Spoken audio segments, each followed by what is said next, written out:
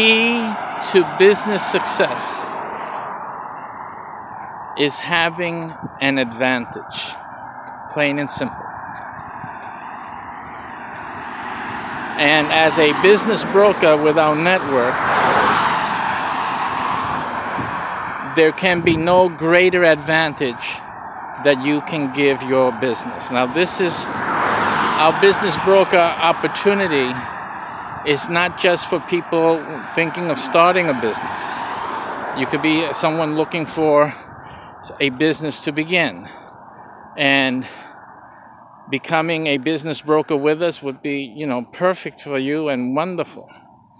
But also, the business broker program is the best option for any established business or business person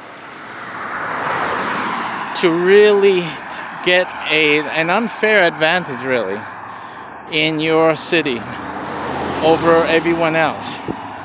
You can be even a salesman. You could be selling some product to businesses, for example, and starting this business brokerage as a side business would give you an unfair advantage over anyone else or your competitors for the product that you are selling, as well as making your side business really become your main business. There's no way it's not going to be. So I suggest that you take a look at our business brokerage program and look at all the things that you'll control and that will empower your profits as you begin your journey as a business broker in our network. It's a fantastic program, and it really will make you stand out in the community. And your business services, if you have a business already, even your sales career, if you're a salesman for a B2B product, it's really going to be a perfect union and a perfect way, masterful way really, to dominate the market in your neck of the woods. Take a look at it right now. Some people haven't thought about starting a business, but I'm going to talk to you about something you may not have considered. A lot of people, you have your 9 to 5, or you're retired, or you work, you figure can't handle, having a business, and you don't want to take the risk because you don't want to lose, stop your job to take care of a business you're trying to do, and then the business doesn't work out, etc., etc. But, there's so many businesses that you can start without leaving your job. Right? One of the businesses we have available through our business broker network is the splash party business. Splash party business, basically, it's a party for hire. It doesn't need a pool, but mainly a lot of our clients have pools,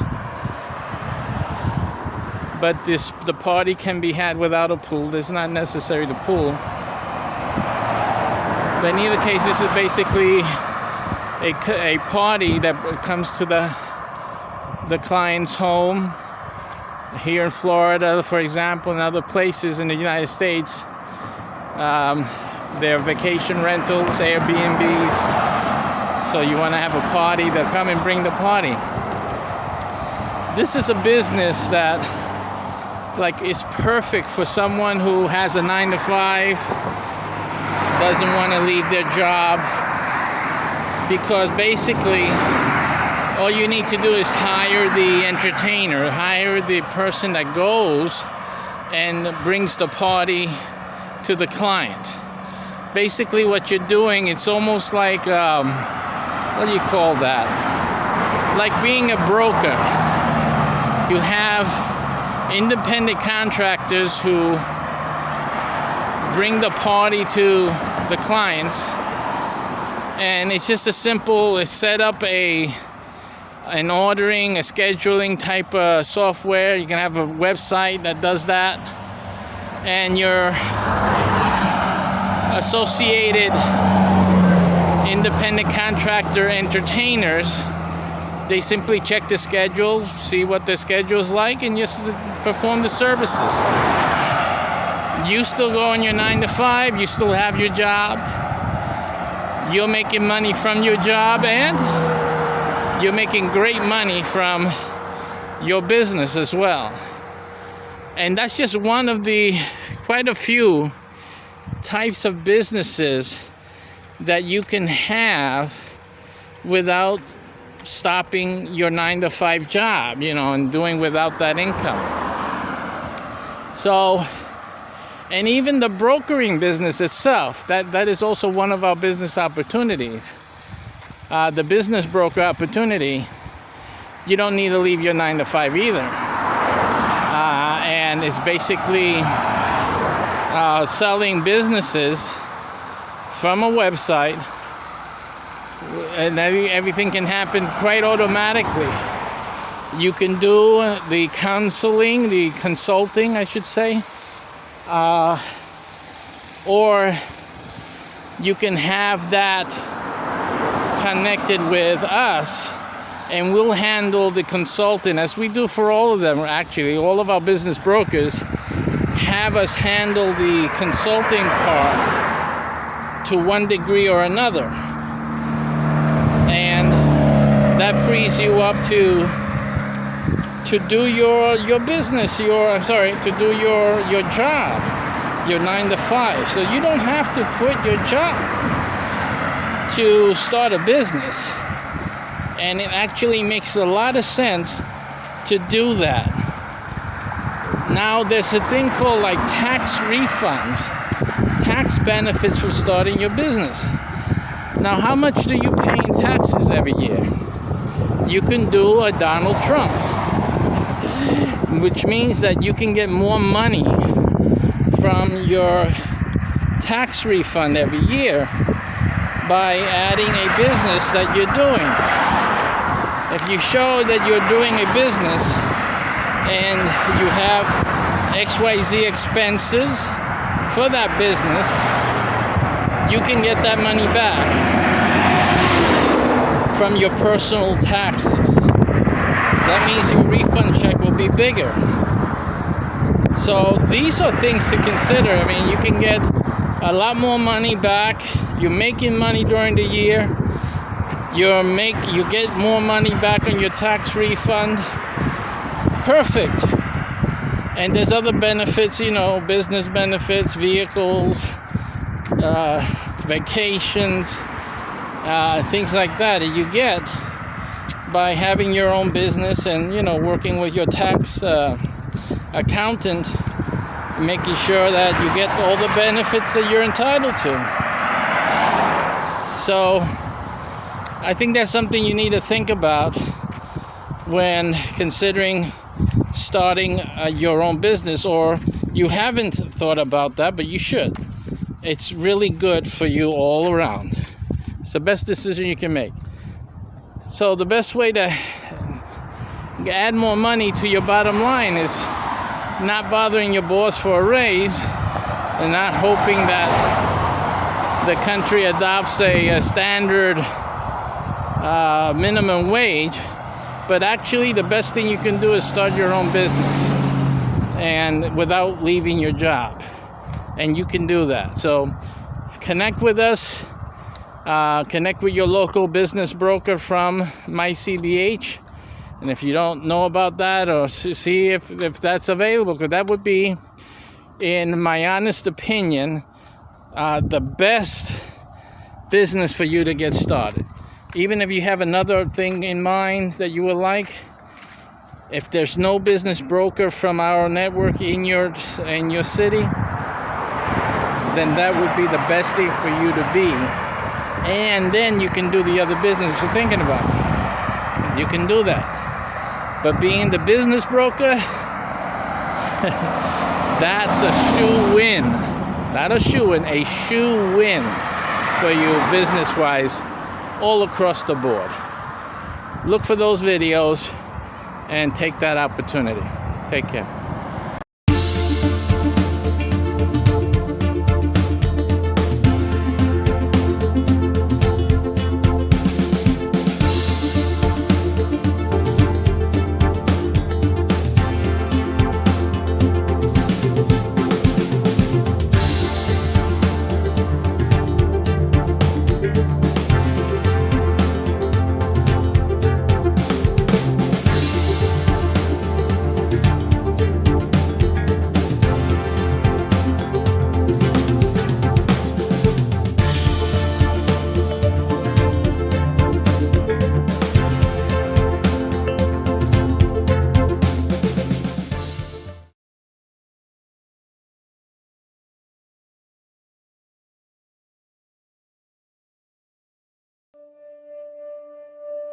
For too many people, this can be the gateway to opioid addiction. My son was in pain. He needed something after surgery. I was prescribed opioids. I didn't realize the risk. Our family was changed forever by opioids. Meet 3 everyday Americans whose lives were devastated by opioid addiction. Everyone says it can't happen to me. It can't happen to me. It can't happen to me. Tell that to my son. Tell that to the 3 million people who become long-term opioid users every year after surgery. The truth is, we didn't know we had options other than opioids after surgery, but now we do. I never thought addiction would be part of my life story, but it is. Visit planagainstpain.com/gateway to hear their full stories and learn about non-opioid options for managing pain after surgery.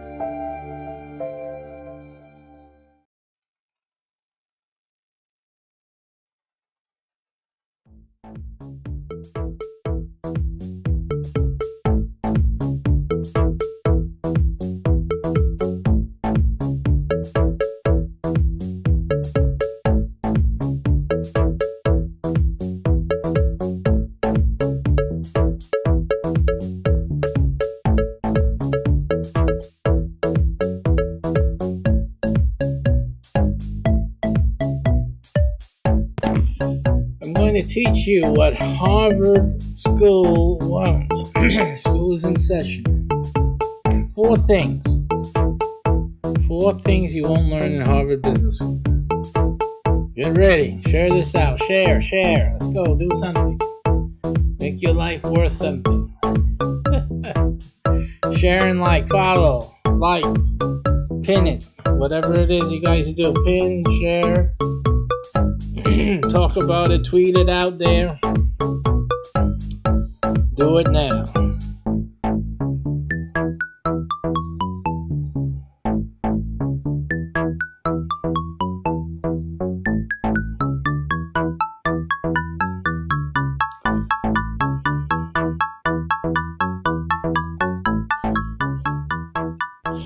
Alrighty, boys and girls, school is in session. School is in session right here and right now. Today, in this session, we're going to talk about 4 things that Harvard Business School will not teach you, can't.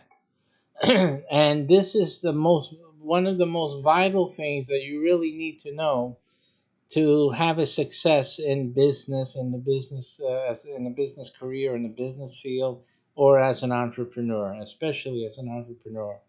But a lot of people need to understand these things. It strikes me, so we just don't get it. You guys don't get it. And I'm gonna refer to something that they've been bandying about for months and months now, and really shows a lot of ignorance in terms of the understanding the entrepreneurial mindset. So we're going to clear that up here today, and we're going to give you quite an education on how to succeed in business. Let's go to that now. Let's head on over to the article that we use. We always try to use an article So you guys don't just think I'm talking out of the top of my head, you know. We're again at Forbes. We just finished a broadcast on and another article on Forbes, and here we are again. And this article is entitled "4 Things Your Business Degree Won't Teach You." Of course, I picked on Harvard University, didn't I? But in any case, 4 Things Your Business Degree Won't Teach You by Jody Cook, another contributor to Forbes. And her byline is "I explore concepts in entrepreneurship, happiness, and lifestyle design." And so we welcome her contribution. It says here, she starts, "If you want to become a business owner, you might be considering starting a course or going back to university to learn how to do it. With establishments all over the world offering various forms of business studies and business management degrees, how do you ensure you get the most out of your course? How do you make sure it's worth the huge investment?" Because I know a lot of people have been talking about going back to school. Nothing wrong with going back to school. Going back to school or finishing the degree is always good. Always a good thing. But if, in particular, if your degree has to do with anything that's moving forward, like business, computers, stuff like that, you have to understand or come to grips with a certain reality. And that is that these things are moving so quickly. Talking about computers, for example, computer technology, IT, and all that, these things are moving so quickly. Every couple of months, the old stuff begins getting old because there's new developments, there's new implementations, there's new hardware, new software. So you have to understand that going to school for certain types of careers or education or preparation can be a mixed bag simply because of the points that she makes. I could say it myself, but I let her make it. Most of the courses will teach you the basics of marketing here and talking about business, supply and demand, financial aid management, accountancy, as well as statistics, human relation, HR, and organizational psychology. Most establishments will ensure you leave with a sound theoretical knowledge of business concepts in order to pass your degree. And this is what you have to understand. The schools are set up to help you pass the requirements for their accredited granting of your degree. It's very important. It doesn't mean that what you learn is 100% applicable to the field.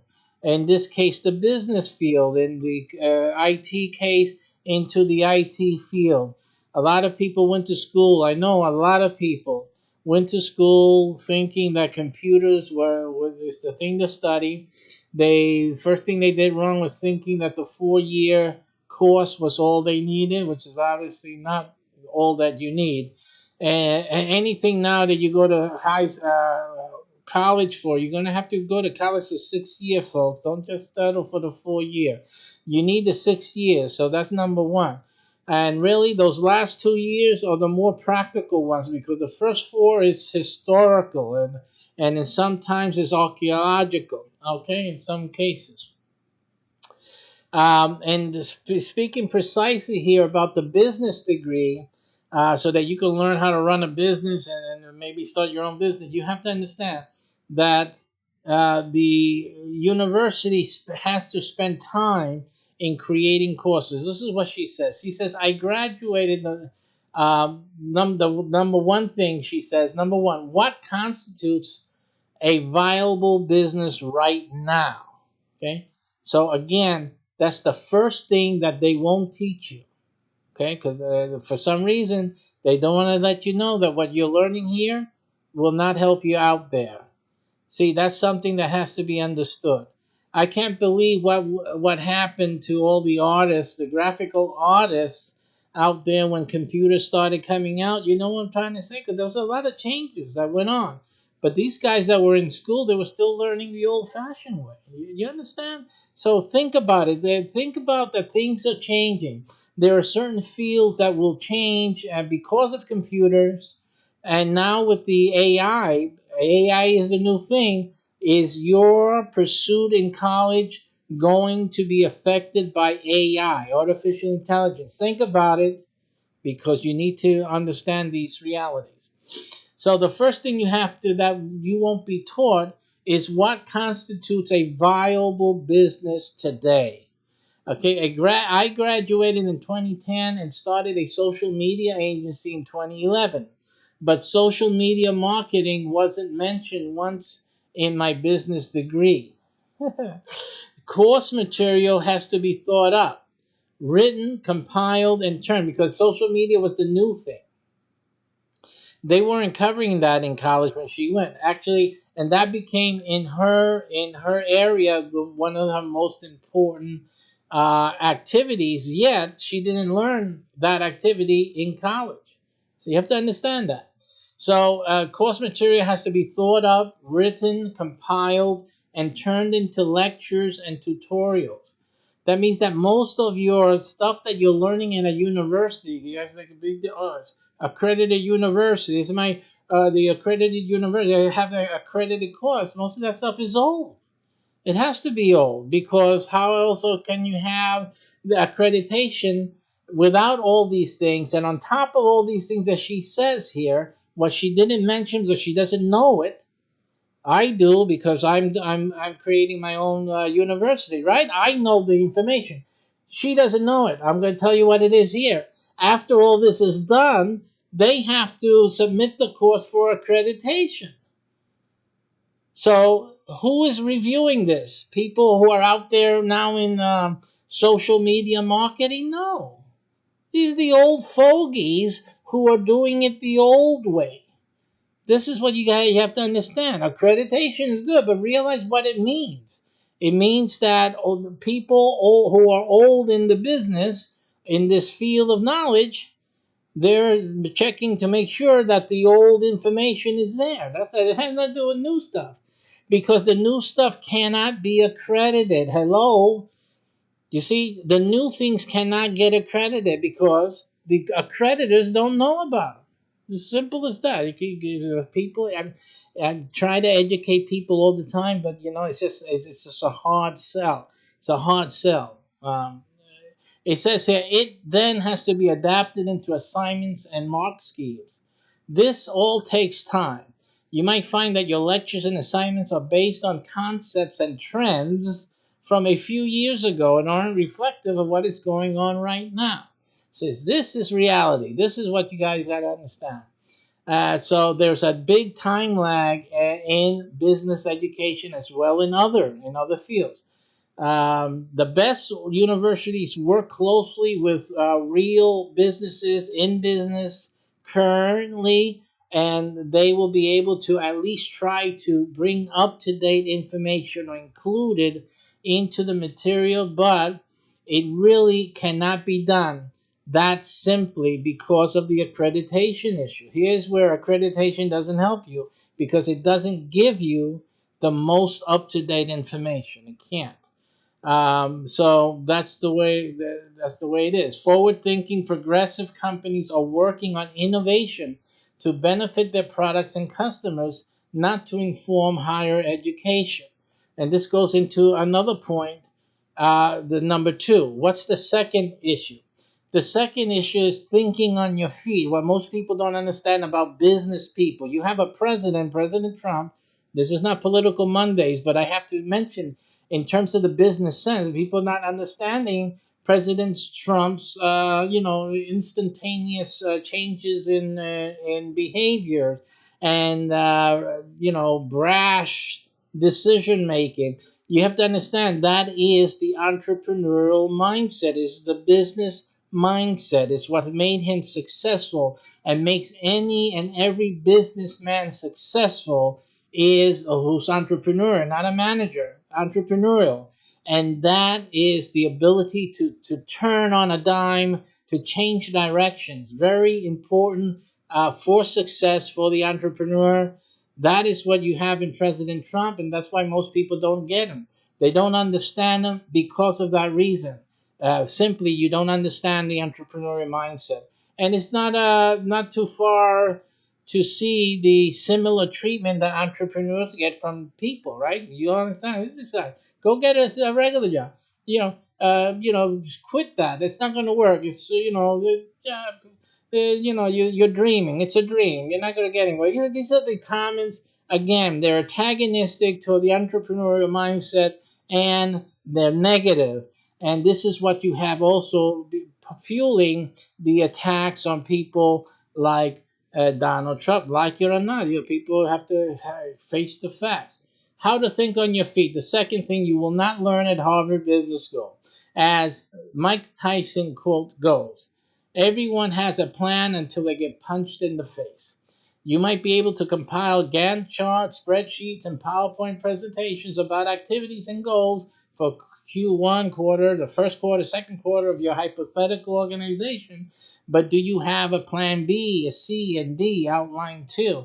And a lot of people are not understanding that also in Trump, I use him because he's like the big deal example. He's the elephant in the house, yeah?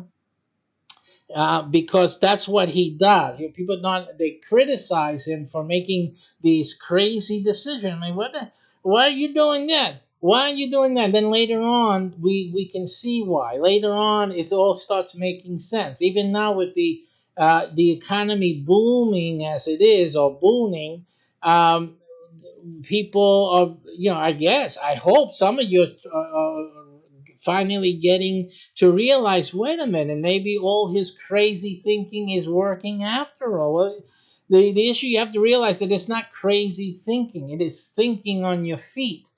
It's a skill that is not even taught in Harvard Business School. Again, where are all the professors on this? They're not thinking on their feet.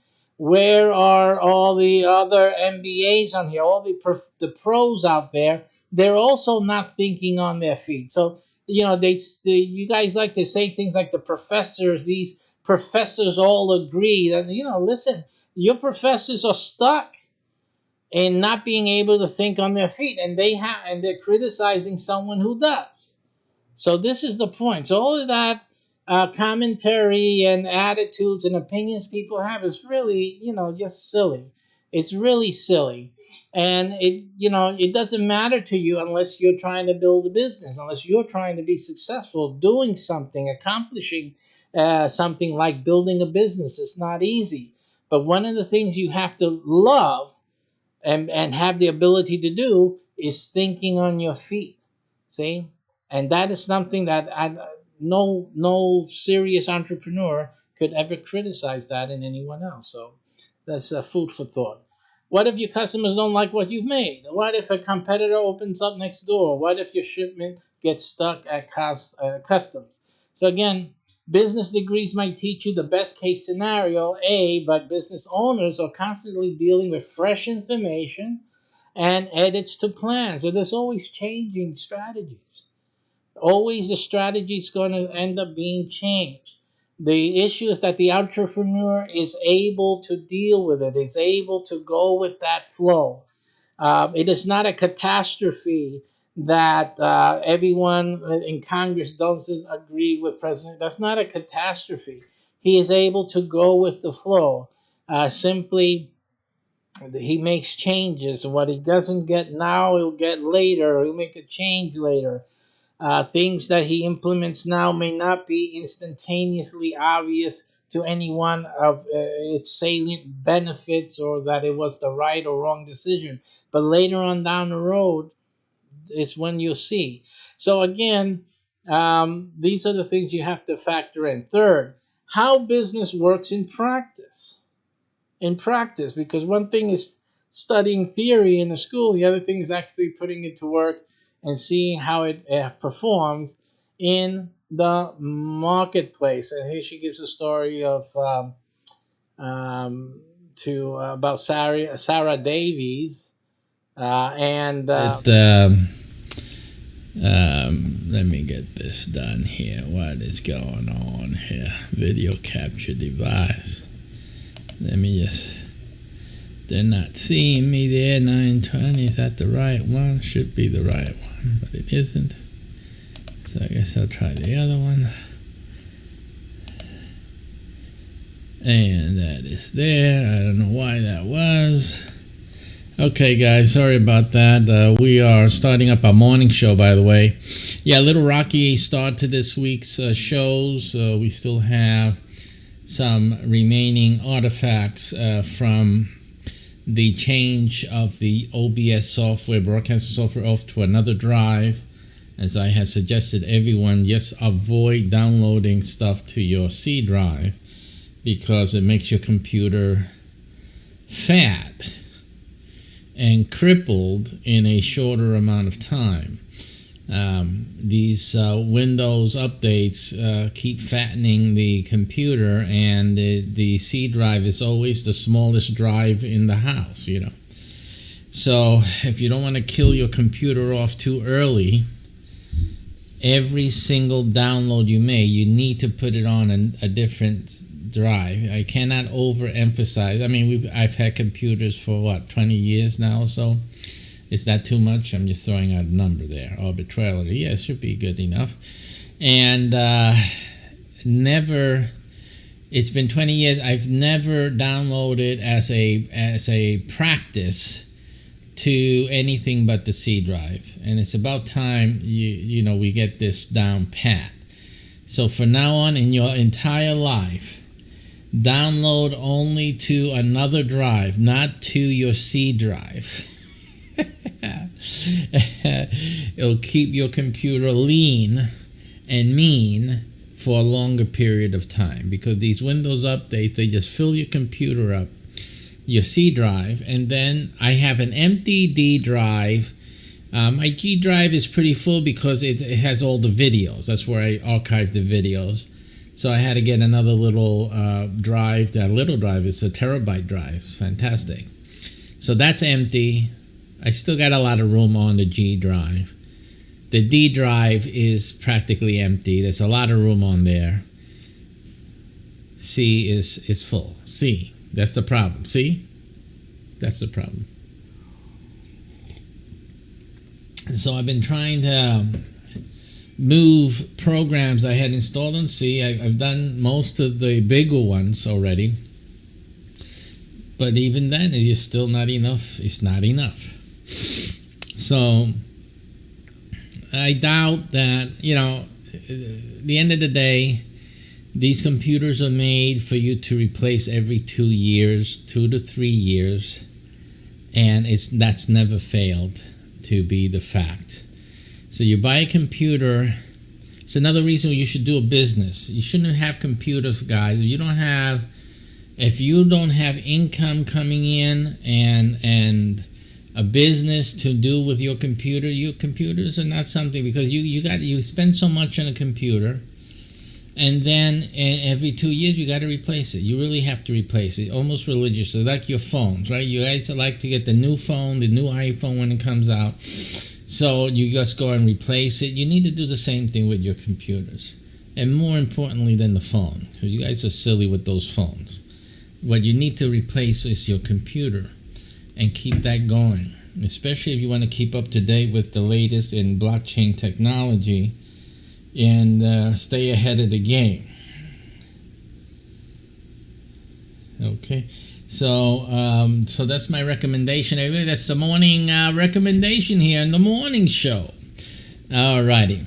So again, this show today is going to be riddled with unprofessionalism, I should say, meaning that there's going to be a few technical issues along the way. It should be already configured to run some commercial messages and things like that. Of course, it isn't. So I'm going to do that on the fly, in other words, while you're sitting there waiting. So hopefully it's not something that bothers you too much. It's something that I have to do now live during the show, or else it doesn't get done, simply because I'm just too busy during the day. I have game clients. I'm creating games on NFTs for clients. I have another one interested in starting with me.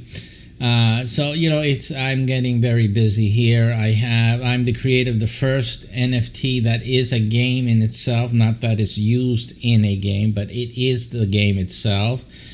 And things have been getting very busy here. I offer the course. to train other people to do that, which is something we'll talk about later on today as well.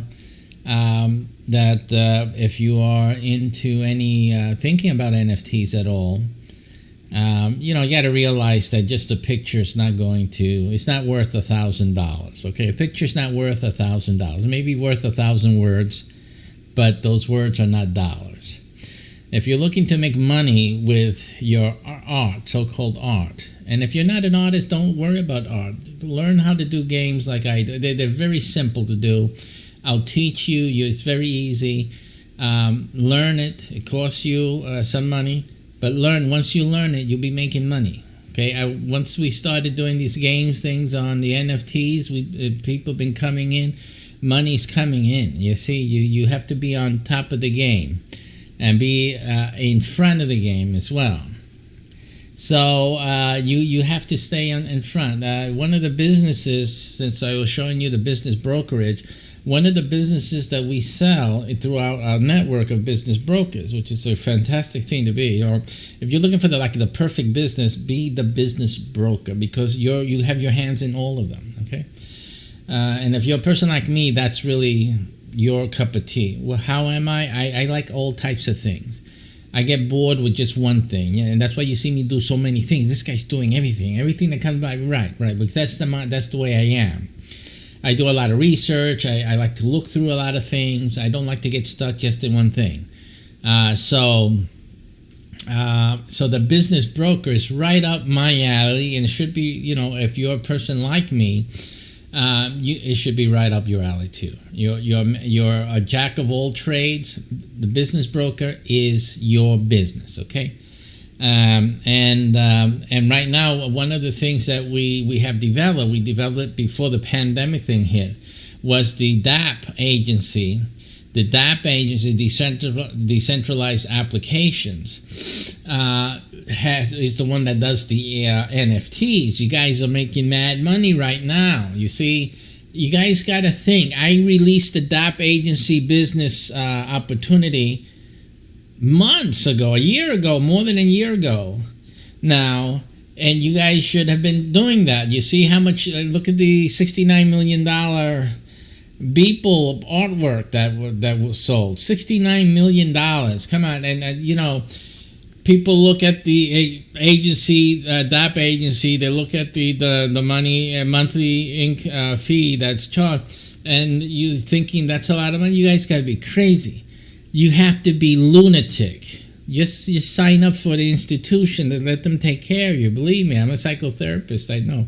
You guys have to be crazy to think that the fees are too high. Come on. We're talking about $1 million income here. Multi-million-dollar income just on one thing. Come on. Okay, you guys gotta be kidding me.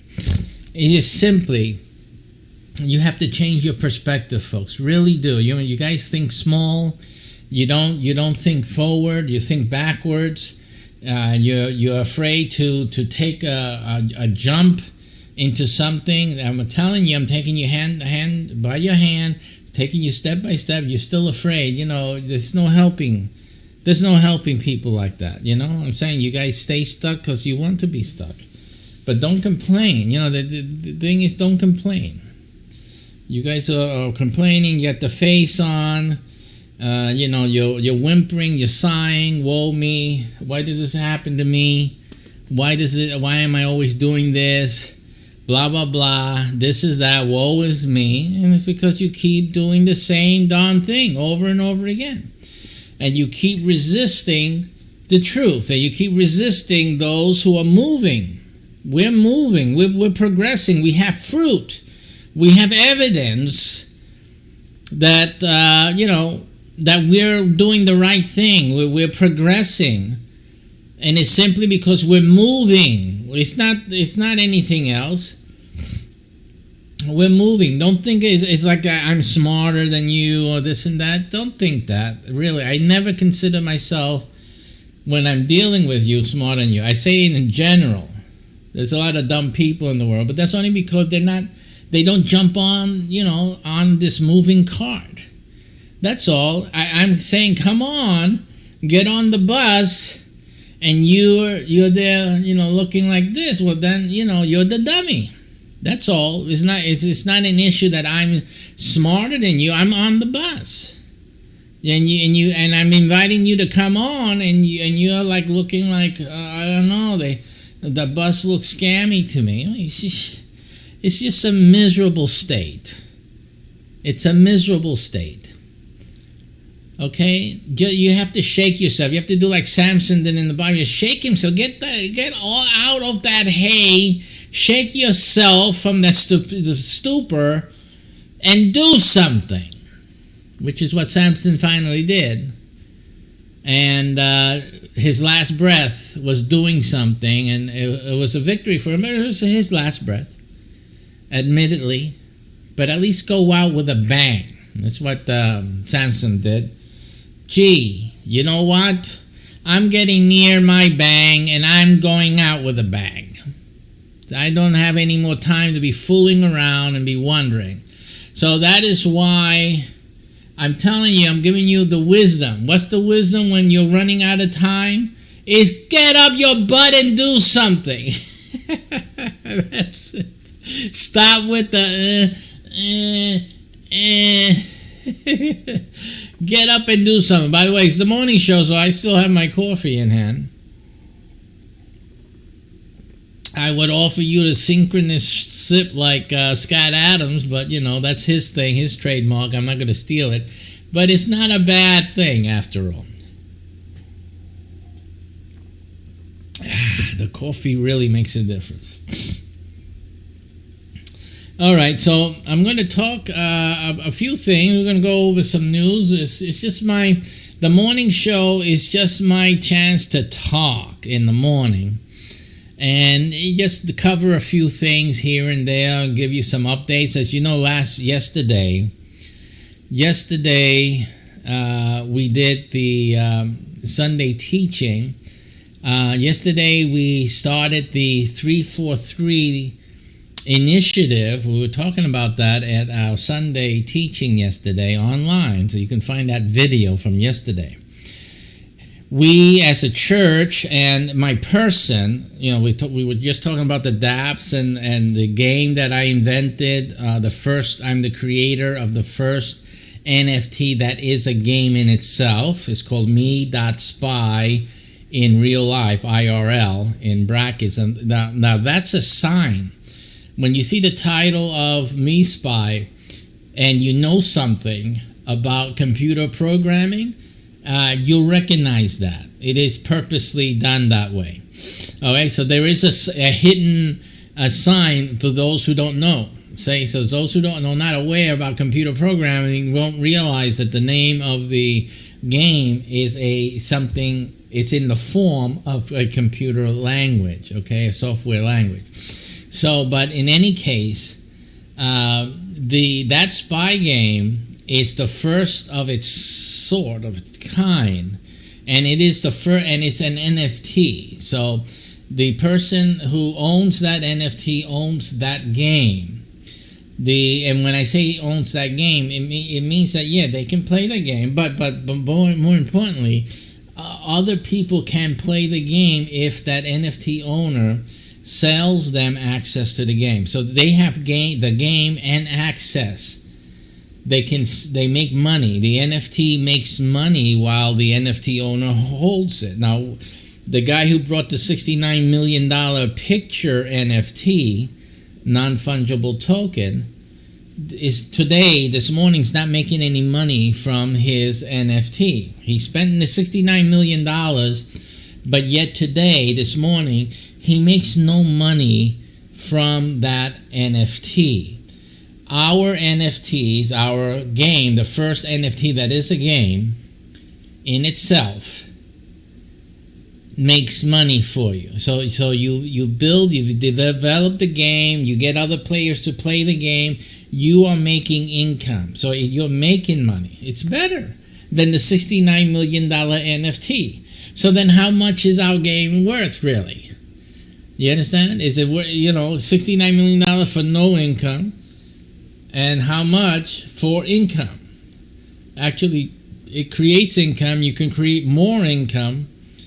and you can sell it and offer it at an auction. How much should it get if it's making income for you? Should it get less income because it's making money than something that isn't making money? I'm just saying, it just makes no sense. I'm going to tell you right now.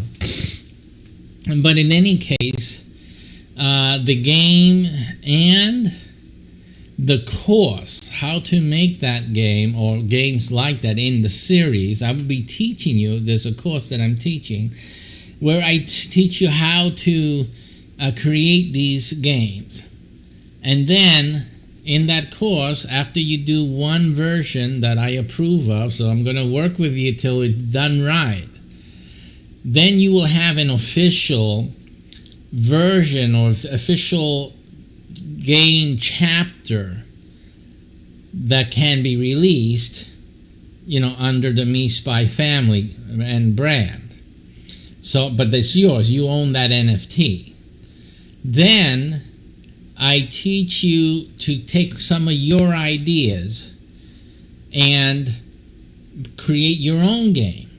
Completely different, in terms of the topic, the game theme, and stuff like that. Different name, whatnot. And I'll teach you how to do the series like I've done, because that's where the money's at. You make one game, it's fine. You can get $69 million for it, but if you make a series, oh my, like Call of Duty. You guys play video games, you've heard it, Call of Duty 1, 2, 3, 4. You know how it is. The different game coming out, every year or so. That's where the money's at when it's like it's a series of versions of game chapters that come out, different storylines. So yeah, that's where the big money's at. And then I'm going to teach you all that, what I call my secret sauce, because these are the little secrets that I use in most everything I do. And I'm going to teach you that. This is valuable information.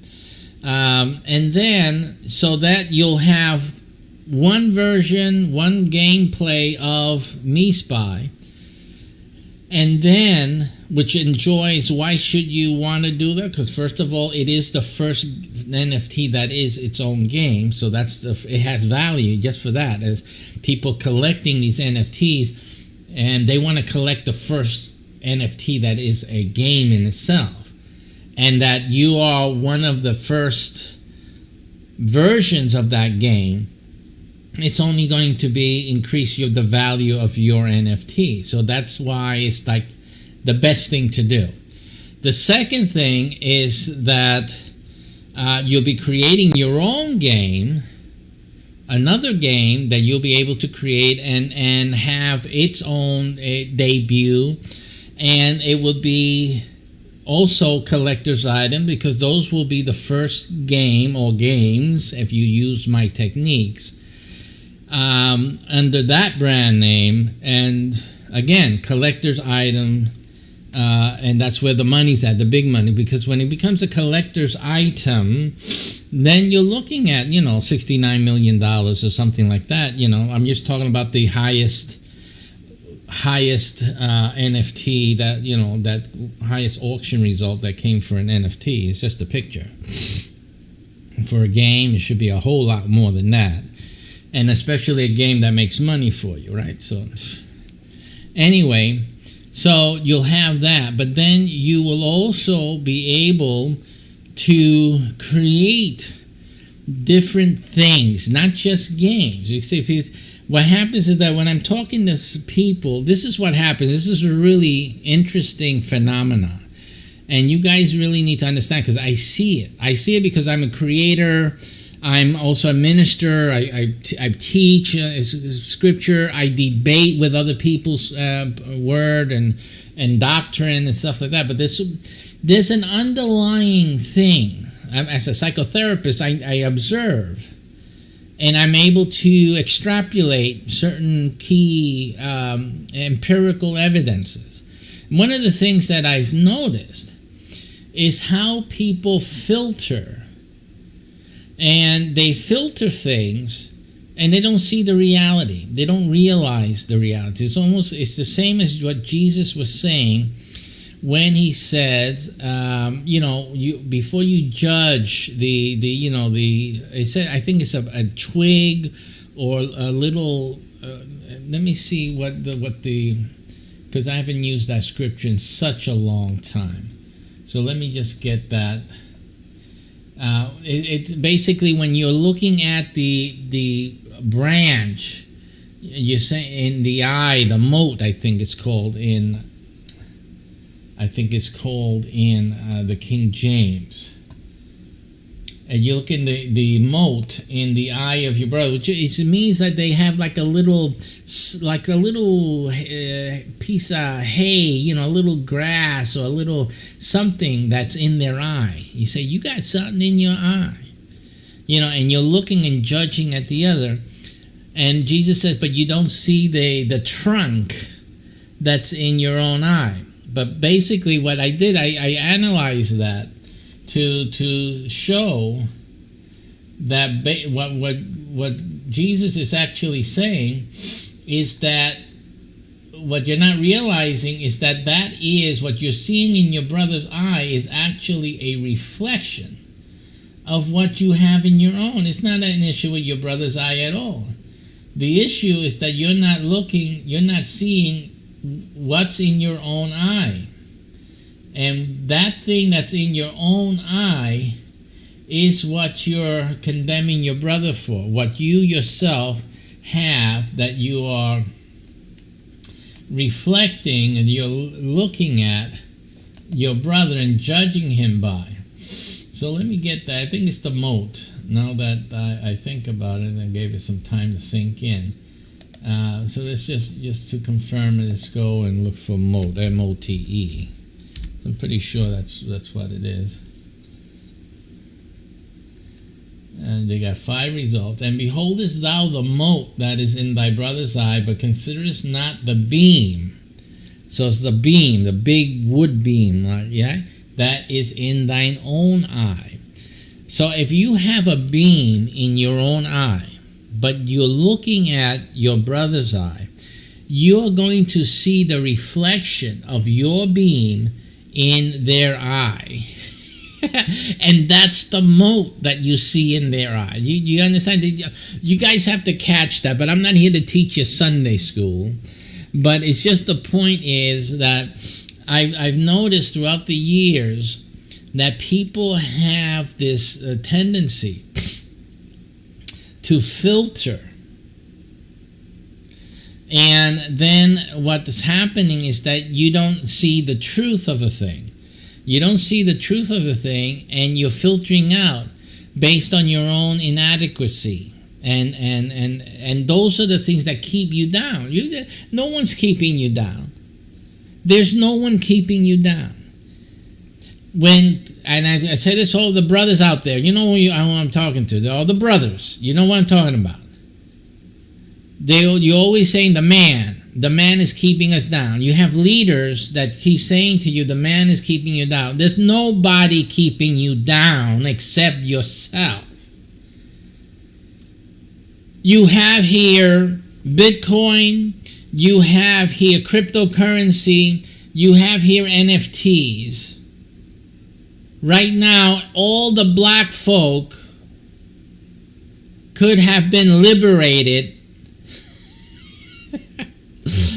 enriched, right? You could have brought not 40 acres, but 4,000 acres and the mule. But y'all didn't do nothing, did you? Who kept you down? The man? Who kept you from buying that? The man? No, yourself. Again. See? That's the whole point. You keep yourself down. There anyone today walking around the street without a penny in their pocket, the man did not keep anything from you. Realize that. Okay? Realize that. The only one who kept anything from you is you yourself for listening to stupid. Whoever that was, yourself or someone else, said, that's a scam. Because those people go around, that's a scam, it's a scam, it's a scam. Those are the worst idiots that have ever been birthed by any mother on this planet. They are the tools to keep you down because you keep listening to stupid. And the only thing dumber than stupid is the one listening to stupid. All right. So that's my morning rant. Good morning to you. How are you? I hope your morning's starting off well. But you guys have no excuse. And I know people don't like to hear me. People don't like to hear me because I say the truth right out there. That's the problem that Puerto Ricans have. I'm Puerto Rican, okay? I was born in New York, so that makes me a worse Puerto Rican than ever in the history of Puerto Ricanship. Okay? All right? That's a mix between Donald Trump and being a Puerto Rican. That's really bad stuff, okay? So that's what you're looking at here. Sorry. But I'm going to tell you the truth. I'm worse than Donald Trump. I loved Donald Trump, right? Because he said he just spit it out. Me, I spit it out worse than he does. Okay? People don't like that. It's too bad. Too bad. Your breath stinks. Simple. Okay? Because you eat crap. That's it. That's the only reason your breath stinks, because you eat crap. And now you're full of it. All right. So I'm having fun at your expense. But the point is this. The proof is in what you do. You have to open your eyes. What have you been listening to me for all your life? Where are you today? What are you doing? See? Are you getting anywhere? So it's just a simple process of stop doing stupid. This is a very simple thing. Stop doing stupid. And move on. What is happening? You don't have to listen to me solely. You can look around you. What is going on in the world? Where is the money flowing? Where are the things moving? NFT, cryptocurrency. That's where things are going, happening. It's where money's coming and going. Now even the rich people who weren't into cryptocurrency before, now they're in it, right? Now they're in it.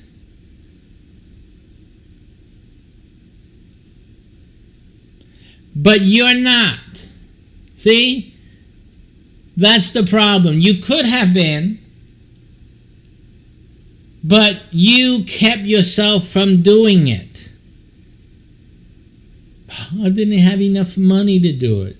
You didn't need a lot of money. You just needed to make a decision and to start doing something. And in matter of fact, look at this. Look at it, because it's the truth.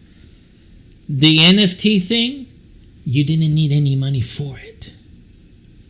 As a matter of fact, right now, today, you can go and create your own NFT right now. What's holding you back? Because now it's not an issue of money. See, the bottom line is that you are holding yourself back, period. That's it. No matter what color you are, no matter what history there is, or there was, because history is in the past. What's happening today? You are happening today. And you're the only one and the only cause of your own misery. Simply, simpler, and simpler. Now, it's not easy. I'm not going to say it's been easy for me. I've had to fight and to resist giving up, because it is a strong battle. You're going against the flow, because everybody and their cousin and the government and these structures in society and the social messaging and commercials and every strata of our society is pushing you to stay where you're at. That's what's happening. You have to realize that that's what's going on. Because the same issue of this beam and the moat, it's the same issue. This is society. And that's what's keeping you down. Also, because you're going along with the flow. That's part of the stupid. You keep following the easy track, and you don't want to frustrate yourself, but yet you still get frustrated. This is the decision you have to make. This is the greatest thing I'm going to tell you, perhaps today, is you have to choose your frustration, because frustration you're going to have, okay? You're going to have misery one way or the other. Now, but you have the power to choose which misery you're going to get.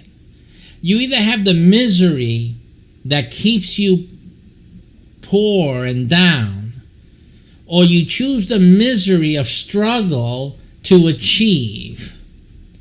Which one do you want? See, I chose to struggle to achieve. If I have to go broke and go poor and have misery, I'd rather do that trying to achieve than not trying to achieve. See? Because either way, you're going to have it. Either way. So, and I'm speaking to folks that you know what I'm talking about, because I'm talking to you. Because your life has been full of struggle. The question is, which type of struggle? You're going to struggle. You're in a struggle format. You have to struggle where you are. There's no way. You are in a hole. Either way you look at it, the only way out of the hole is to struggle out. The question is, how are you going to do that? Which struggle you're going to have? See? Now, I say struggle out, but many of you don't struggle out. Many of you just cry. And I like this little girl yesterday. I mean, she couldn't get something out of her hair that she put in their hair, and she was freaking out. She was freaking out, crying. Oh, it was the end of the world. She was crazily, freaking out because she couldn't get that thing out her hair. Let me adjust some. Let me look at the mic here, because this looks like horrific. This is on default. I should put it on the. I don't know. See if that changes anything. So she was going crazy about the state of her hair and what was going on with her hair and this thing that was stuck in it. And I looked at her. I said, "Why are you going so crazy for? Just stay calm. This issue is resolved with calmness. Take a look, be calm, and start working things out, especially your own hair, because everything's all tangled in there. That's why you can't get it out." And I then went in and started taking slowly, painstakingly, starting unraveling things and pulling things and, giving it space and breathing room and to see where things were mixed in and crossing over, etc., etc. You know how it is to untangle stuff. And all of a sudden she started seeing it's coming out. It's coming out. And I said, do you see me crying? Do you see me having a breakdown?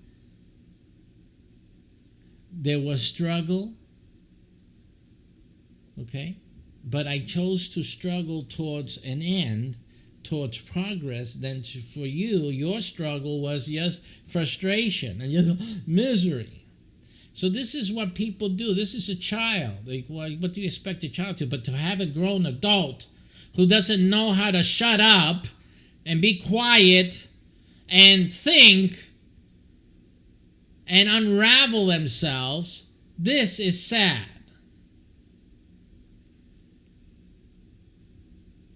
Things are what they need. You need medication. Get the medicine, for goodness sakes, and stop the BS.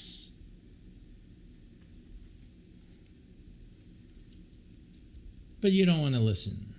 You think you're smart. You think you're smarter than me even. Go ahead. Listen, I created the first NFT that is a game. So that's one thing, one smartness that you will never have over me. You lost that one. And there's a few others that you've lost. Because you don't want to see the truth. You don't want to admit the truth. But Jesus said, you shall know the truth, and the truth shall set you free. Now's the right time for a commercial, but I don't have anything on ready to go for you. So let's do that now. Alrighty. Commercial breaks are good because they allow things to sink in and allow time for the speaker, myself, to recollect. What am I supposed to be talking about? Especially when we go on a rampage or rant. So let's line up here. Like I said, this is one of the technical times that we will have.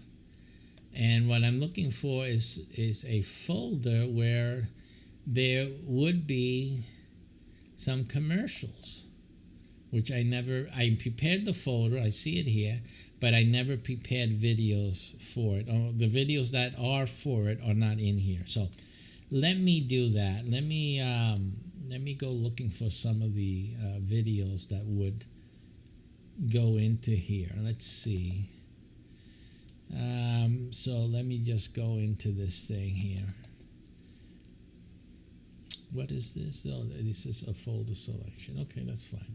Let me just go into this folder here.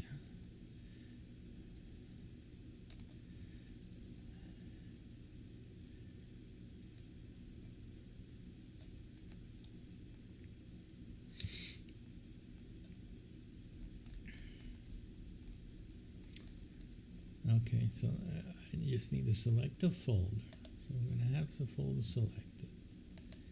Then, what I'm going to do, I'll put OK. And what I'm going to do is that we'll have to populate it now.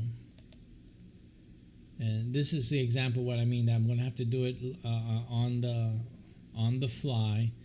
What I'm doing is populating a folder on the computer for the commercials that will run. So I'm going to take a little bit from everywhere, a little bit from all my other folders, and put it in there, and then we'll play it for you guys. So I got commercial. There is something here. I don't know what that is. In either case, how long does that run? That's 1 minute 37. That's fine. That's ERI. Okay, so there's a few candidates here. Let's see what's a good commercial. These have to be short little things, a minute or so or less. Most of my short things are a few minutes long. So let me just put this in here. And that'll be something to put in. And let's see. Let's see what else I can put in here. And when we return after this, yeah, they put the Fiverr thing in there. That's good. Copy that. We'll be going over some news, and then a little later, we'll be talking about artists and NFTs. So I'm going to be telling you guys some secret stuff today. Secret stuff that can make you filthy rich. Filthy stuff, filthy rich. Secret stuff, not filthy stuff. Lord have mercy. But we all want the filthy stuff, don't we? I know you guys already. I know you guys already. I know that. Okay, we have a ad rolls file here, which really should be what we get.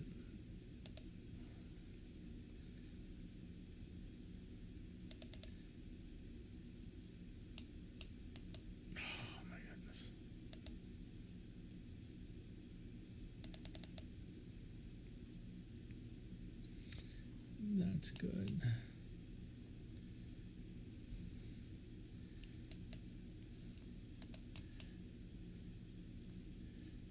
All right, so you're collecting a few of our commercial messages here and there. So that we can have it play here in these little in-betweens here. They're very needed. It's absolutely needed. And then we have BB Tuesdays. Okay, so we have a lot of work to do in terms of our ad rolls there. So we're going to get to that, because that's really should be where we're putting things in. We did this already, I believe.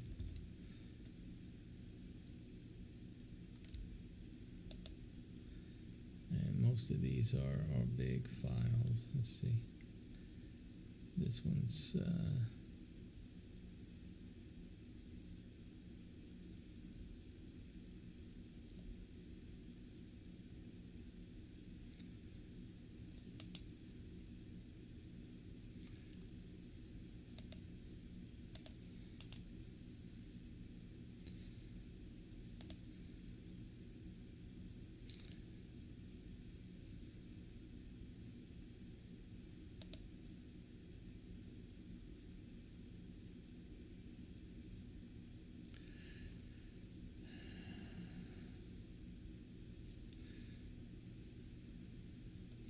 so I'm scouring each of the files, the folders, I should say, and looking for short commercial messages here and there. I think these are public service messages. They're okay. We can use those. Also, put them in. And then later we go trimming these things. Okay, so that's the business broker one. And cancel culture, which is a new program that we're starting. How to cancel the cancel culture. I think no. And crypto. Let's see.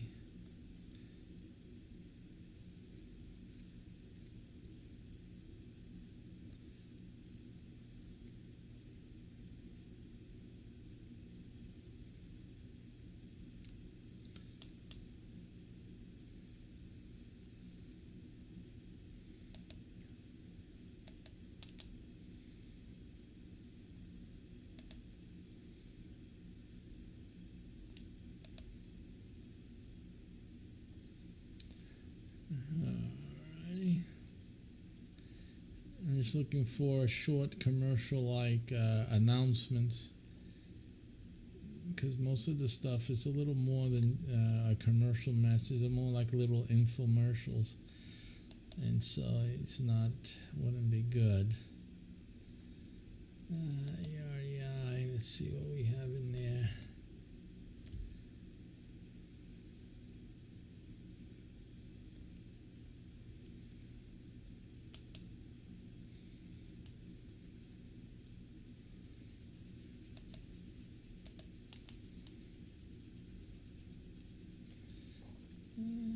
Paste that.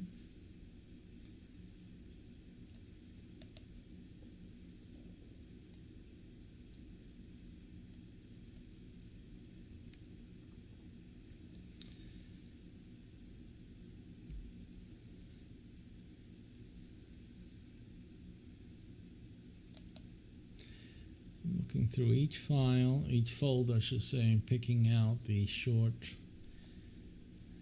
videos that could be used as commercials. So this one is, what is that? Oh, okay. This one.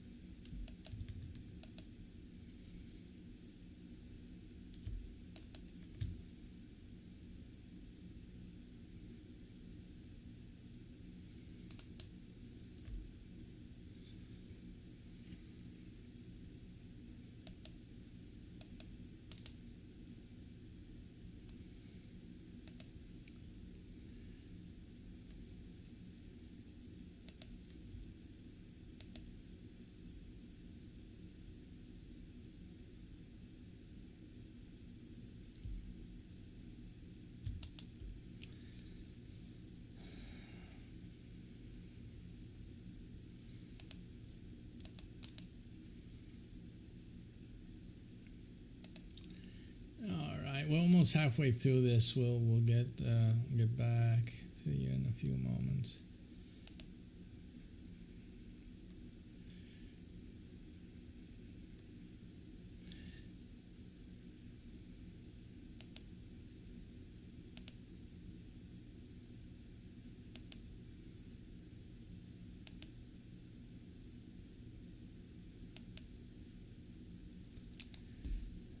Most of the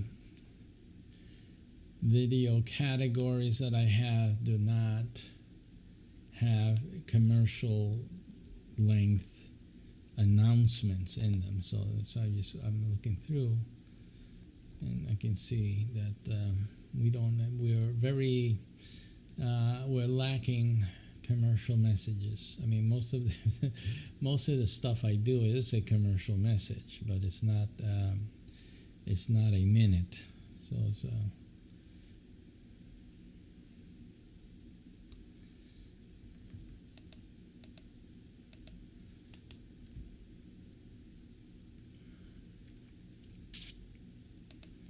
so what I have to do is make commercials for each of these once I find some time to do that.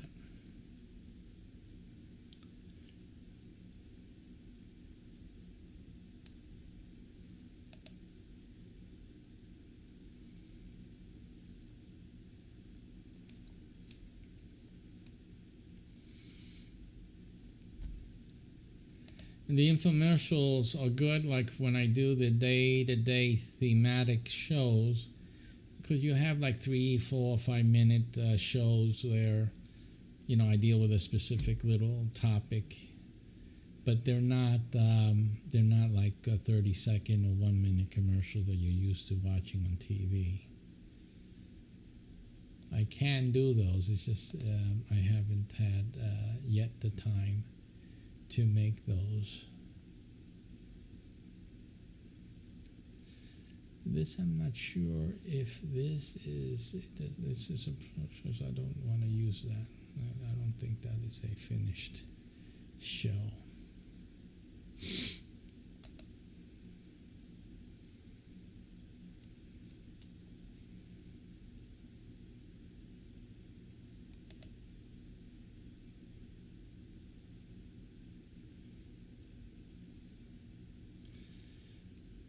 All right, almost near the end, so I'm going to just run it through the way it is right now. I think we have enough. And just remember, we were in the R's. The R's. Here goes. I'll be back after these commercials loop a little bit. Take care.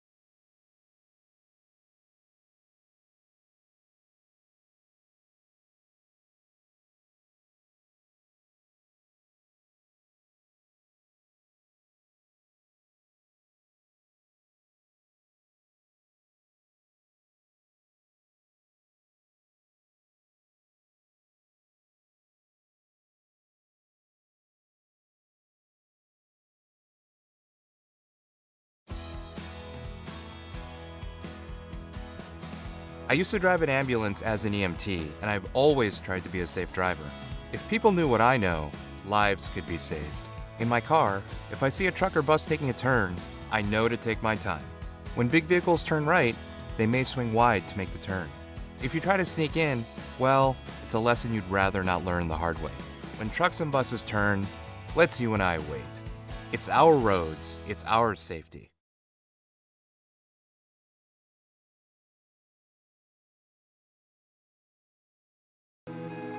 We farm about 3,500 acres.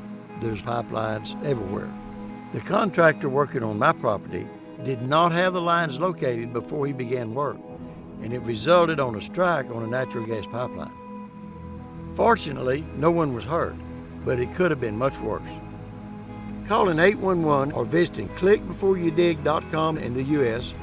only takes minutes to do, and it can save your life.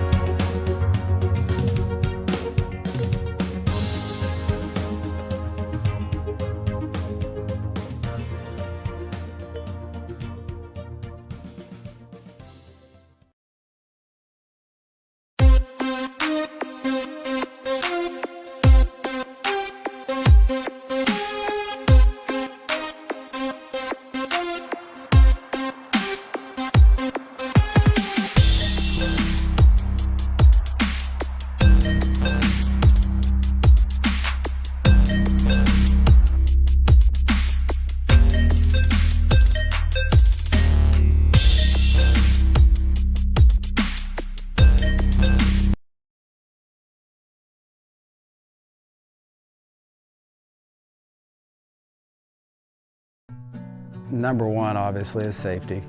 We definitely call 811 to find out if there are any buried lines, fiber optic, whether it be telephone or pipeline or anything. Don't take a chance. Don't think you know and say, well, I don't remember anything being put in there. call 811 and make sure that that's identified, that there isn't something there before you make that crossing. Because in the end, we want everybody going home.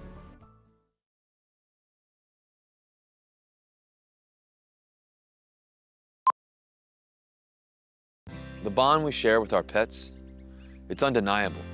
They fill us with love, comfort, and joy, and they deserve the same. As pet owners, we want to care for and protect our pets. Sadly, in homes where domestic violence occurs, pets are often victims too. I'm Russell Wilson, and this is my dog, Naomi. Each year, millions of domestic violence victims stay in abusive situations because they fear for the safety of their pet. With less than 10% of domestic violence shelters allowing pets, too many lives remain at risk. Victims of domestic violence should never have to make a choice between their own safety and the safety of their loved ones, including pets. That's why the Banfield Foundation supports programs that provide temporary shelter and veterinary care, so people and pets can find safety together. Because when we help pets, we help people too. Visit banfieldfoundation.org/safertogether to learn more and get involved.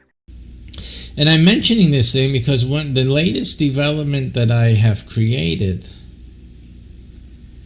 is the first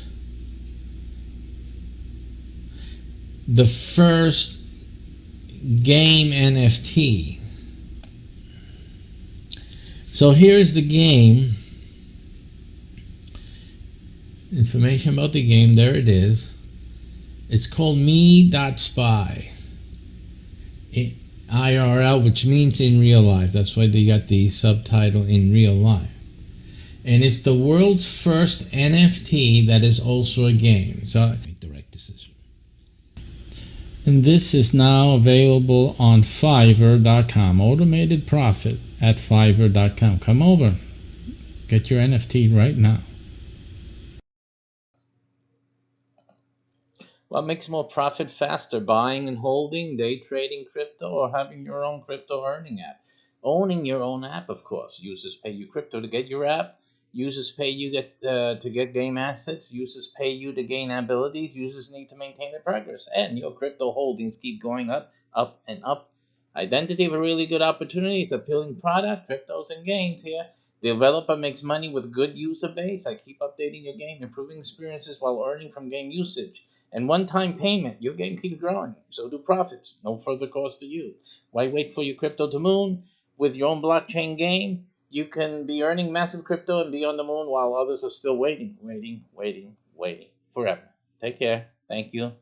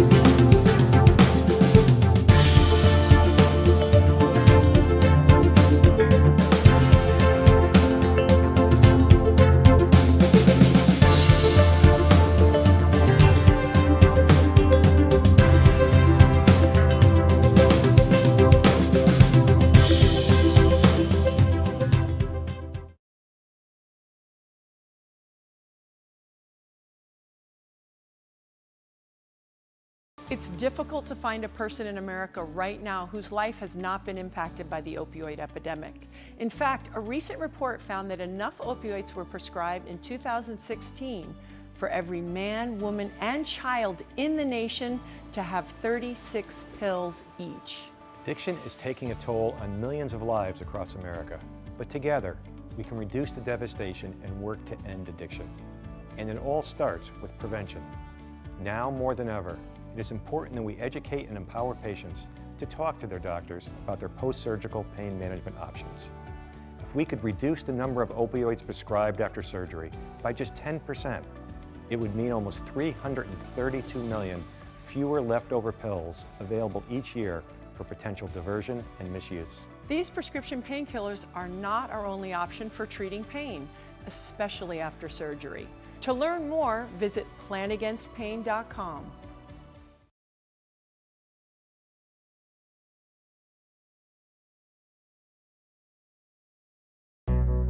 We purchased the land about 3 years ago, and there was an old farmstead on there with trees.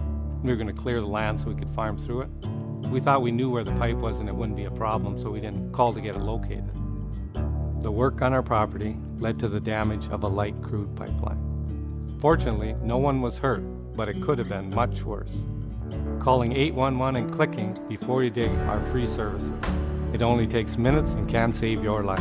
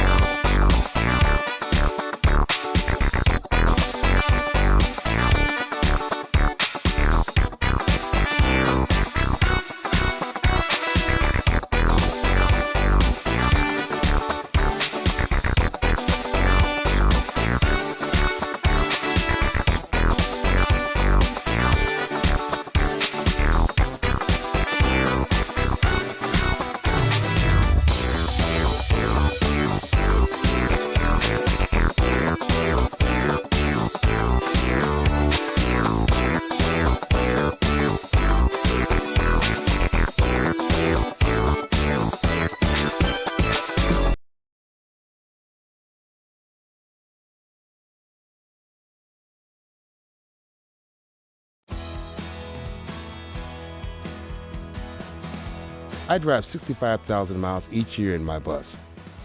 If people knew what I know, lives could be saved. You don't want to be in the blind spot of a 40,000-pound bus when I have less than a second to react. I do what I can by changing lanes and taking turns slowly. It really helps when people look out for me too. Give me room to operate safely. It's our roads, it's our safety. Extreme Real Estate Investing Workshop, now an online webinar experience. Learn how to turn any property, even raw land or teardowns, into cash cows in a few simple steps. We've shown students last year how to turn as little as $300 into $60,000. In fact, we're teaching you to do this with just $25. But the opportunity is quickly fading away. Hundreds of unique strategies jam-packed into our online webinar, ready right now for you to watch. Start your Extreme Profit Real Estate Investing experience now at classiforium.com today.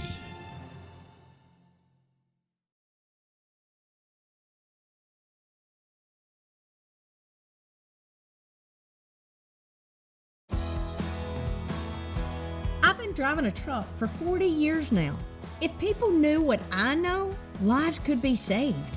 Like the trucks can't stop quickly. It takes my 80,000-pound truck 200 yards to come to a complete stop.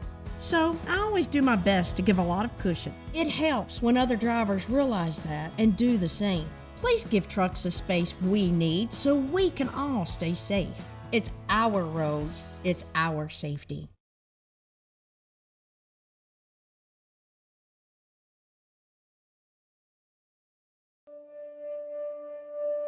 For too many people, this can be the gateway to opioid addiction. My son was in pain. He needed something after surgery. I was prescribed opioids. I didn't realize the risk. Our family was changed forever by opioids.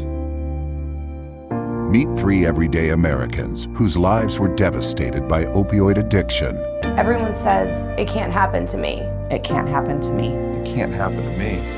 Tell that to my son. Tell that to the 3 million people who become long-term opioid users every year after surgery.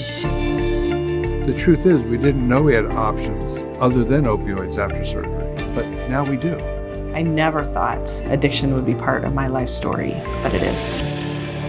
Visit planagainstpain.com/gateway to hear their full stories and learn about non-opioid options for managing pain after surgery.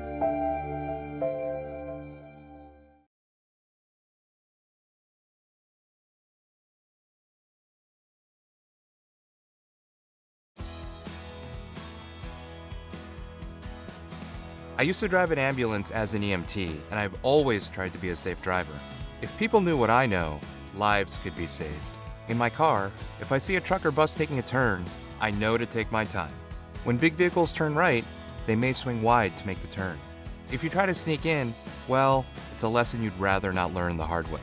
When trucks and buses turn, let's you and I wait. It's our roads, it's our safety.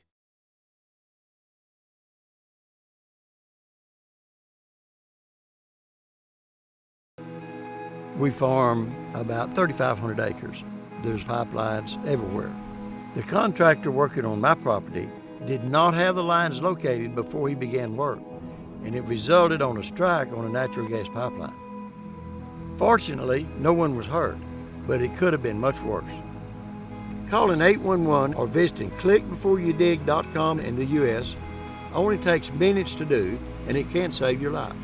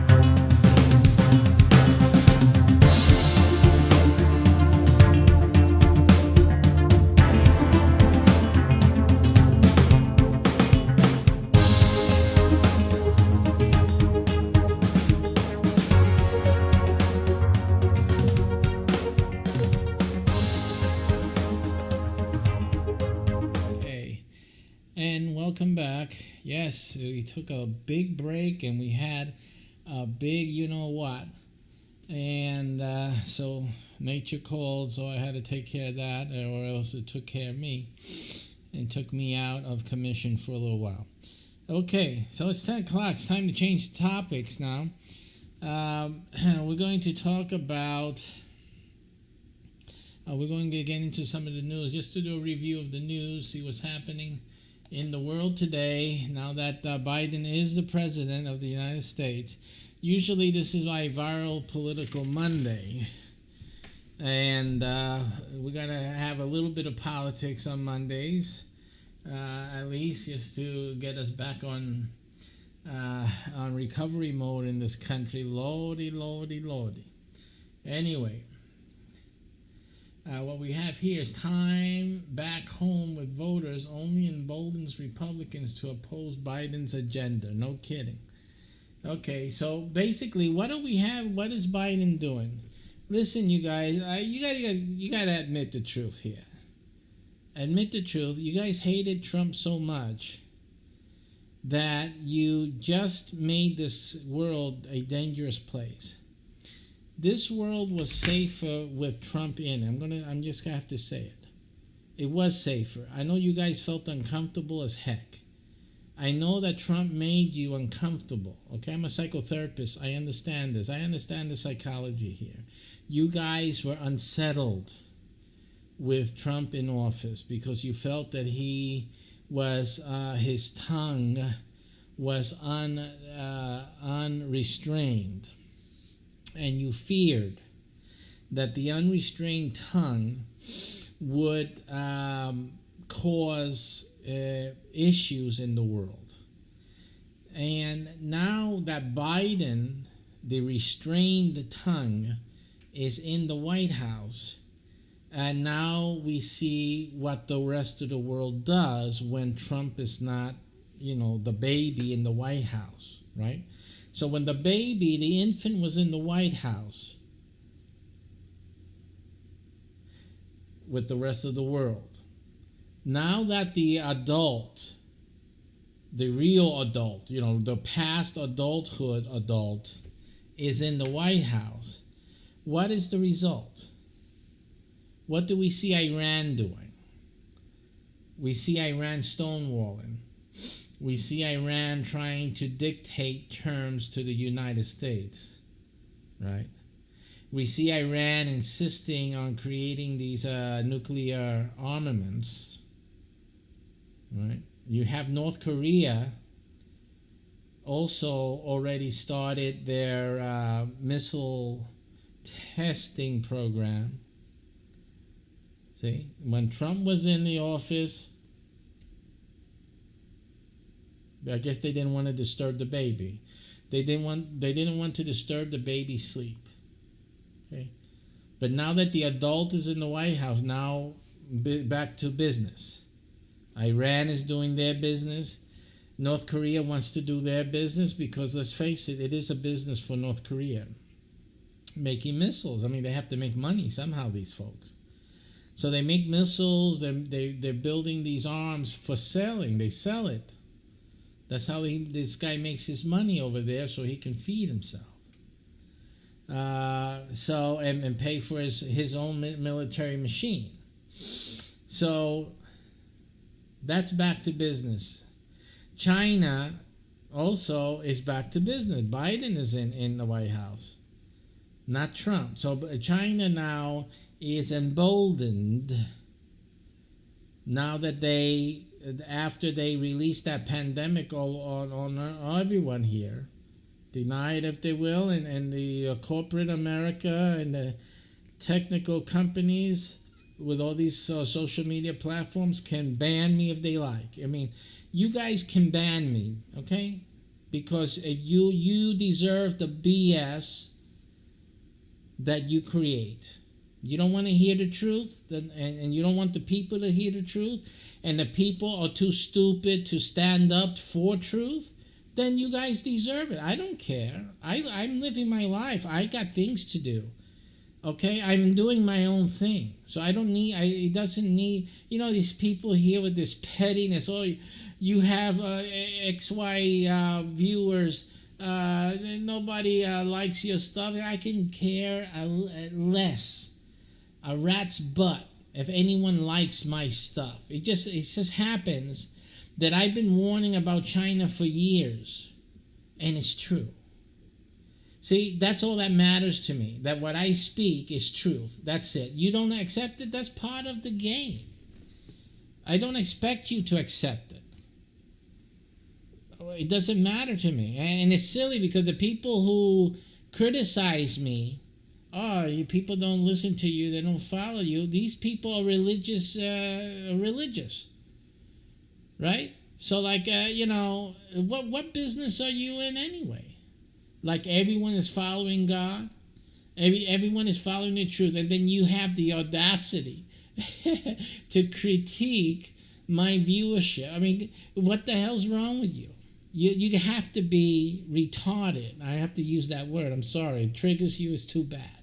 But you have to really be a retard to use that as a critique against me when you're in the business of trying to teach people the truth where everyone is not hearing you. It's just ridiculous. But these are the folks we have. It's just and they don't realize that they're dumb. They just simply that's being dumb. They don't realize it. That's the problem with being stupid. You don't realize that you are. You actually think you know what you're talking about. So, yeah, you're popular. There's a reason for that. Popular means that the masses love you. But the reality is, as Thomas Jefferson, a brain, said, he said that the masses are school children. They're schoolboys. Meaning that they don't know anything. They're still learning. But that's where the masses of people are at. That's their level. See? And it's worse today. I mean, if Thomas Jefferson was talking about 80% of the population, then it's like 99.95% right now. So it's only worse today. But and the one common thing, the one common thread is that they all think they're right. They all think they're right. And you point out where they're wrong with proof, with evidence, and they still don't accept it. So what we have is a society of denial, and that's what we have. You have cancel culture, because we don't want to hear it. We don't want to be hearing the truth, that we're ignorant, and that we refuse to hear the truth. So we have to cancel out the people who are pointing out that you're not listening, that this is the truth and you're not hearing it. So let's cancel that out because we don't want to hear it. And you know what? Iran could care less. But when they throw a missile down the backyard of your house, you're going to hear that. Twitter is not going to be able to ban the sound of those missiles from North Korea, from Iran, hitting your backyard. That Twitter will not be able to ban that. Facebook will not be able to fact check that. And whatever other TV platform or whatever cannot get you knocked off, or you can't get boycotted for, nothing will be able to be boycotted once that bomb blows up in your backyard or a bomb blows up your school with your kids in it. Okay? When that happens, I'm saying it now because I'm getting upset right now. When your kids are blown up in your schools, remember, it wouldn't have happened under Trump. Period. Okay? So watch. Because I'm pissed off already. Pissed off already. Don't even pretend that you're upset. Don't pretend it. You brought in Biden. You bite it now. Bite it. That's what I mean. Bite it. It's not Biden, it's bite it. You will be biting it. And God have mercy on those souls of those poor kids that get blown up to bits because of you, and you don't want the walls up, and you don't want to stop this lunacy at the border, and you didn't want the kid in the White House, you wanted the old man in the White House, and now you got him. What happens from now on is on you. Plain and simple. So don't start hiding away from it. No one can say to me that, oh, you voted for Biden, you brought this in. No. You know where I stand.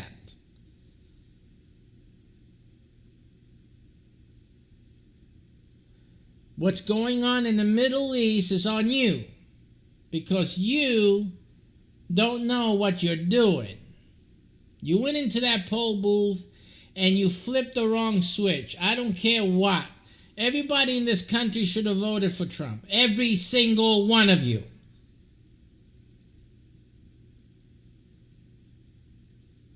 Not that Biden wouldn't have won anyway.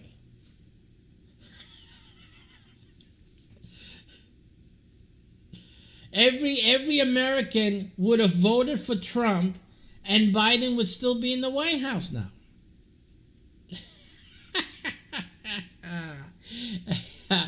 Right? But at least none of you should feel guilty when things start happening, which they're going to start happening soon. None of you will feel guilty. I'm not feeling guilty, because I know what I voted for. Okay? But y'all, not that it would have mattered. You could have all voted for Trump. You have to realize this. Everybody could have voted for Trump, and Biden would still be in the White House. You have to understand this.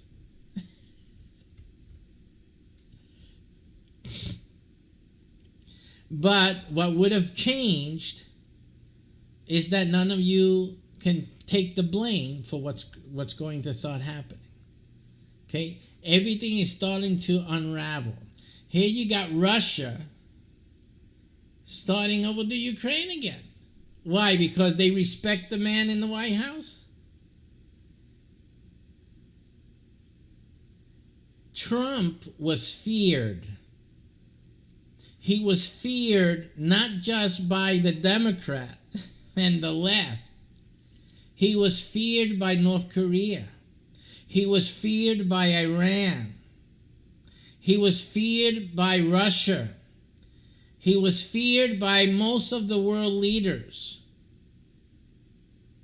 Because he wasn't a politician. He was a citizen of the United States. The most feared person, the most feared entity in all of the universe is a United States citizen. Because we're crazy like that, and we got guns. Even the Japanese, Japan never invaded by land, which was a plan they had for World War II. They were planning, they had thought about invading the United States by land, but they nixed that idea because they realized that every American had a gun.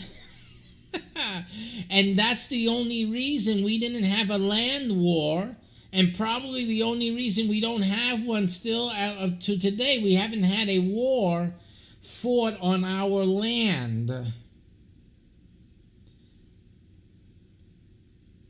So think about that. Now that they want to keep controlling guns and getting guns, we got to get rid of these guns. You fool. You are so foolish. It's not funny. It is so stupid what you're thinking about. What are you going to do when we get in? We can't deal with these immigrants at the border. What are you going to do when enemy forces are at the border crushing themselves in and knocking down everything and coming on in and invading our country by land? What do you think? We're going to nuke Texas? You guys are insane. Insane.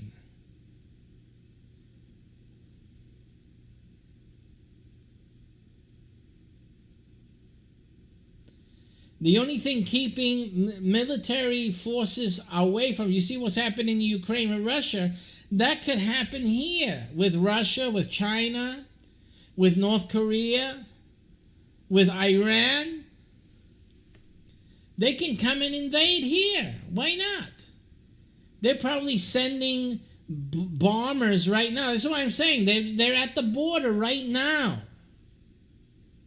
getting into the U.S. to start a new wave of bombings. And that's why I fear for our children in their schools. Because you guys didn't want to do the wall. You don't, I say, what you want a wall for? What you want a wall for? To prevent things from going down. You're going to learn why. You will learn. This is for sure. I love what happened here. I love it because it's going to prove me right. That's all. When people don't want to do as I tell them or as I teach them, you don't want to see the light, fine. It's better. You have to understand it's better for me. Why? Because I get proven right. That's it. How long it takes you to realize that is just how stupid you are. And some people are really deep up the butt. They're really far deep in there. They can't see light for nothing.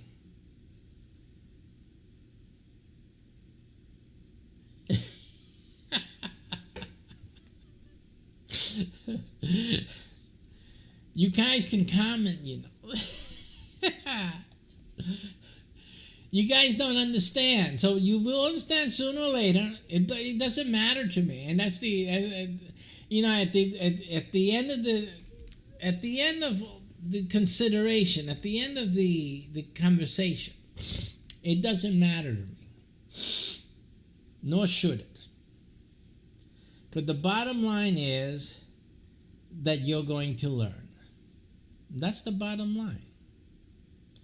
That's that. I'm going to adjust that camera. That camera is like really off. It could use some propping up. So I'm going to see if I can ad hoc here. Create something that prop that camera up in the back. Get that up. Let's see. Let's see if this works better. Let me see. Just slightly. Excuse me. Oh my goodness, breakfast is challenging. I wanted to prop it up a little bit to see if I can get rid of that bottom. Okay, that second camera. All of you are not seeing what I'm talking about, obviously, but I think the YouTubers, they're seeing me behind. They see that there's another camera like right under like this. Now it's gone. Well, I propped up the whole apparatus that I use to position the cameras and whatnot. So I've changed that a bit, and now it's better. Okay, so again, this is it's so disappointing to see the society the way it is. It's just silly.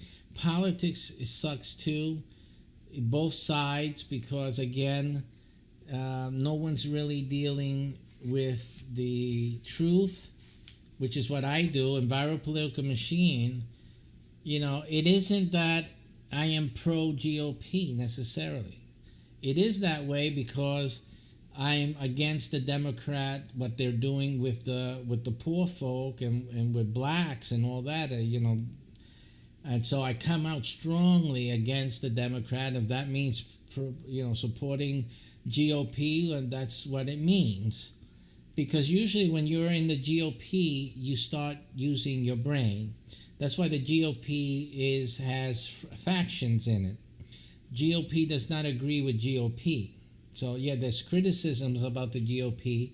Same thing can be said about the Democrats and the left. They don't all agree with each other. Some are more extreme than others. Same thing occurs in the GOP again.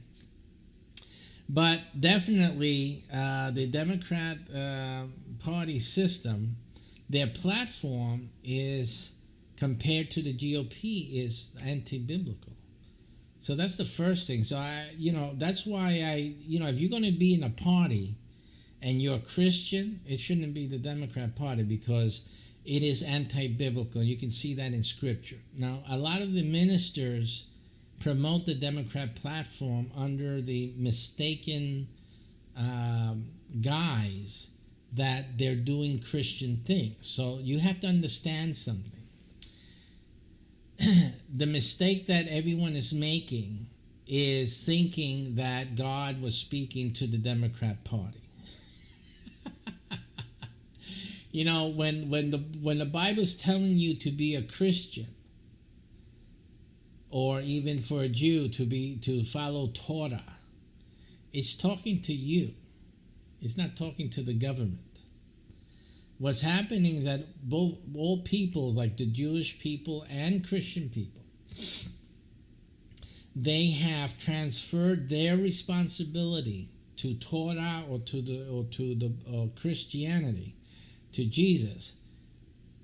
They've transferred their responsibility to the government. So now, instead of themselves taking care of the poor and the homeless and the hungry, now it's the government's job to do that. See? And because of that, it's only the Democrats help the poor. You know, and that is a sad mistake that a lot of people are making. Because what it does is it promotes sin, because you're not doing what God told you to do. Because in your thinking, and after a while, and you hear it, the government does that. Why do I have to do that if the government is doing that? Go to the government. But that's not what the Bible says for you to do. See, and what's happening is the Democrat Party uses Christian things or biblical things in their platform to get your vote, which is mischievous. It's evil. Because if you vote for them because they help the poor, then you are sinning. Because you're not helping the poor, which is what the Bible said for you to do. You're wanting the government, and once you put the government to do it, guess what? It doesn't work. It doesn't work. Sunday's teaching, and by the way, Sunday, what we're doing this series of Sunday teachings right now is the first month we created, which was last month in our new season. We created a new workshop, the Financial Recovery Workshop. And then this month, we're doing the 343 initiative launching. We had, about a year ago or so, we had started the concept and placed it on our website at tspci.org. But yesterday, we started to formalize everything, and every Sunday this month, we'll be formalizing the 343 initiative, and that will be set into motion. And what the 343 initiative is, it's actually a Toraric solution to poverty, homelessness, and hunger. And an absolute one. This one solves it for forever, for good.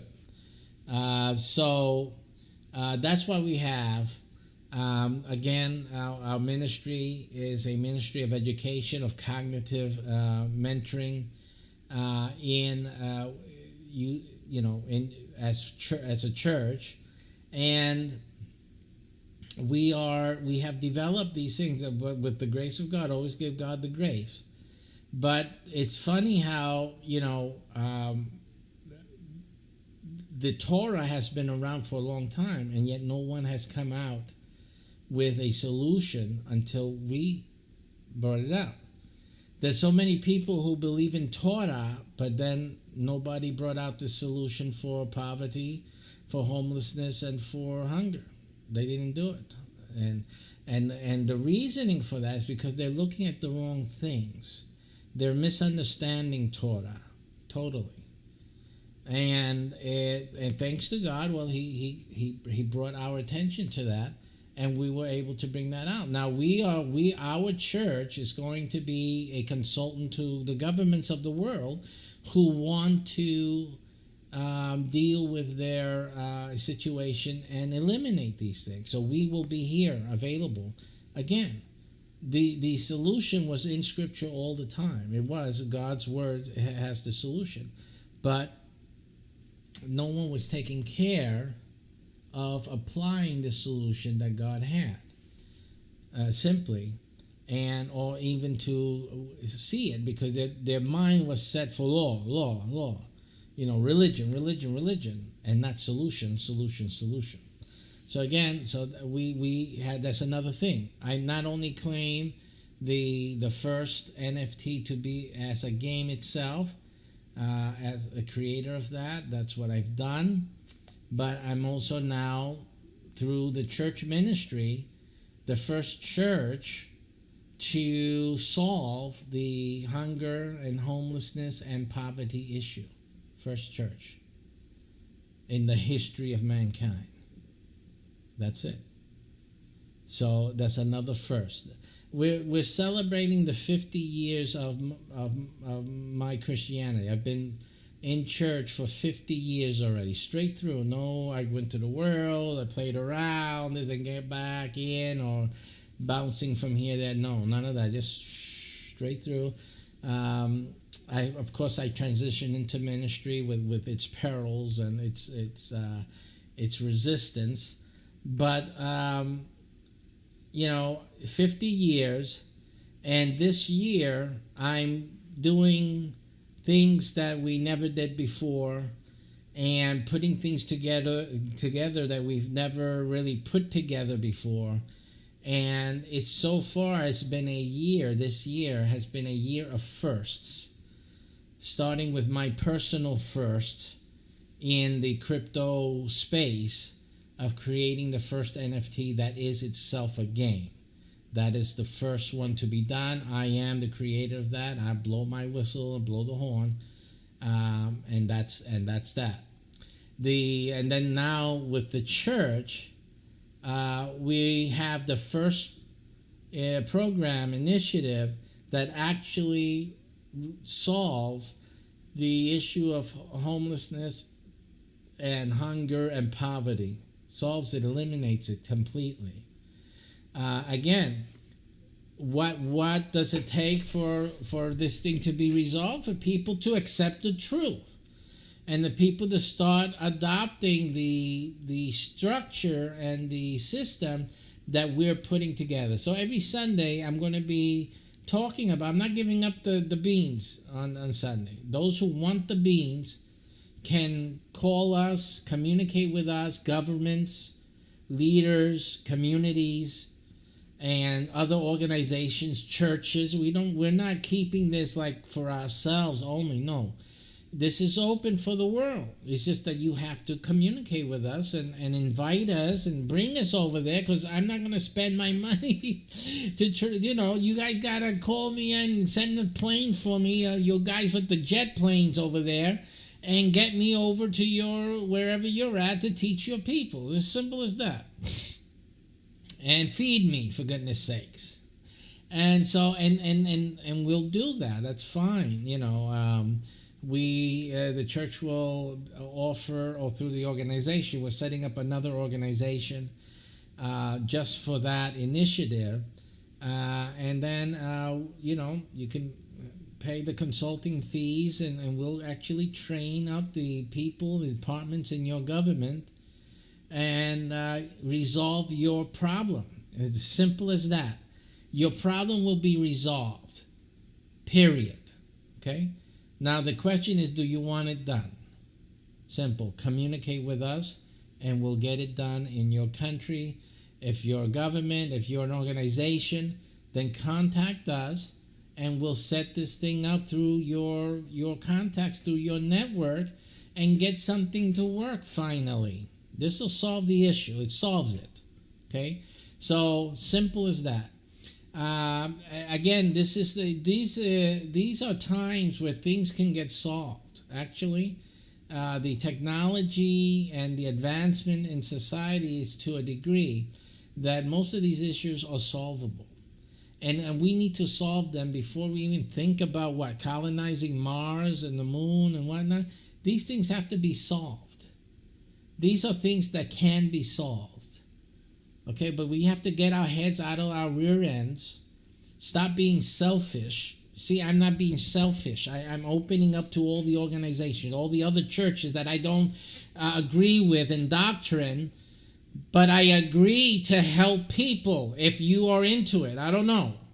If these other churches are into helping people, then call me, for goodness sakes, and stop the BS already. You know, it's enough. We have all these churches fighting with each other. Okay, we don't agree. We don't see scripture the same way, fine. But can we see a human being the same way? Do they need food? Do they need a shelter? Are they poor? Can we help them? For goodness sakes. And so you don't want to see my program?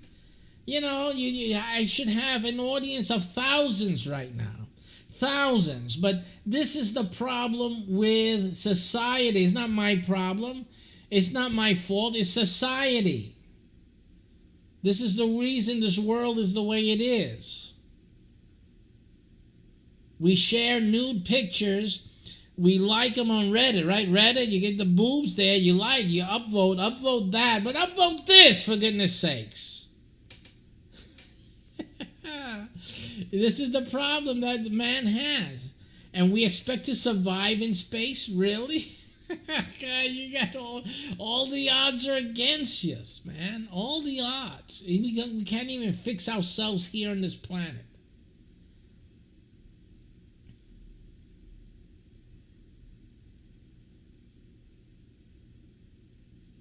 Bickering over religious things. Bickering over politics.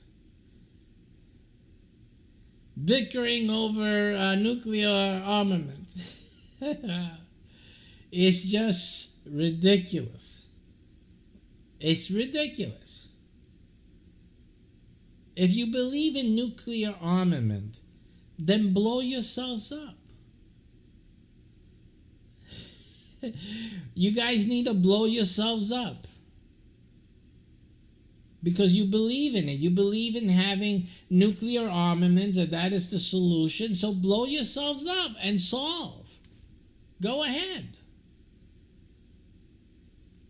What makes you think that you're surviving, that you are going to be the one to survive? You must be out of your mind. And that's probably the bottom line. It's stupidity or they're crazy. Either you're stupid or you're crazy.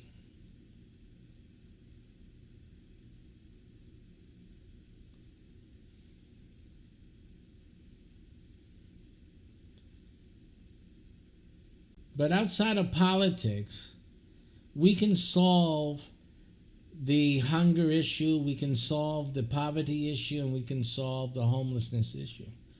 It just needs you to stop, get your head out from your butt, and start helping your fellow man. Join the 343 initiative. That's it. That's what we have. No one else was doing it. We solved it. Now it's up to you to join it and help. Just simple as that. So I'm going to create a little commercial for 343. Also, we're going to make some things up, and we'll give some workshops here and there. Obviously, any country, anyone who's an ambassador from any country could be one person listening, and that person is a friend of a friend who's an ambassador or a government person. An official, and they said this guy has a church and they've solved the homelessness and poverty and hunger issue, and they're offering the workshop and whatnot. I think maybe we should look into that and have something here, and they start doing something here. And so I'm always hoping we only need one person. And in the gospel, the church in the New Testament had one person called Paul. When they got Paul in, when God brought Paul in, knocked him off that horse, that was a key person. That was a one audience. All God needs is one audience. I don't need thousands. I need one person. I need one quality person. That's it. I don't need thousands.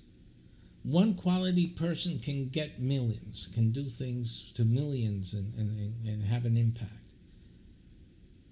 That's what we're looking for, is one person, not 1,000. That's the silliness of people saying, how many people are looking at your broadcast? It's silly. It's stupid. We only need one. How many do you need? They need thousands. I only need one. And that one person doesn't have to be when I'm live. It could be later. These are recorded. These will stay here. One of these times, one person that matters will do something with what has been presented. And that's all that matters. And that's good. So, you know, a lot of people say, oh, you only got one person looking at them. And so, you know, it's a waste of time. No, it's never a waste of time. The truth and things that matter are never a waste of time. So all I'm looking for is one person. It's just the stupid folks always look at numbers.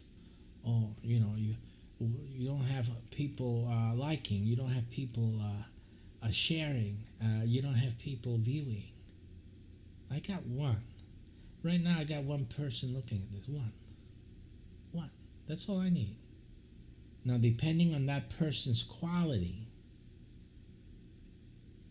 I don't have to do anything else. I'll keep doing stuff, but really, it was just for that one person to do something with what I said. And that's that. And that's good. And I've been living all my life, probably just to reach that one person today, right now. And that's a good thing.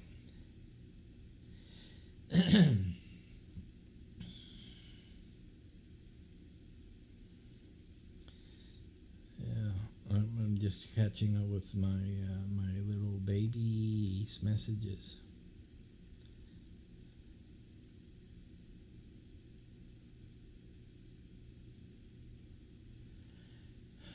Alrighty. Alright, just give me some updates on what's happening and see if I had a speaker or anything. So anyway, so you guys have your Biden. Now we're going to see what happens from now on in. And, you know, I'm just praying for the kids. I'm praying for these schools. You know, we're not even talking about any virus or pandemic right now. What's going on in the world? People, they're going back down the lockdowns because the new variations. Things. I'm not even going to worry to think about that.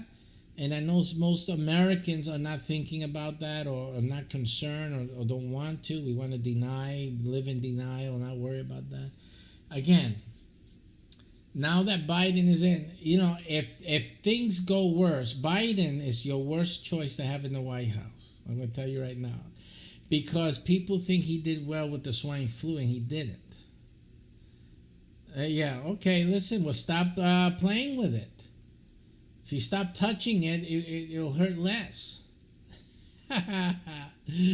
So anyway, and you have his work with the swine flu was dismal. The problem that people don't understand is that the swine flu didn't kill at the ratio that the COVID does. So that's the only difference. But if you make the analysis of response, and now we have all these vaccines, this was what President Trump did. Biden had nothing to do with that. Biden didn't come with a vaccine at least for 2 years after the swine flu had killed the people that it killed. So that's 2 years before they were testing a vaccine. And no one did what Trump did to bring it out within 1 year. So Trump did something that was never done before. Now, if something else goes on, if this thing turns into something else, we're going to have a very serious situation. Hi, y'all. Thanks for coming in and commenting. There's life here. Ooh, you should have heard it before. I was really blasting you guys out before. Anyway, next thing here is you have a state of emergency in Florida. A Florida county has a wastewater pond leak. Florida is funny. Florida it's beautiful here. It's a lot of beauty, but it's like rough country too. It's like we're trying to make rough country beautiful here in Florida. They've done a great job in a lot of places here, but there's still like rough country there. And then you have these guys, the miners. They're mining stuff out of the ground, which some of it is radioactive. Some of it is cancer causing. So, you have a lot of beauty, but then there's a lot of nasty happening before the beauty is put on top. And I think they're laying it on top. And then a few miles down, they're digging up this crud from the soil, and then the wind, the wind is blowing it where people live. So a friend of mine's daughter had cancer, 20-year-old. I mean, what the hell is going on? Breast cancer, 20? And that's not the incredible thing. The incredible thing is that he tells me that, at least the daughter told him, that he went too. He took his daughter to the clinic. And then there's a mass of people there. Young people, teenagers, young girls, young men, cancer. So where is all these people getting cancer from? So unfortunately, I think they're not talking much about it. I was going to do some research into the percentile of cancer in young people here in Florida compared, or at least certain parts of Florida, compared with the rest of the country to see if it's higher or lower. And pretty sure somebody has had to do it by now. But I think that would be an interesting study because, these guys are digging up stuff and then the wind blows and they're on beautiful communities in the area within the blowing wind, and people are getting sick. So that's something to be concerned of. And I know Florida, I love Florida here. I'm living here myself. But again, I'm on the older side, so like if there's anything here, like it doesn't matter. I got to go with something. So one thing or another, I'm already compromised. So one thing or another ain't gonna matter, to me. But for a young person, it's bad. I'm raising children I've adopted here, and they're young still, and I, it's frightful for me to think that that they can be breathing air or in an environment where they're going to get sick sooner than later. So that really needs to be looked into. And I think that is a big weakness and it's unfortunate. It's not that Governor DeSantis created this thing. He inherited it. It's a part of the Florida thing. But somebody got to do something. I think he would do well in creating at least a commission to look into these things, not get paid off, and to clean up this business, because there is a business, big money here. That's for sure. There's big money here. And I like to see how he handles that, really, because he was running for president. They say he'll probably run for president. Maybe Donald Trump will be supporting him as a future presidential candidate. This is a weak area here, so I would be fixing this. So anyone knows Governor DeSantis there, better get this message. This is a weak plan. This is a weak point of everything for him. Then you got the Chauvin trial, Derek Chauvin, the police officer. It's a hot topic, but frankly, people who are not in the court shouldn't be making determinations. The court is not here to validate your opinion nor mine. The jurors have a job to do, and that is just to meter out justice. But justice doesn't mean that justice does not go one way or the other, which is an unfortunate thing. I think one of the family members, understandable, it's not that I don't understand, they are in pain. They had a son, a father, a brother before they met this situation, and then after they don't. It's a painful thing. There's loss, and there's no reasoning with it. You can't reason. And I don't expect them to. They were just upset, and they deserve to be, and we respect that. I respect that. And any injustice, any crime, any wrongdoing by anyone involved, even if the law is wrong, has to be figured out. That's why the court is there, and that's why the jurors are there. And I hope that the juror they do justice, that they judge this thing rightly, So, but we out here, we can't be expecting one thing or another. And I think it's wrong for society to be engaging in this thing. Yeah, if they don't condemn this officer, then that's injustice. That's just proof that the man is in control. That they're depressing us or oppressing the black man. And this, don't get started with this. It's just silliness. It really is. We need to understand. I was in a situation. I was managing a auto repair shop for an owner who had gone back to Italy to visit family and whatnot, and an extended vacation out there. And during his vacation, it was I think Christmas time. During his vacation, the auto shop was burglarized. The alarm went off. The alarm company called me, and so I went to the auto shop to turn the alarm off and to see what's going on. When I was at the auto shop, as I approached, the cops were already there because the alarm system calls the cops as well. And they were looking around with their flashlight, outside. The padlocks were on the gate, so there's no open the doors. They had gone around. The doors were shut, closed, tight. It did not appear that any force attempt was made on the doors or on the padlocks at all. They looked. And so I opened up the gate and we went in. And then everything looked pretty normal, except when I went into the office, the whole office was not the way I left it. All papers and all stuff was thrown on the floor.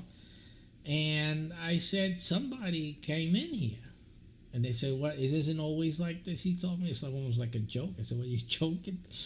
And I said, no. I manage this place, and this is not the way I left it. It's clean. This is somebody's been going through all these papers. They threw it on the floor. Things are open here. This is somebody went through here. Somebody came in here because I closed up the shop. So somebody's been in here since I closed up the shop and now. So the cops said, but no one has broken in. See, because they were looking at the doors and the gates. No one has broken in here. And then I said, somebody got in here. Now, they were thinking that somebody was in when I closed. Before I closed, that they had gotten in. And then they were able to go through the stuff and triggered the alarm. And I said, we would have noticed. There's really no place to hide here that, that we wouldn't have noticed, and we check everything before we leave. So no, nobody was here when we left, and the alarm would have sounded earlier because there's motion detectors. So this is in the middle of the night, and we closed up shop around 6. So they ain't gonna be sitting around for 6, 7, 8 hours doing nothing and until the middle of the night. That's silliness. So I said, no. And then I walked out, and I think the cops looked up. Now, when they looked up, they saw one guy with a flashlight. And I looked also, there's a skylight. So this is like a glass tower up on the top. And when you look with the light, you can see that one, and then I looked on the floor and there was broken glass. I said, aha. So the only problem with that was that the opening, the ceiling, where the ceiling intersects with the, they have a name for that, the section that pops up, right? There's like a little tower. It's like a mini space, a cupola or something like that. It comes up, it juts up like that. And then, but right here where the ceiling is flat, there's bars. There were metal bars going across. Very skinny space. And there was a very little space there. It wasn't bent. They said, well, they may have tried to come in, but who could fit through those bars? It was a little bit skinny. But you know what? I said, that's the only thing. That's the only way in. And no matter how skinny a person would have to be, someone got through here. Because that office tells me that somebody came in. Now the other thing that we also realized was they couldn't have gotten back up there because there's no ladders. There was no ladders. There's no way to get back up there. If they came down, the cops started thinking, this is New York City. The cops started thinking, if someone came down and actually got through those skinny bars, they're still here because they didn't get out. There's no way for them to get out because the doors were bolted from inside and they have bolts. They have locks that were still intact. They looked at everything. They looked at every way in and out of this building. So then the other cops, there was like 3 cops there, so the other cops started looking around because he started feeling, wait a minute, somebody did get here because based on what I said, the office doesn't look like this. Now they have the broken glass. And although it's incredible that someone can be so skinny to get through those skinny bars, it was a very skinny space. You wouldn't think anyone got through there. Somebody did. This guy was the skinniest guy. He was a very skinny guy. And the cops found him hiding under one of the cars. It's an auto repair shop, so we store cars overnight that we're working on. So the cop started with his flashlight, going back to a corner, looking, going down on the floor, looking. These guys are trained. And the reason I'm talking about this is because of the Chauvin case. That you have to realize something. These guys are doing things for a certain reason. They are. Although it looks, I'm going to show you what happened. The police officer backs up. He didn't bend down where I was at, because if he bent down when I was at, there's ways. It was too much space for someone like to come behind him. I looked at what he was doing and I realized why he was doing what he was doing. So he backed up against like a corner, and then he went down so that no one can come like behind him. So then he went down and he saw with his flashlight to see. And then he said, he didn't say anything, he just indicated that there's someone beneath the car. So I started backing up into the office. And these cops then started coming around this car, and then they went in after him. They told him to come out. We see you under the car. Come out now with your hands up. They went through the drill. And he wasn't coming out. They pulled him out. Now, when they pulled him out, this fellow started to struggle with them. See, this is the problem here. When a person starts struggling with the cops, that changes everything. It really does, because it changes a simple arrest and turns it into a dangerous situation for both people. While this guy was scuffling with the cop, I could see he was trying to grab the cop's gun because the guy's trying to hold him down. You know, there's so much you can do. The gun is right here. You're trying to hold someone down. You know, you're in arm's distance to the gun. This guy was trying to reach for this officer's gun. I saw that. The officer's trying all his best to control him. The other officers also, they have to check for other folks. Maybe he's not the first one. Maybe he's not the only one. So they're checking around for other people, okay? So they have to go into there. We got to capture everybody we can. Now, this guy who got this fellow on the ground, this guy's trying to get his gun, and he's trying to keep him down. I can't get involved because I'm not a fighter like that. I just don't get involved. And but I know the cop needed help. He did need help. So the cop then began to exert more force on this perpetrator, especially that he was going after his gun. And then you heard it. You heard the bang on the floor. It was the guy's head. The cop began to bang his head, the perpetrator's head, on the ground. It's concrete.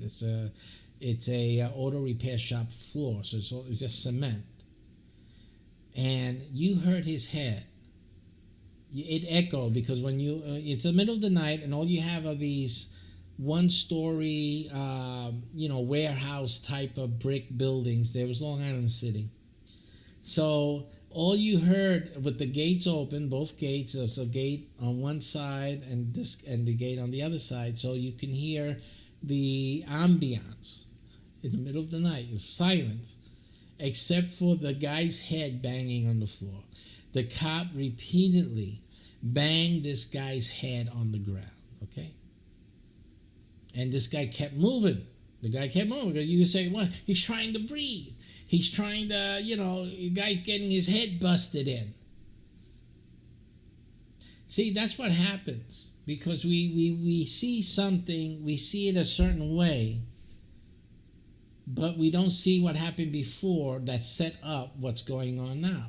There's a power plant, like a transformer station, where you only have the electric things popping out of the ground, like the cables and transistors and things. I don't know if you've seen them. I think they're called substations or exchange stations, where I guess the power goes in and gets redistributed, whatever. That's not where the power is generated, but I think it's where it gets distributed.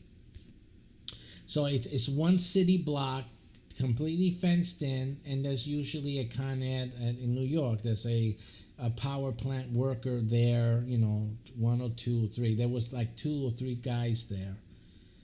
And they came because they heard this banging on the floor. And later on they asked me, was that guy's head banging on the floor that we heard? Because we could hear it clear down the street. And I said, yeah. I told him the police officer had to bang his head. The guy was trying to grab for his gun. He was on the ground. The police officer had to keep him pinned. He couldn't let him lose control of the pin down on the ground. And then he's trying to get his gun. So the police officer had to do something because, again, his life is in danger, and this can get out of hand. Also, he didn't take his gun and shoot the guy, right? So he wasn't shooting the guy, but the guy had to stop. He had to stop before he gets there. Oh my goodness. Well, anyway, so that taught me, it also gave me insight in problems that police officers have to deal with. And then how easily people would say, oh, that police officer abused his rights. He went to an extreme. He didn't have to do that. So you got everybody, we can sit here and say he didn't have to do that. He could have kept control of the perp until, you guys talk a lot of crap. Okay?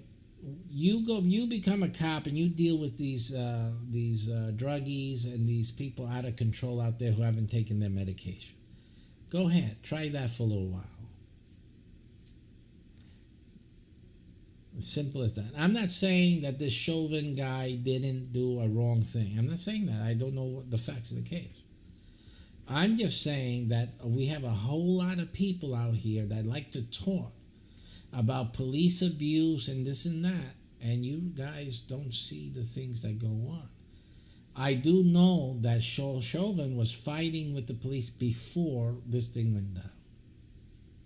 And in my book, after what I experienced, what I saw myself, when a person already starts fighting, if I was on the jury, the police officer is going home with his kids. See you guys. Thank you for your service and continue working, please. In my book. Because simply, you shouldn't be fighting with a police officer. The moment you start fighting with a police officer, a perp starts fighting with a police officer, you're done. You're in a place you're not supposed to be. You were doing something you weren't supposed to be doing. Somebody called the cops on you. And now you start to fight with the cops, you're done. That's it. And in my book, you're done. Simple. I'm not listening to anything else. I'm not looking at anything else. Taken out of the context. He started fighting. You start fighting, guess what? That's it. They have to put you down whatever way possible. Why should more time be wasted on your dumb butt? And we've seen this happen time and time again. And I know that black brothers out there, you guys get pissed off because you say, well, we've been oppressed. And then these guys come. No, don't keep fighting with this, and don't keep using the oppression as your excuse to do dumb. Because simply you want to keep doing dumb, and you're going to be dead dumb. Okay, so you keep playing that game because it's not going to work. It's not going.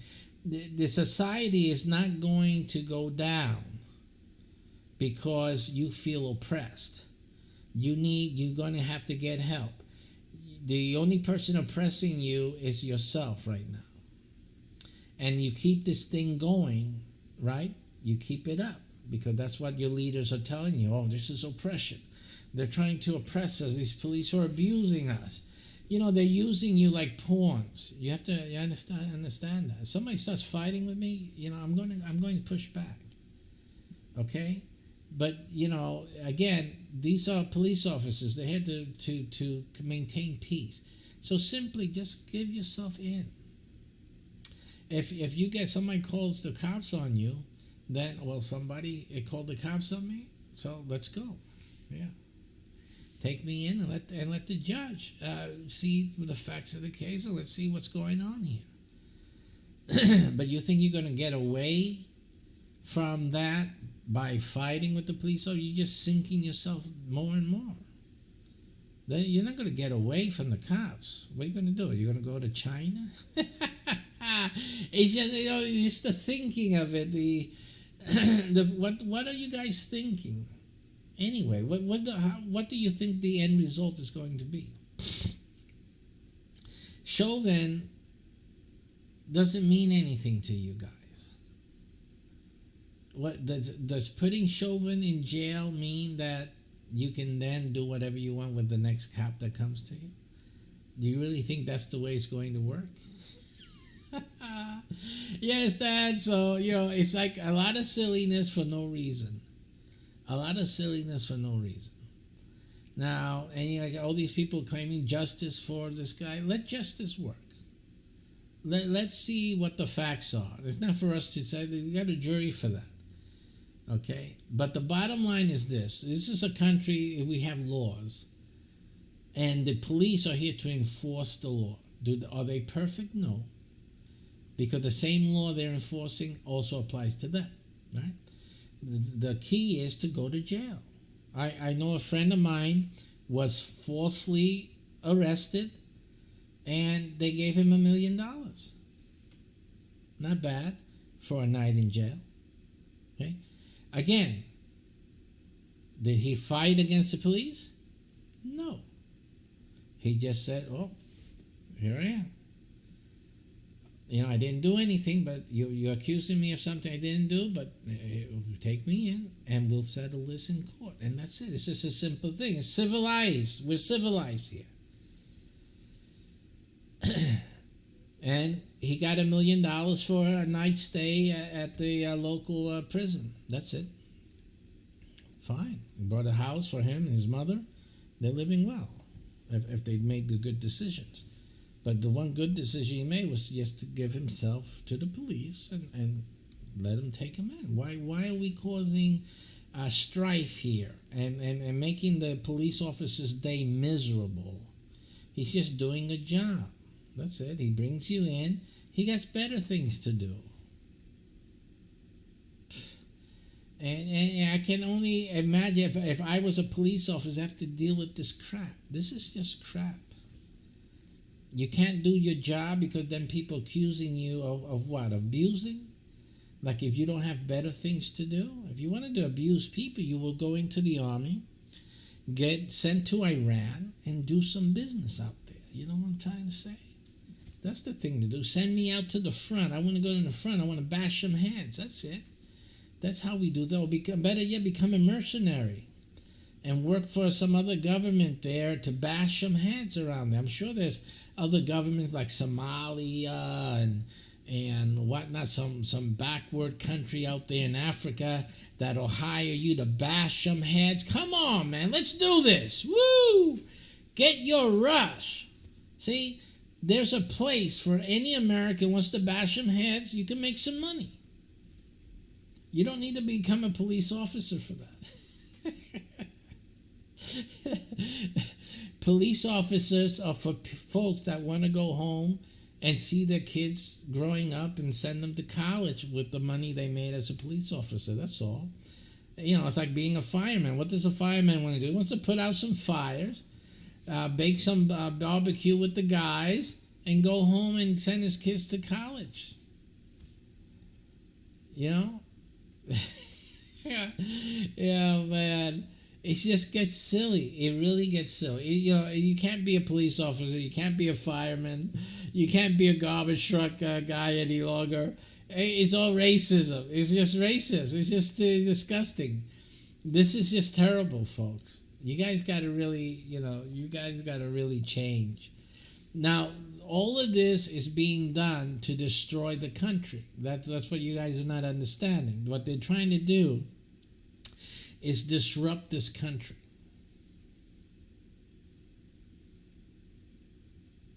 Knock down whatever walls there are to sanity and make this country unlivable. Make the system break so that, now we need a new system because this system isn't working. Well, it would work if people would follow the law. But since you're not and you're challenging the law, now the law is the enemy. See, you turn the law into the enemy, then the government is the enemy, right? And then everything goes down the drain. You can't trust the elections. Can't trust them. What else is there? Time for changing. Time for change because the old things don't work anymore. And that's what a lot of Democrats, and I could care less for Democrats, simply. Christians who vote Democrat. This is the sad part of it all. Because not only do they sin, are you sinning because the Democrat platform trying to do the good things are actually disobeying. It's a disobedience to God because he told you as an individual to do it. And the government trying to do that is totally wrong. It won't work. But it relieves the individual from their own responsibility to God, and that is wrong. See, but that's what the atheists and the left want to happen. They don't care about religion and churches. So if they can cause you to release your religious obligations to the Democrat Party, they win. See, because you no longer have any religion. You don't have a faith because your faith is done through voting at the poll booth for a Democrat candidate. That's your religion. since they're going to do the poor and the poverty, the poverty and the homeless and the hunger thing, so you have nothing else to do. So you just given over your salvation to the Democrat Party. It's ingenious. Ingenious how they've duped all the people.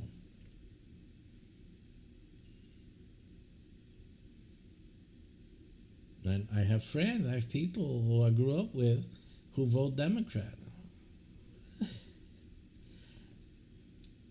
And they have this thing, they're in unions, they're union promoters too. I'm thinking of one in particular, obviously. And then there's others that just, like my father. My father, he rest in peace, he was a diehard Democrat. Diehard Democrat, and his main reasoning was that the Democrats do things for the poor.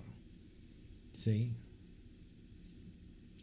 But that's the thing. My father lived as a poor man, well, middle income person. I mean, he wasn't poor.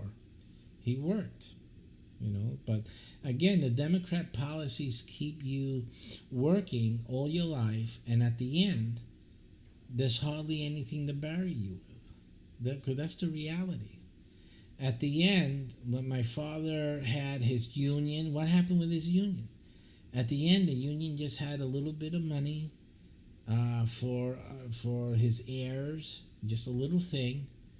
And really, that little thing would have gone to the burial if it wasn't that, my mother and my father had made preparations for that separately. Other than, what was there? What was the benefit? It's a drug, ladies and gentlemen. The Democrats and the unions, all they're doing is giving you a drug, a panacea, making you feel like you're accomplishing something, that you're doing something, when in reality it isn't so. Why do I like the Republican way of making life rough for you poor folks? Because it makes you struggle. It makes you bake cookies. It makes you do hair. It makes you look for a way to make some money. It makes you save money in a different way and invest it and make more money from it. It makes you do the things that rich people do. That's why I like the Republican ideal.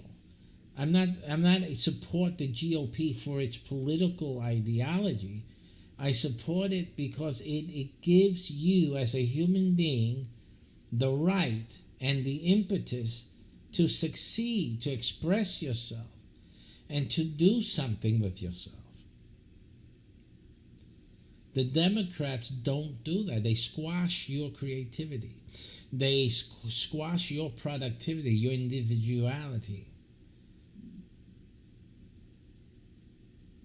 by making you feel complacent.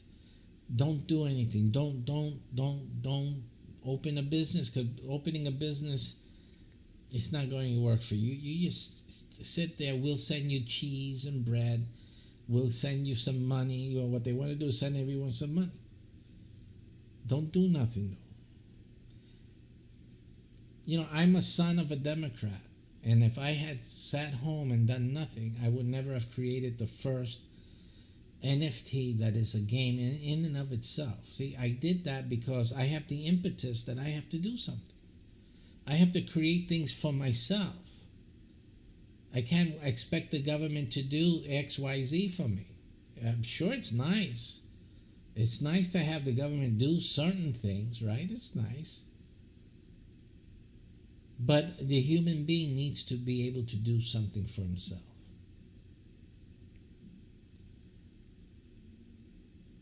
And that's what a lot of you need. You need to, people need it, depending on a job. That's the funny thing about Democrats too, is that you depend on a job. A job is from a business. And then your political leaders, to pay for or everything else, they're hacking up the jobs. They're hacking up the business owner. So the business owner is trying to stay alive, keep his business open, while the government is knocking him over the head with taxes, tax. And then they are raising the hourly wage. Pay them more money, you fool. Pay them more until the guy dies. And the business has to close down. That's what the Democrats do. They want to see how far they can make that business cough up dough before it has to close its doors.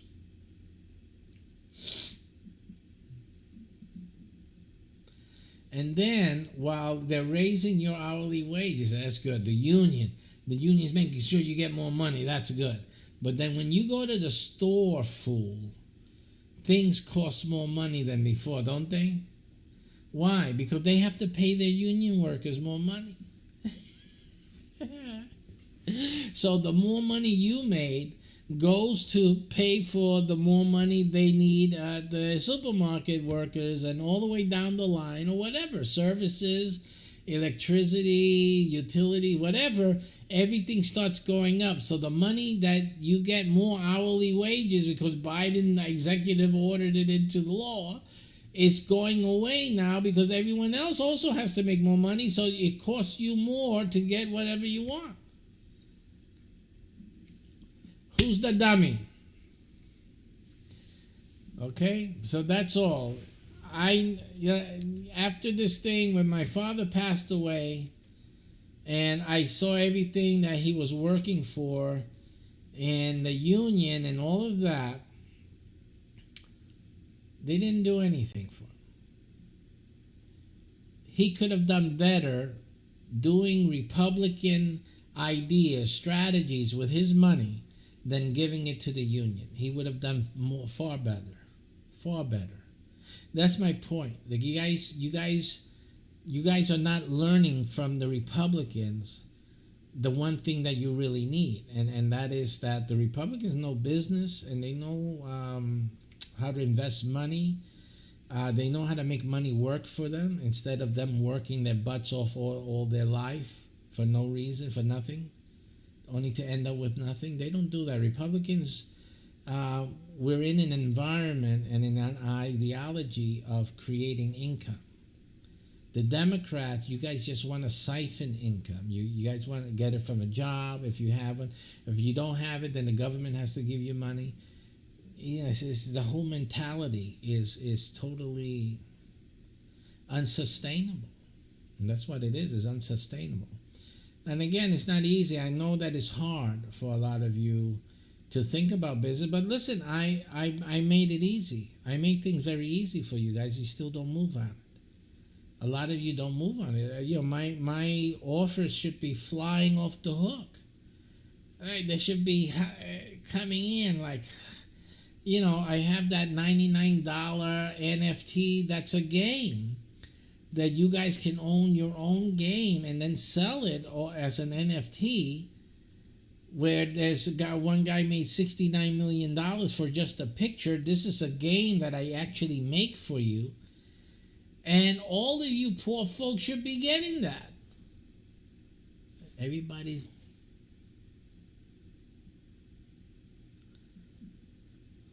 You think it was made in China or something, but even you guys buy China stuff more readily. It's just, there's no helping you guys. It's just total nonsense. Total nonsense. So I'm happy that I don't have thousands of people watching me, because what would there be? It's like having 1,000 turds watching me. I don't need that. Who needs that? Just so that I can show that I have 1,000 pieces of crap looking at me? I don't need that. I just need one person with some character and integrity and quality. That's it. I don't need thousands of people. I need one. That's it. All right. Here's some commercial messages, and we'll be right back after them.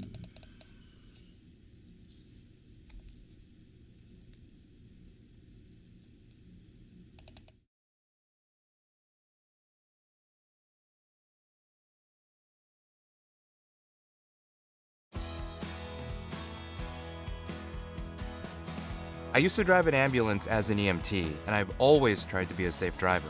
If people knew what I know, lives could be saved. In my car, if I see a truck or bus taking a turn, I know to take my time.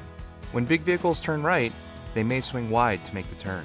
If you try to sneak in, well, it's a lesson you'd rather not learn the hard way. When trucks and buses turn, let's you and I wait. It's our roads, it's our safety.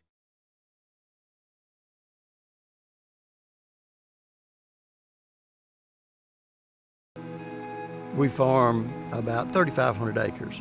There's pipelines everywhere. The contractor working on my property did not have the lines located before he began work, and it resulted on a strike on a natural gas pipeline. Fortunately, no one was hurt, but it could have been much worse. Calling 811 or visiting clickbeforeyoudig.com in the U.S. only takes minutes to do, and it can save your life.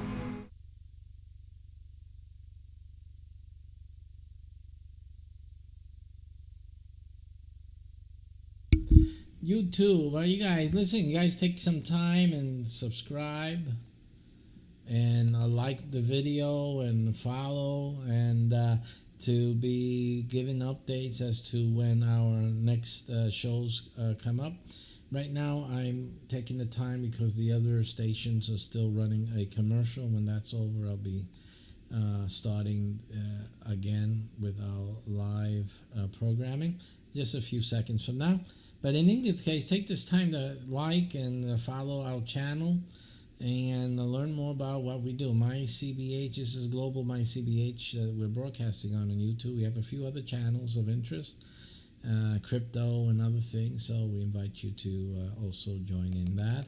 And welcome, everyone. And we continue our rant of the morning, Monday, get things geared up for the week. My name's Gilberto Rosado. I'm the creator of the first NFT that is a game in and of itself. A lot of people get confused because when you hear about game NFTs, what they're really saying or referring to are NFTs that are used in games. So understand that the terminology is wrong because it is a game NFT doesn't mean what it's supposed to mean, which is what I've created. So when I say to people that I've created the first game NFT or the first NFT game, they get the wrong idea because they get that the old ancient use of NFTs in games, which is still the hot thing. That's still a hot thing, but I've gone beyond that and created the first NFT that it itself is a game, and the owner of that game can sell access to that game. See, no one else can do what I'm doing. Can sell access to that game. You see, they make income. So my NFTs are fantastic. They're worth way more than a $69 million Beeple photo. Okay, the guy who brought the photo today is not making any money from that photo NFT. People who get my game NFT, you are making money. See, that's the difference. $69 million, what would you pay for that? Now, I'm going to tell you, you can get one of those games dirt cheap. Dirt cheap. And I'm going to put it on the screen so you can do that. As a matter of fact, yeah, why don't you do that? Let's see if I have it lined up here.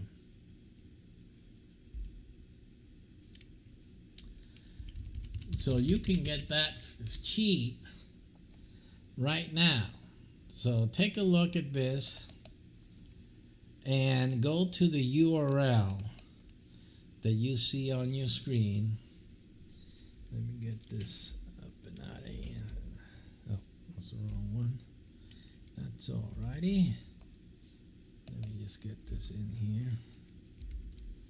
Alright, so this is the URL that you'll go to, and blow it out just slightly here.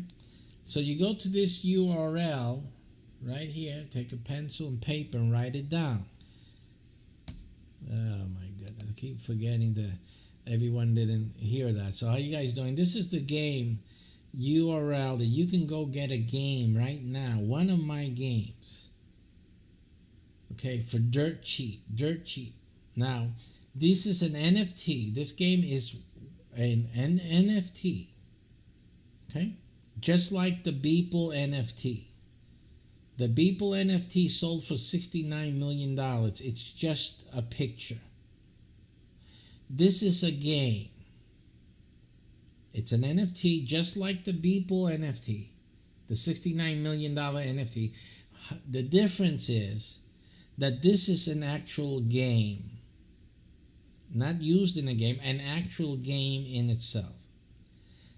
And the owner of this NFT, or this series of NFTs, what they are, makes money from this NFT. The NFT will generate income through the game access and through other things that the owner has to develop. No one's doing anything for you. You must develop this game, and it's like a business. What you're doing with this NFT is practically buying a business. The business has one product, and that is that game. But you can sell to how many people want to play that game. So it's all on you. It's all up to you. But the bottom line is that you're making money, income, from this NFT. There's no other NFT that you make money from. So you tell me, a picture is worth $69 million. How much would it be worth? Now, you don't have to pay anywhere near $69 million to get this. You just have to go to that URL real quick and put your email. When you go there, you'll see this. But you'll also see a place for you to have an email. You'll also see a video there telling you the little details, more details than what I'm going to say now. And then you put in your email. And then you wait. You know why? Because I'm busy. I got things to do. I got other people they want games. You wait. And then you'll get an email from me when I'm ready and offer you a game, or you can take the course. And again, you watch the video there. I'm not going to go through the details. But obviously the course is better. It costs more money, but it's better for you to take, because that empowers you to make mad amount of money in the future. Okay? So it's up to you. But again, you're going to wait. You're going to put your name in there, your email, and you're going to wait. Okay? Because I don't have to do it. I'm only doing it to help y'all. Okay? Simple as that. You guys are asleep at the wheel. I got a few guys came in. They have some comments. Some of them are okay, agreeing with what I said before. Others are just silly.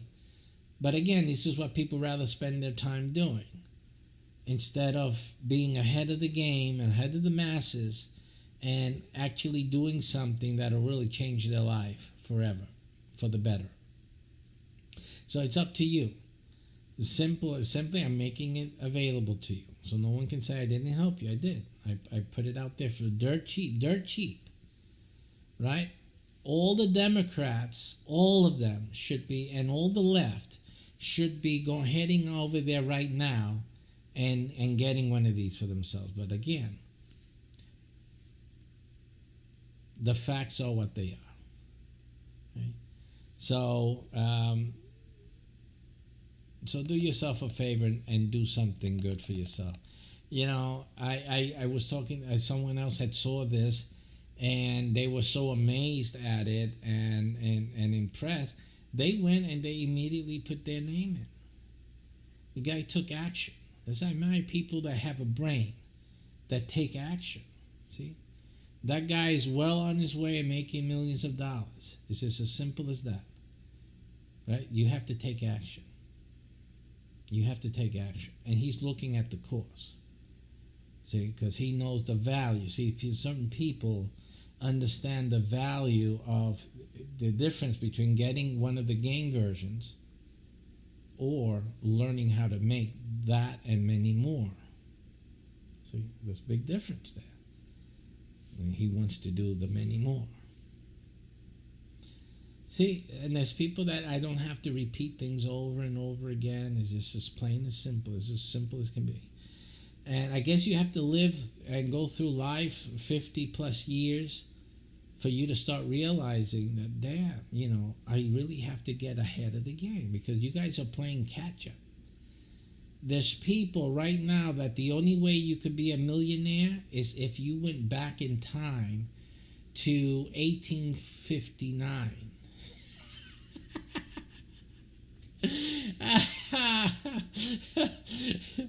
Okay, in the wild, wild west. That's the only way that you can become a millionaire. Because you're so behind the times. It's just ridiculous. And now that I'm showing you this type of thing, you're still like...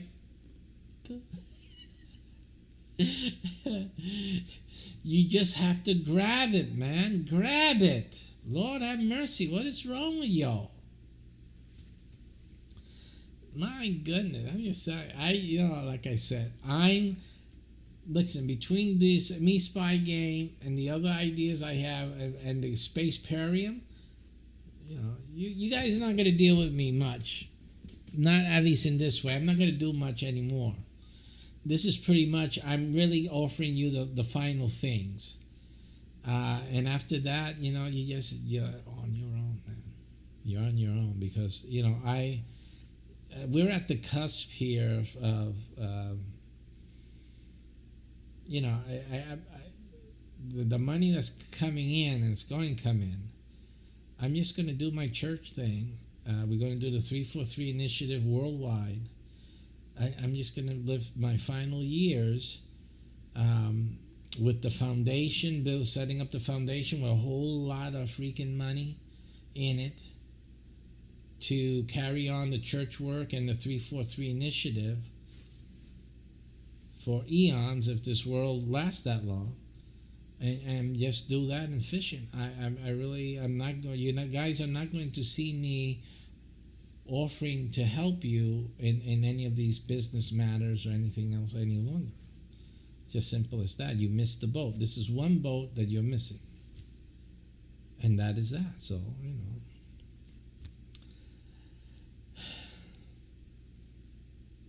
So that's on you. I mean, you can't say I didn't help you. All right, so that's what's happening there. Let's get on to some other news. What do you guys think about this COVID passport thing, vaccination? And how many of you are getting vaccinated? Do you think that's something that you should do? Yeah, some of the guys, sometimes you start thinking about, you've seen so many damn movies. I haven't, though, but I've heard about it. And, you know, I can't help to think, even though I haven't watched these movies, I've only heard something here and there, and I see people with their thought processes and conspiracy theories and stuff like that. But even me, without having watched these documentaries or conspiracy theory things and stuff like that, even I am suspect about, you know, they're vaccinating everybody. And how about something happens to the sun? Some different conditions occur on the planet. And then that affects everyone who took the vaccine. And maybe you guys start growing another arm or a leg or something like that, or a tail. You just can't help thinking that somewhere down the line, something's going to happen where this vaccine is going to screw you back. I'm just saying, I know I'm cruel. It's cruel to even talk about that. Hush, you. No, but... And of course, there's medical doctors and people who work with the vaccine said that can never happen. It really is not that serious of a thing. It's very more benign than that, really. That really shouldn't be even remotely a possibility. I'm sure that is the truth. So in earnest, so let's deal frankly with each other. But it's just a thought, you know, the thought that comes in is, damn, everybody so easily now is taking the vaccine. How about if something happens down the road, right?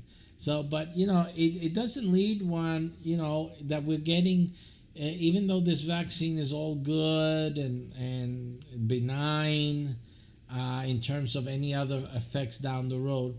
But maybe, when do we draw the line? I mean, it seems to me that like one of these days, one of these vaccines, one of these emergencies are going to make us take something that may affect us later on, may get us stuck in a state that exposes us to something that we wouldn't have had to worry about if we didn't take that vaccine in the first place.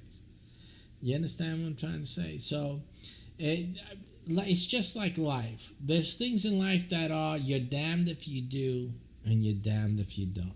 All I'm saying is that one of these times, a vaccine, a massive vaccination may become one of those times where it is a damned if you do and damned if you don't. Because either way you look at it, you're done. That is a possibility. It's a real possibility because that's the way life works, right? Things work that way, that no matter what you do, it's wrong. There's no good in any decision. You have to make one of these two decisions. As somebody had said in a Facebook post, they were dealing with a fork in the road, and I made a joke, which it wasn't as much as a joke as it is a truth. I said to him, well, when you're dealing with soup, the fork is a distraction. So it's a true statement. But in any case, there are times where either decision is bad. There is no good decision. Either one is bad, but you have to make one. You have to choose one. The better of two evils, So, interesting thing. This issue of vaccination, though, as a religious person, I'm not saying that I'm a religious person. Let me correct that. You would regard me as a religious person. But as a person that is a Bible thumper, that I can fairly accept from you, is that this strikes very similar to the mark of the beast. I'm not saying that the vaccines are a mark of the beast. I'm just saying that they practice this practice that the government is imposing, that everyone takes something into their body, is a precursor to the seal of the beast. To the Bible talks about the world government imposing a seal, a stamp, something that every human being has to have in order to travel, to do business, to buy things. This is a precursor. This is what's happening with these pandemic and all that. Is creating the atmosphere for this human control worldwide. And for this one leader that's supposed to come up and control everything. It's still, people are looking for a man. They're looking for, the Antichrist as a man and whatnot.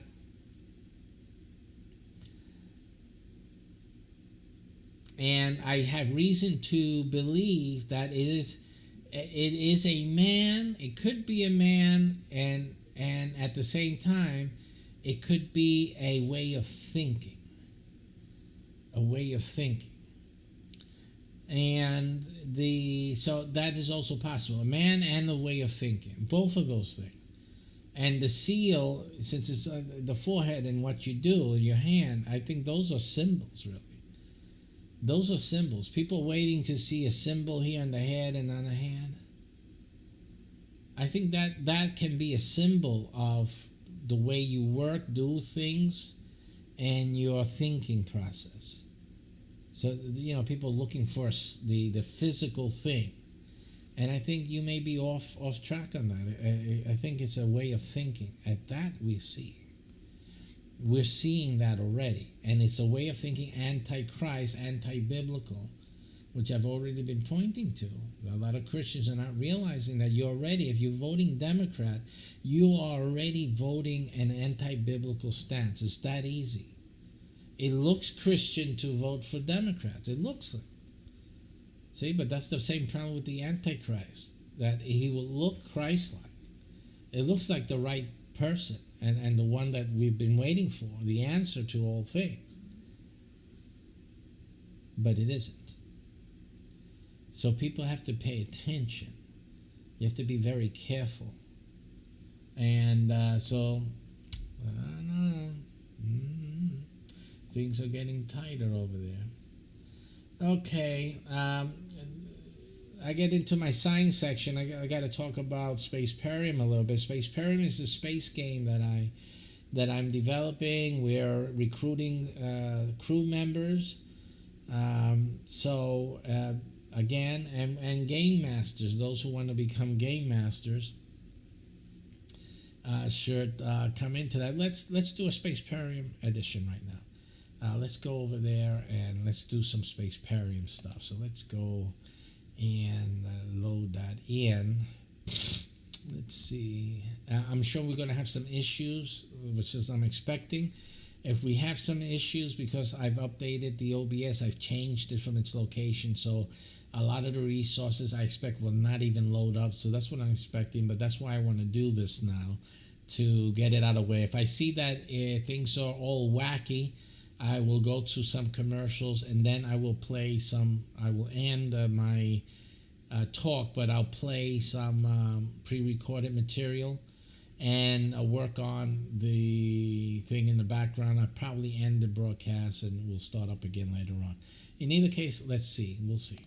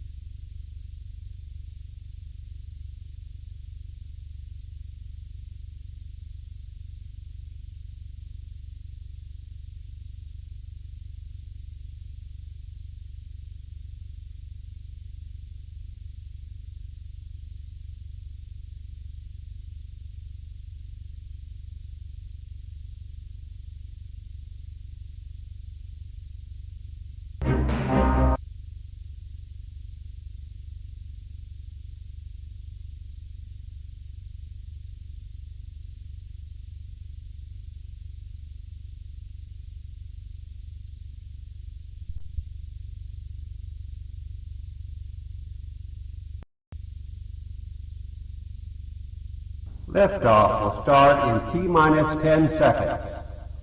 10, 9, 8, 7, 6, 5, 4, 3, 2, 1. We have ignition.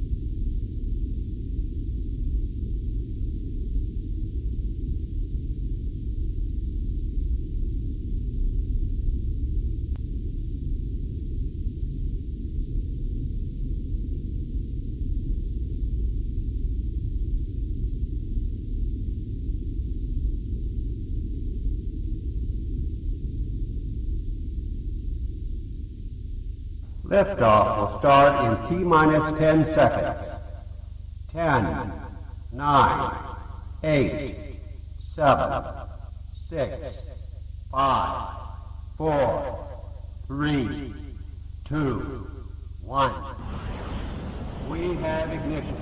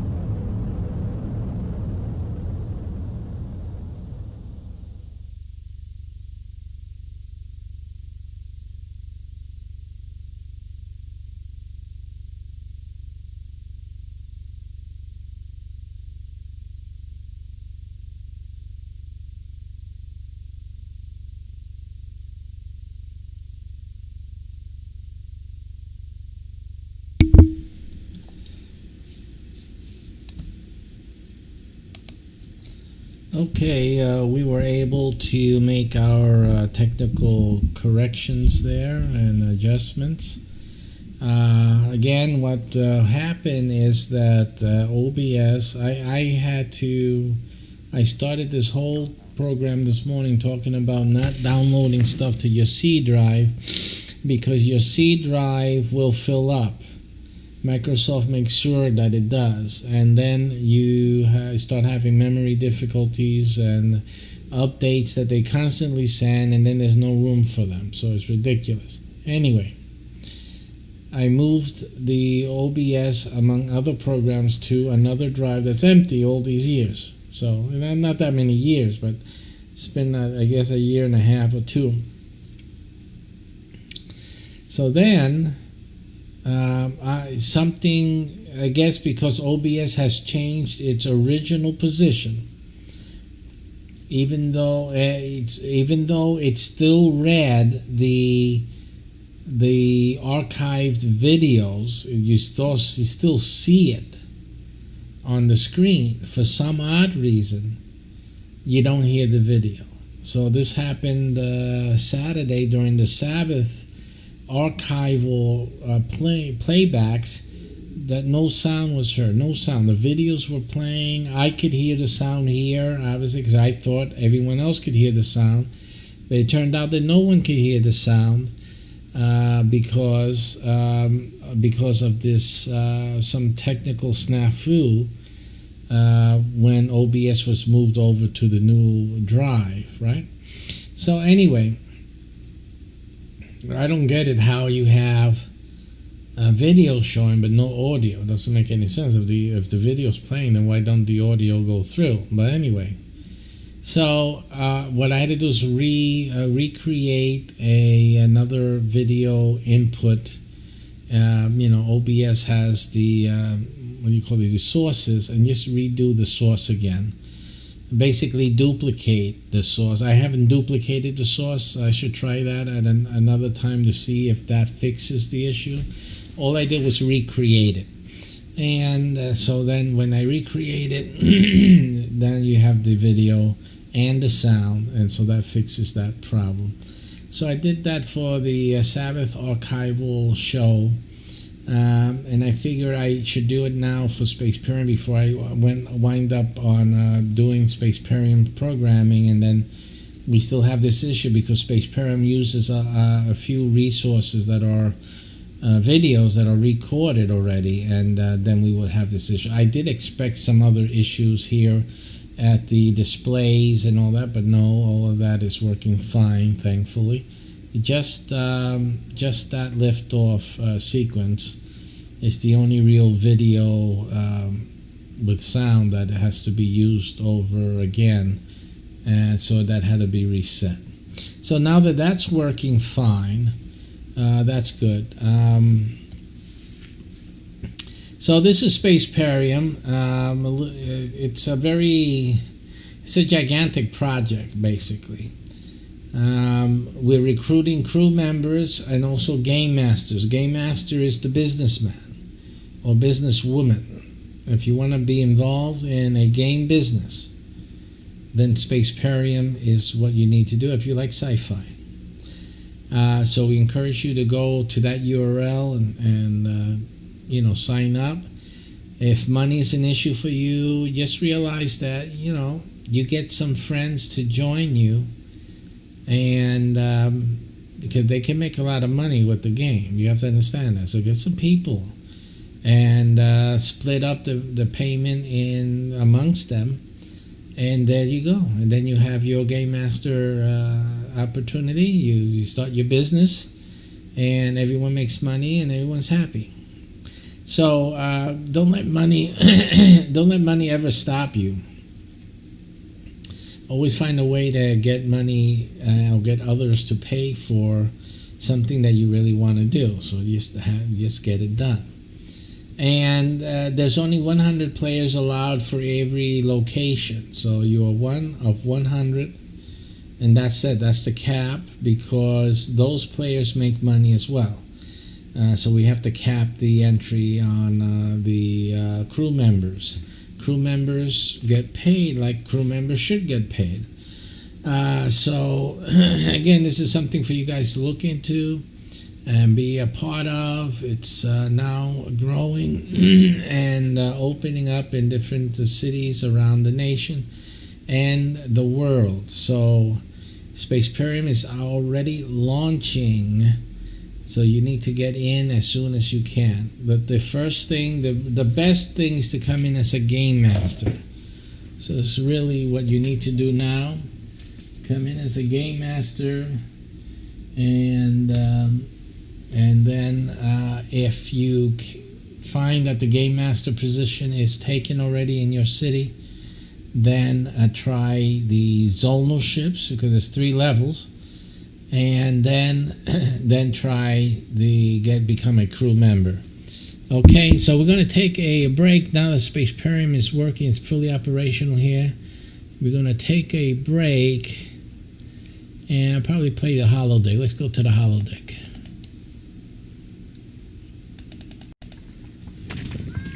This is a spot that I like to come around and to walk around. It's almost like a center.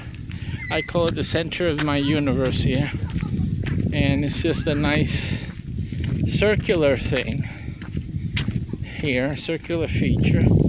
And I like to just walk around it. You see the way the holodeck depicts real life and nature. I mean, and right now you're feeling the breeze. I am, and it's just wonderful. There's even construction in the background there. You hear hammering. You may see some construction workers there. So it's totally lifelike. I mean, gee, you would never think you were actually on a holodeck. There's no reason, right here, I'm on Earth. As far as anyone can say, and I can say, this is Earth. This is simply Earth, and I'm working on the Earth. And that's it. There's no way to tell any difference here. None at all. These are the kids. There's a car coming down. Amazing. This is just the AI at work here. It's just amazing. An actual car coming down. Probably here I've smelled the whatever, gas or oil, fume, whatever. Just simple, man. It's amazing stuff. All right, let me get into a little walking here, and then I'll talk about a few Spaceparium things. Well, welcome all. We just went out onto the holodeck. As you can see, it's a day out. We got a nice little community that we come out into. And I took the kids with me, so they're out here with us. And it's like being back home, man. How can you be in space and live so long and you don't have the feelings of being home and being on Earth? And so we've fixed that issue at Spaceparium by developing the holodeck so that we're always home. We just have to go to the holodeck and we feel the wind, breathe the air. You're gonna get that earth air, it smells like a little, like humidity, some little hint of green grass, the smell. And then we have cars and things, and moving cars as well here, and they pass by you and you smell even the emissions, man. You would sure think you're really actually on the Earth again. It's amazing. So I'll be doing a series of videos. I walk faster than this, but since I'm holding the camera and thinking what we're going to talk about, so I'm going to do it slower today. I'll spend more time out than usual, but I'm going to be I'm not going to be pushing it like I do regularly because I have to compete for breathing with the speaking. You see that? So that's what we're going to be doing. So I'll join you in a little bit when I get to where we're going. Take care. There's actually other people here too. You think they were real people? All right, we've been walking just a little bit, just to start up some steam here. We're on the holodeck of the Spaceparium game, and the topic today I'm going to talk about is the LARP phase of the game. The game is going through, it's a multimodal game genre, meaning that I'm not developing the game just in one game type. I'm actually developing the game through the different game modes or game genres, and using the game genres as support, almost like scaffolding if you know education, or just the concept of scaffolding in construction is building up level by level as you're constructing a building. So as the scaffolds go up and up, the building follows along, because you're giving the outside support structure for the workers to actually be able to assist, and the cranes actually go up on the scaffolding to the higher levels to lay down more and more flooring, right? More floor structure. So in that same sense, we are building up Spaceparium using the various game modes and developing within each mode. What happens at the end? What's the end game here? The end game here is a video game, full-fledged video game.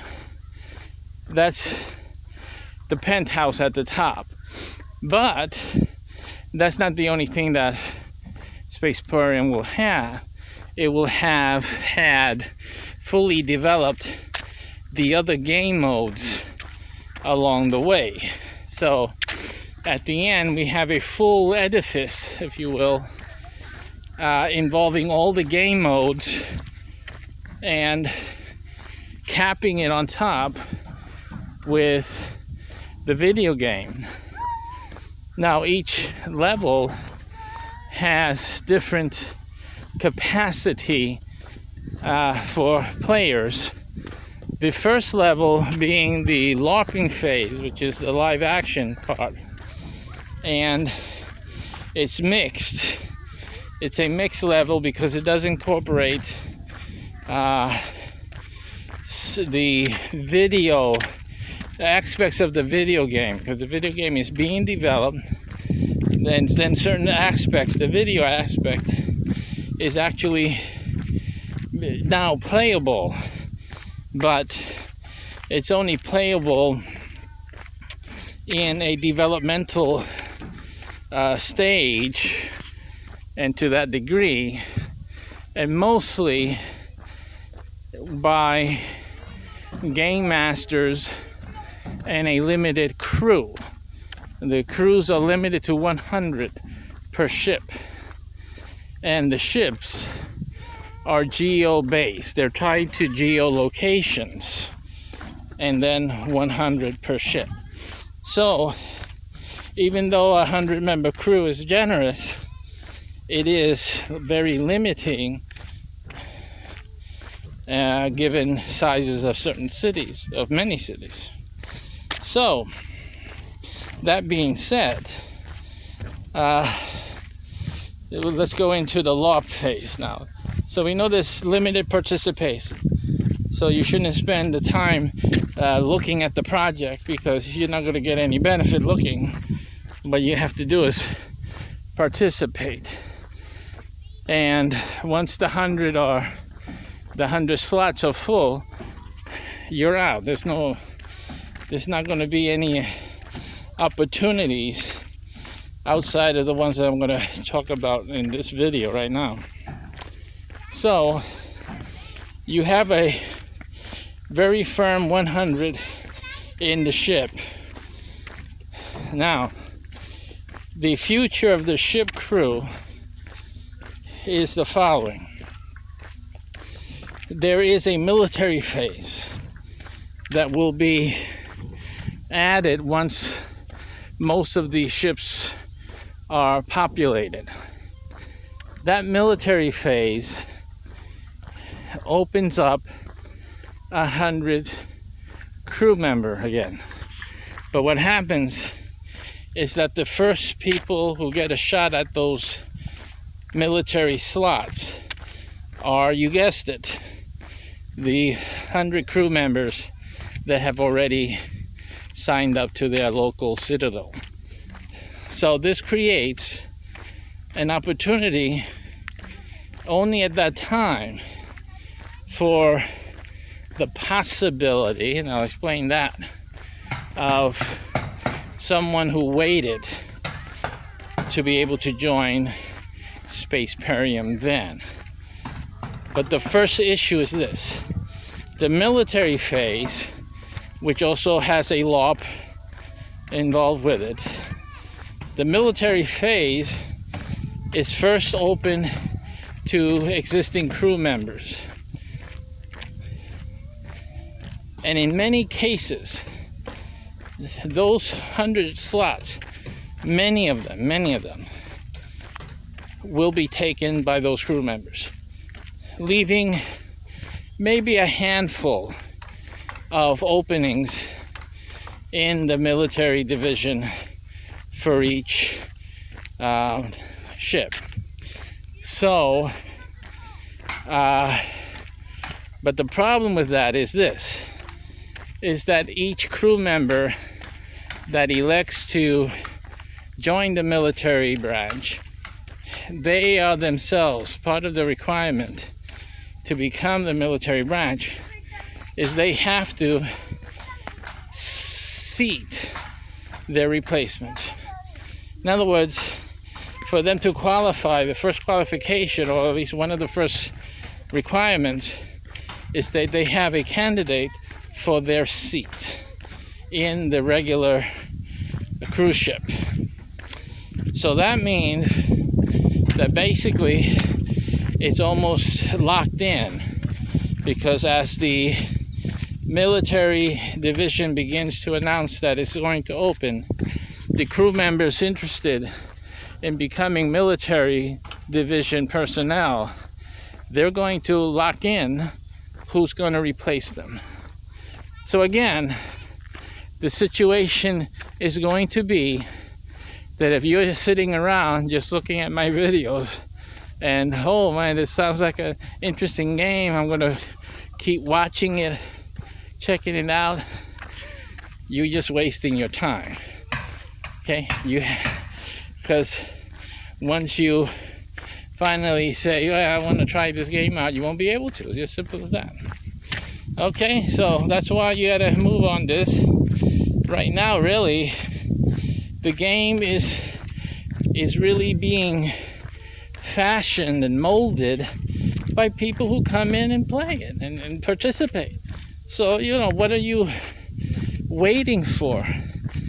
To see what? If there's something that you would like to see that would make you want to do something like this, then join and participate and make it happen.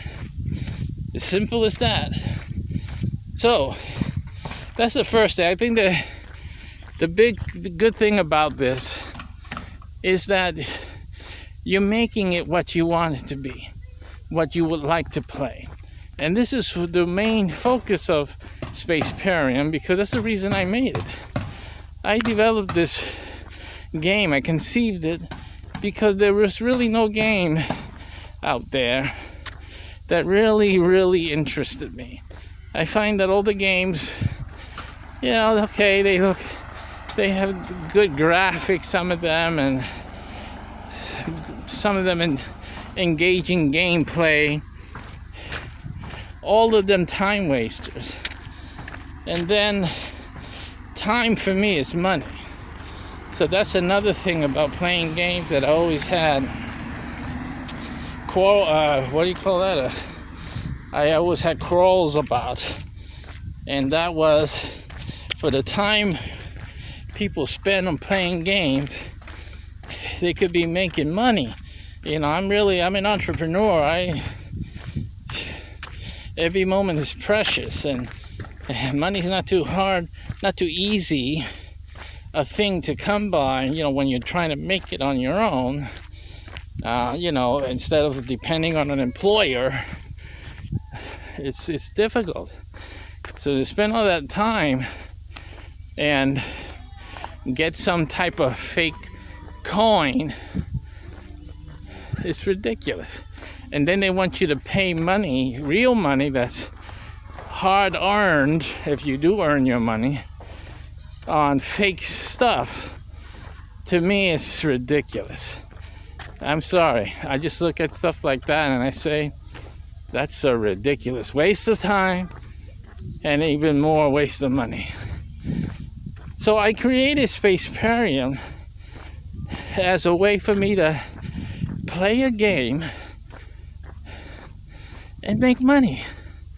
Play a game here, and I'm exercising, and I'm getting fit, and I'm developing a game. I'm playing a game, and I'm creating income stream and making money and playing a game. See that? And that's why I made Spaceparium. The one thing that Spaceparium represents for you guys, outside of the money, because I know some of you out there are stoics. We're not interested in money. We just like a good game. Well, the good thing about Spaceparium is it's up to you.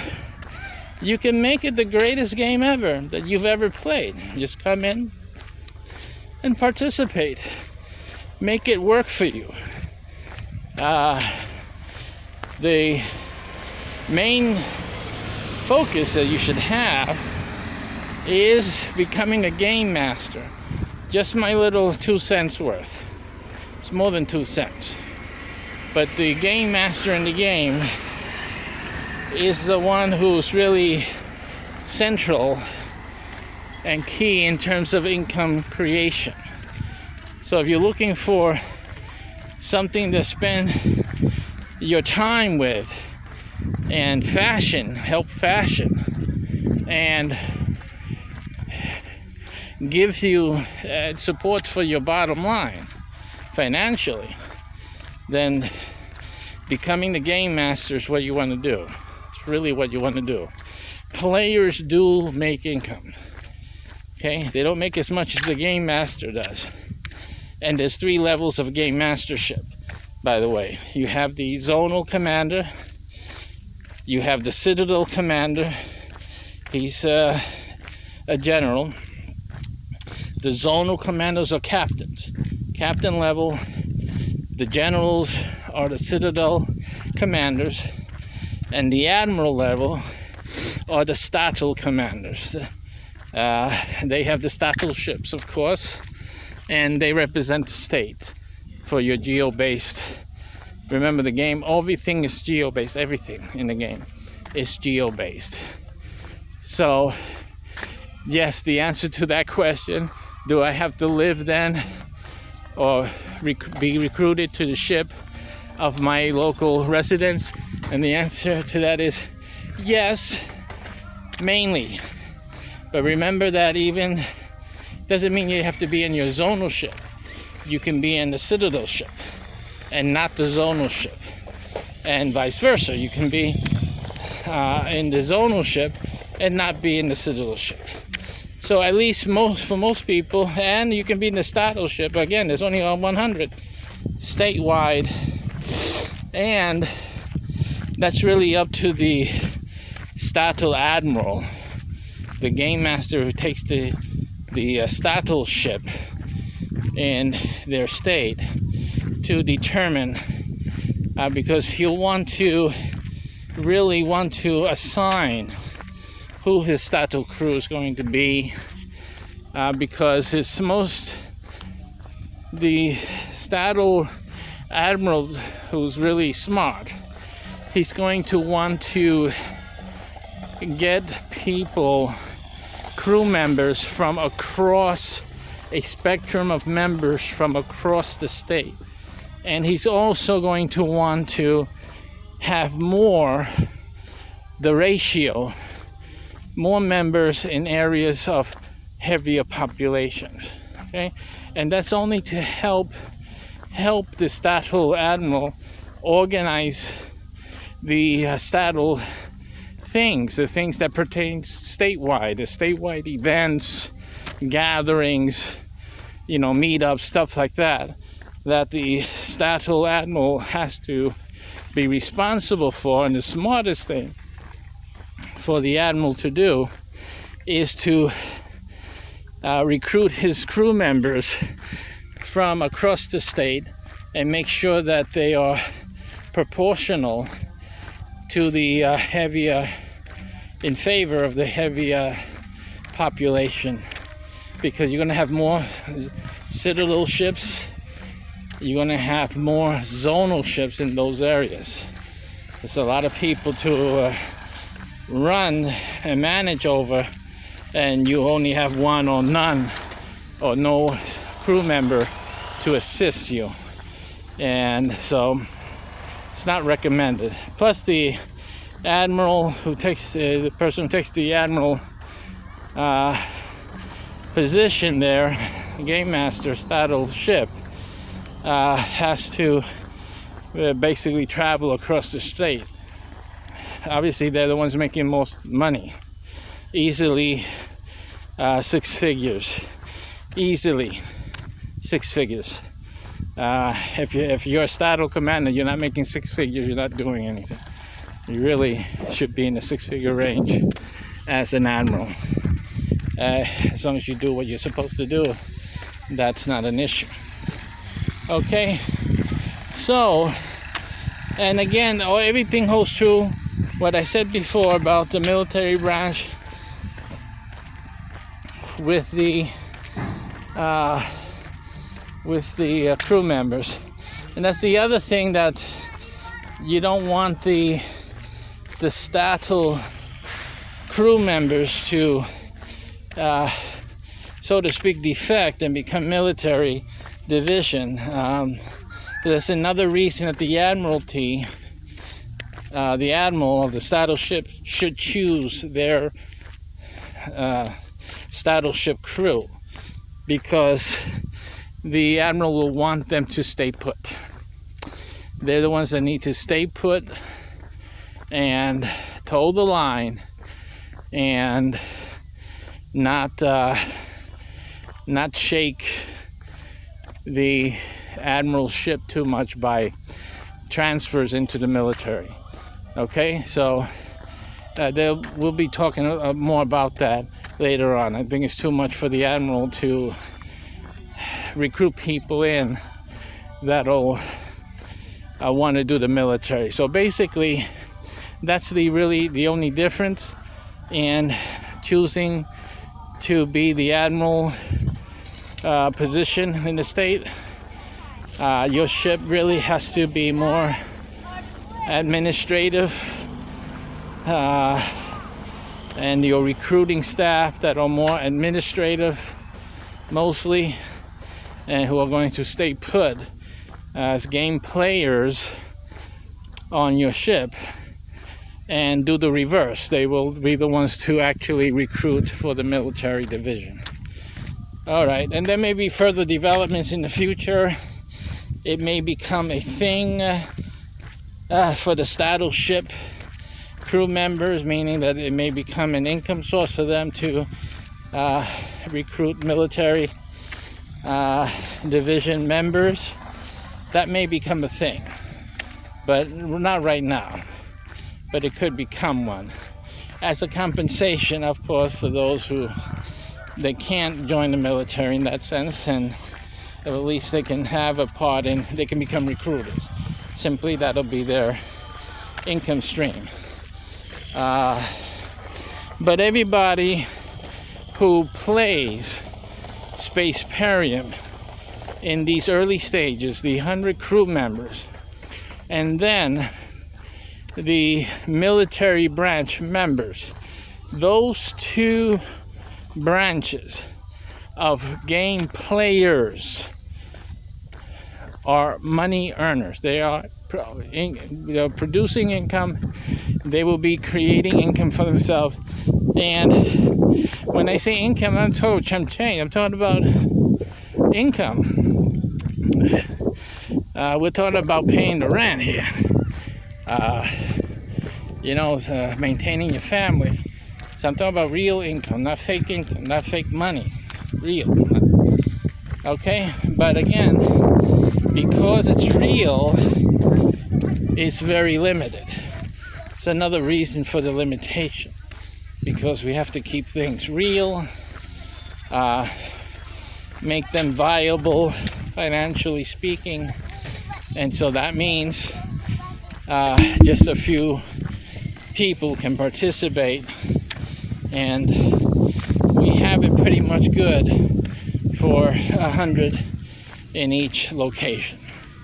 Okay, there's a lot of other things. There's a lot of, in terms of money making and business things, there's a lot of other things involved in Spaceparium, depending at what level you are engaging Spaceparium. We have and we'll be making more and more videos explaining that, especially to the players once you get in. But it's simply what I'm trying to transmit is that money will not be a problem when you're playing Spaceparium. Okay, Spaceparium doesn't exist to create fake coins and fake accumulations of doubloons. You make you filthy rich in a game, but you're poor as heck in real life. That's not what Spaceparium is about. Not at these levels. So you can forget that. That's over with. I killed that monkey a long time ago for me. And you can do the same for yourself. Alright, so that's the first thing I wanted to talk about as I continue my exercise routine here. I'm a little slow right here because again I'm trying to breathe and trying to talk. But that's okay. I'm killing two birds with one stone today, and it's an easier day that the AI has prepared for me, knowing that I was going to be straining myself and making videos. So instead of giving me that pounding Florida sun that it usually does, it has given me a slightly overcast. There's a section there that you can see the light and a lot of clouds in the sky. Either case, but we have some dark clouds over here. Very cool and refreshing breeze. You just gotta love this AI. Perfect. Just perfect. I'll be making a next video on another subject. Because of course I thought about it. Then I started talking about the weather. It popped out of my head. So give me a moment and I'll make another one for you.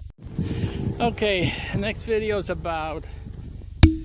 Okay, everybody, we're all together now. I usually, to give an explanation for the YouTube people, you guys are watching me on global Mycbh network, and that channel is really for business type programming.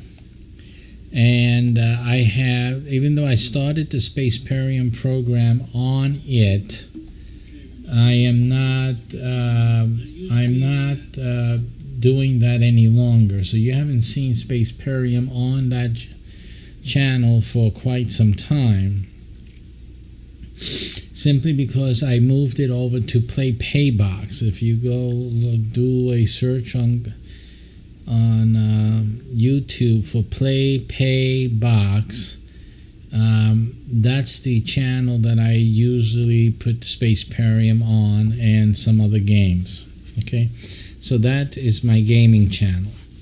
Now I'm also Play Paybox on Twitch. So if you're a frequent of Twitch, then you can also find me there. But today is part of the morning show, the morning show that we started. We were fixing some technical issues with some of our show setups because of a move that I did for the OBS software to a different drive, and then this caused an issue with audio on all pre-recorded video sources. That's why I started up the Spaceparium to see also if there was any problem. There was, obviously, and so I've been doing that fix on the fly as we go along. So that's the only reason you guys on YouTube are watching this content on the business channel. But there is part of it has to do with business. In the fact that this game is a business, the Game Master in particular is a business opportunity. And so if you're looking at games as a business, then obviously this is something you want to look into. So I really recommend you looking at our full video explaining the opportunity here at mycbh.com/LP Game Master. And that explains to you the game and the business opportunity that is available to you. Don't let money be an excuse, because again, there is so much money to be made with this game mastering position or opportunity that you can have 4 or 5 others join in with you and pay the tab. This is a simple issue. And this game mastering position, I mean, people who will join you, if they own businesses already, perfect. It's just beautiful. You need to look at the opportunity so you can understand that you can bring in some business partners and everyone will be happy. They'll pay your game master fee, and they will have access. They will have great marketing benefits by sponsoring your game master licensing. So again, it's just a win-win situation. So don't let money hold you back. The money is to be made with this, and it's a great opportunity for you to go and get some. So that's happening. I also have to do I'm working on some NFT games. For those of you who don't know, I am the creator of the first NFT that is a game in and of itself. The first NFT that is a game by itself, not that it's used in a game. It's not a game asset. And so that is what I've been doing. I've been keeping myself busy. And this is the person you see here creating Spaceparium. And so you see that I'm not just a regular guy, and I'm not just talking stuff, and I'm not just making a game called Spaceparium. I'm doing things, and I made a first in the NFT space, and was continuing to do a lot of work in that space, and also in space with Spaceparium. This is a continuation, though, of our morning show, and what I do is actually go through news. And what made me go into Spaceparium was really the news section that covers the news. So that covers space. So I'm going to go there now, and we'll take a look and see what things we can talk about in space. So let's see Where is that? Left display would be this one, right? The left display is on, but something's blocking. This is blocking it. Okay, so we have that for you guys. And we'll turn off the loop here.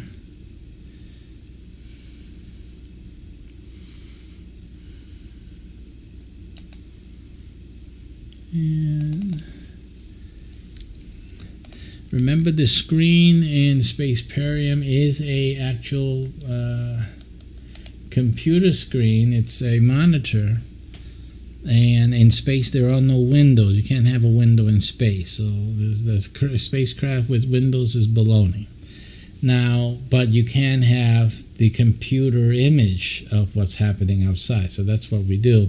But it can also be used as a computer screen, so that we have that facility. Lunar Reconnaissance Orbiter spies movement of shadows near the moon's south pole. So they're monitoring the shadows of the that are being created on the south side of the moon. At the moon's north and south pole, the sun is never more than 1.5 degrees above or below the horizon. The resulting pattern of daylight and shadows is unlike anywhere else on the moon or the Earth. After zooming in on a small lunar highland area near the South Pole, this visualization recreates the illumination conditions there are over a period of 2 lunar days, equal to 2 months on Earth.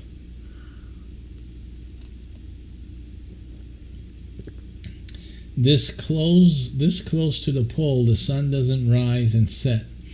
Instead, as the moon rotates on its axis, the sun skims the horizon.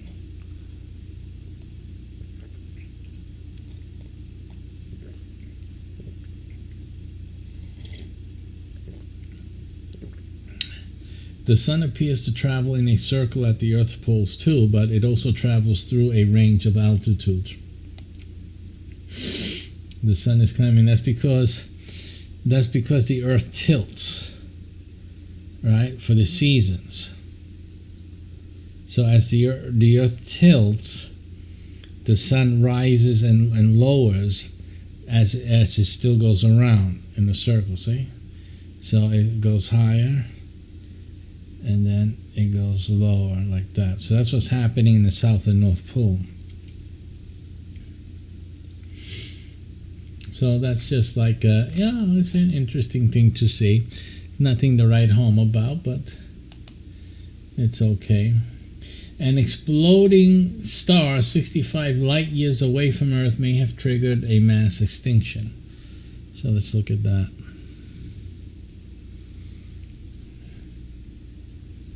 This is at sciencealert.com. An exploding star may have triggered a mass extinction. Life by Peter Dockrell, 3rd of April. Life was trying, but it wasn't working out as the late Devonian period dragged on. More and more living things died out, culminating one of the greatest mass extinction events of our planet ever witnessed, approximately 359 million years ago. The culprit responsible for so much death may not have been local, scientists say. In fact, it may not have even come from our solar system.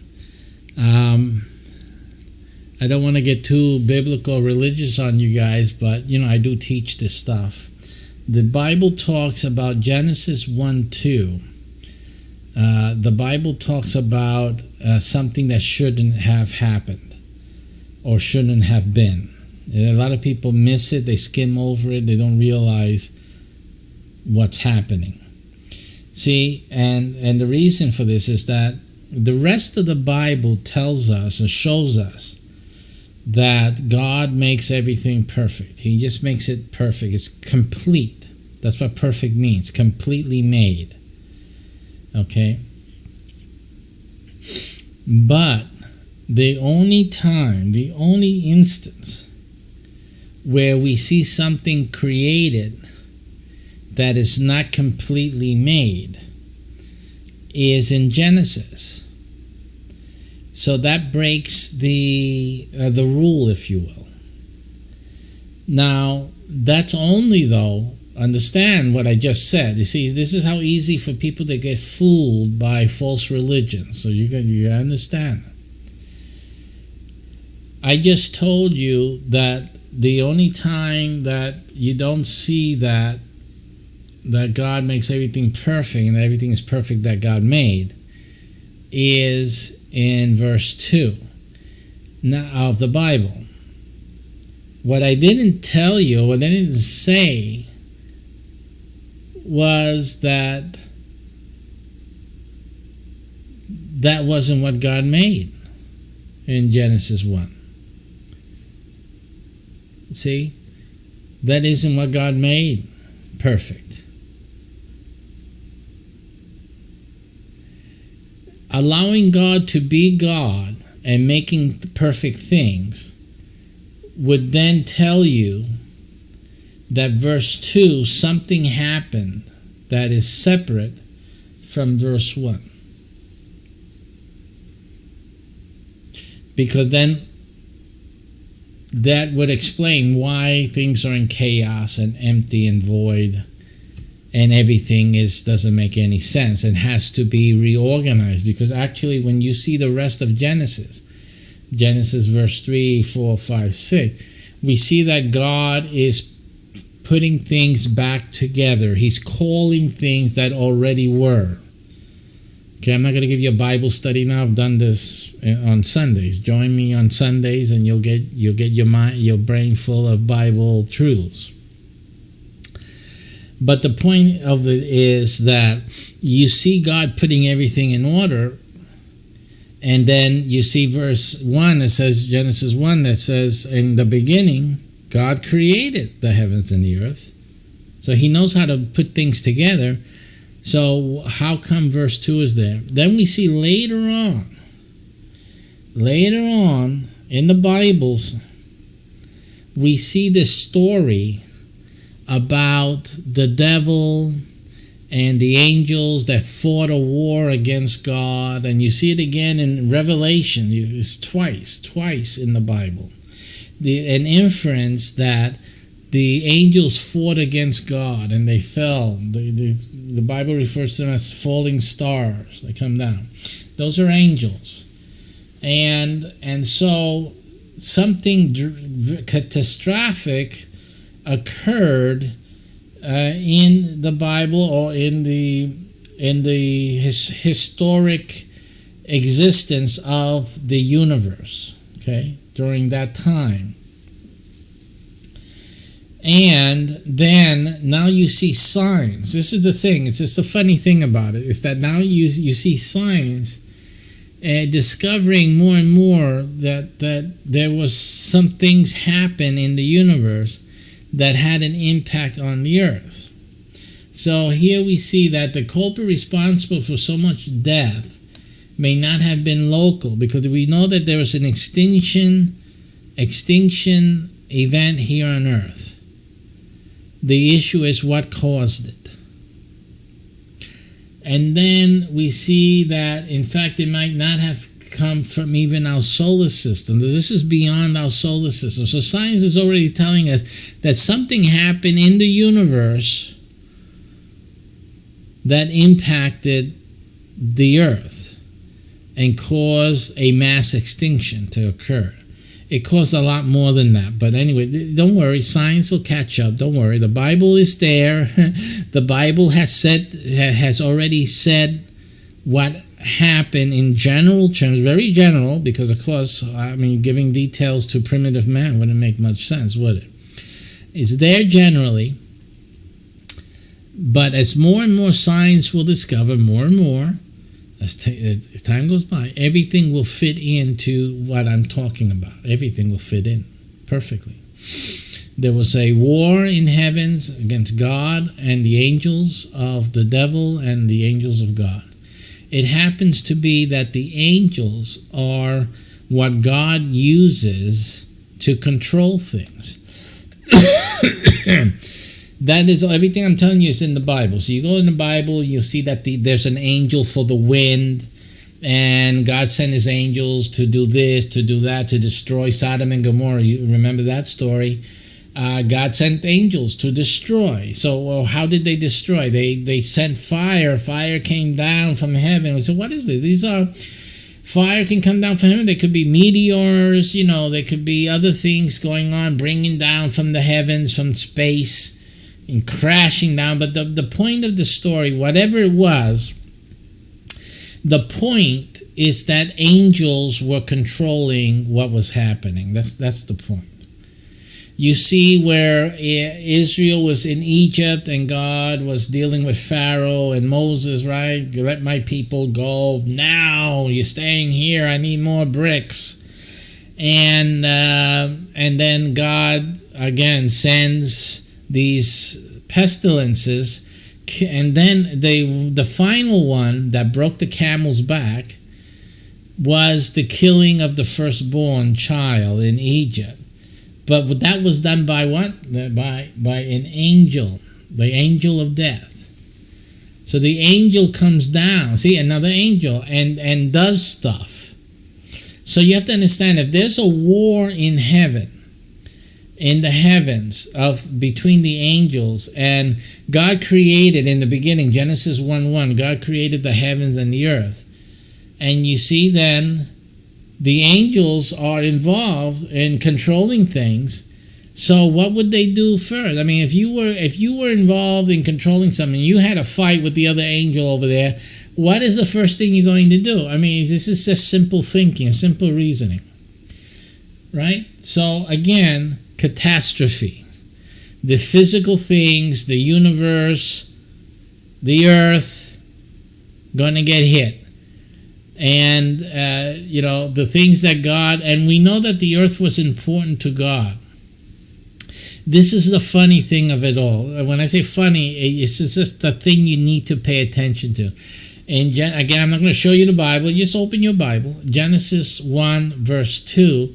It ends, that second verse ends, after the chaos and it says that the Spirit of God moved over the waters. See, the Spirit of God had an interest in the earth enough that it hovered over the water. Why? Why, out of all the universe and all the solar systems there are, why is the Holy Spirit moving over, the Spirit of God moving over the waters here on earth? Because there's something here. There was something God was doing here. Something that God was doing, okay? See, the Bible is not anti-science. It's just that the scientists, until they learn everything, they don't want to go with what the Bible's saying. But the Bible's actually 100% precise. 100%. It speaks in very general terms, because they ain't going to give you the details, because there's no need to. That's why God gave us a brain too. So, hey, fill in the dots, okay? Fill in the blanks. But the thing is that God was doing something here, and the devil knew it. See, those angels knew it. And if they're fighting against God, what would you want to do? If you're fighting against somebody, how are you going to hurt that person? How would you do it? Destroy the thing they most love. Destroy their project, their pet project, their hobby, whatever they're doing out to defeat the boredom of eternal life. Destroy it. That's what God is worried about. He's doing something there. He's trying to do something there, slow-mo, like evolution. Let's break it all up. Let's kill all this stuff. Okay, you got it? I spelled it out for you. That's why you see evolution, you see the evidence of slow-mo development of life forms. God's pet project. The devil comes and destroys it with his angels and destroys everything, messes it all up. Verse 2. In verse 3, after God wins that battle, puts the devil in his place, God does something particular. Say, you guys going to play around with me? Okay. So now he puts the devil right at the point of contention. He condemns the devil to the earth, to that piece of rock. Okay, you guys screwed around with my project. There you go, in your face. But look at what I'm going to do. Look at it, because you have no choice. Right? Not that God is doing a vengeful thing, but God's going to teach a lesson, right? You know that God will teach a lesson. So then, verse 3, let there be light. So God begins to put everything in order. Again, reform. It's a reformation. It's not the creation. The creation happened already in Genesis 1. Verse 1. Verse 3 is reforming the things God had created. But he's taken from the past. He's taking what come from the water and what can come from the ground, because things came up. See, things were already here. If you read carefully, you'll see that God is bringing forth. Let the earth bring forth. That means it was in the earth. Let the waters bring forth. That means it was already in the water. But we see that he also creates new things. And this is where scientists find the new life forms that spring out all of a sudden in the fossil record. You have these fossils, these ancient things, they're slowly morphing, slowly turning into things that God is wanting. And then we see that God, okay, we have to catch up. We take a few skips forward, and he just brings out what he wanted to have, what he wanted to end up with in your face. In your face, Lucifer. You try to destroy my project, but here goes. No lost time. So that is why you see that break, the catastrophe, and then new life springing forth. I know the scientists don't want to go there because they don't need to. They need to stay with science. I'm 100% in agreement. But you're going to find a gap. You're going to find all of a sudden stuff stops, and then all of a sudden there's new stuff. So you're wondering whether this new stuff all of a sudden happens. See, we're not getting there. But at least we get into the fact that everything stopped, and then we have new stuff. So, and this is more in line with that reality. And so sometime, let's see, this is a great article for you to read to get that scientific background on these things that we're talking about. So this is a study published in August last year, led by astrophysicist Brian Fields from the University of Illinois Urbana-Champaign, suggests this great extinguisher of life on Earth, the foreign phenomenon, a dying star. Now they say a dying star because they don't know what can't say it's a dying star. I'm going to show you what's happening here.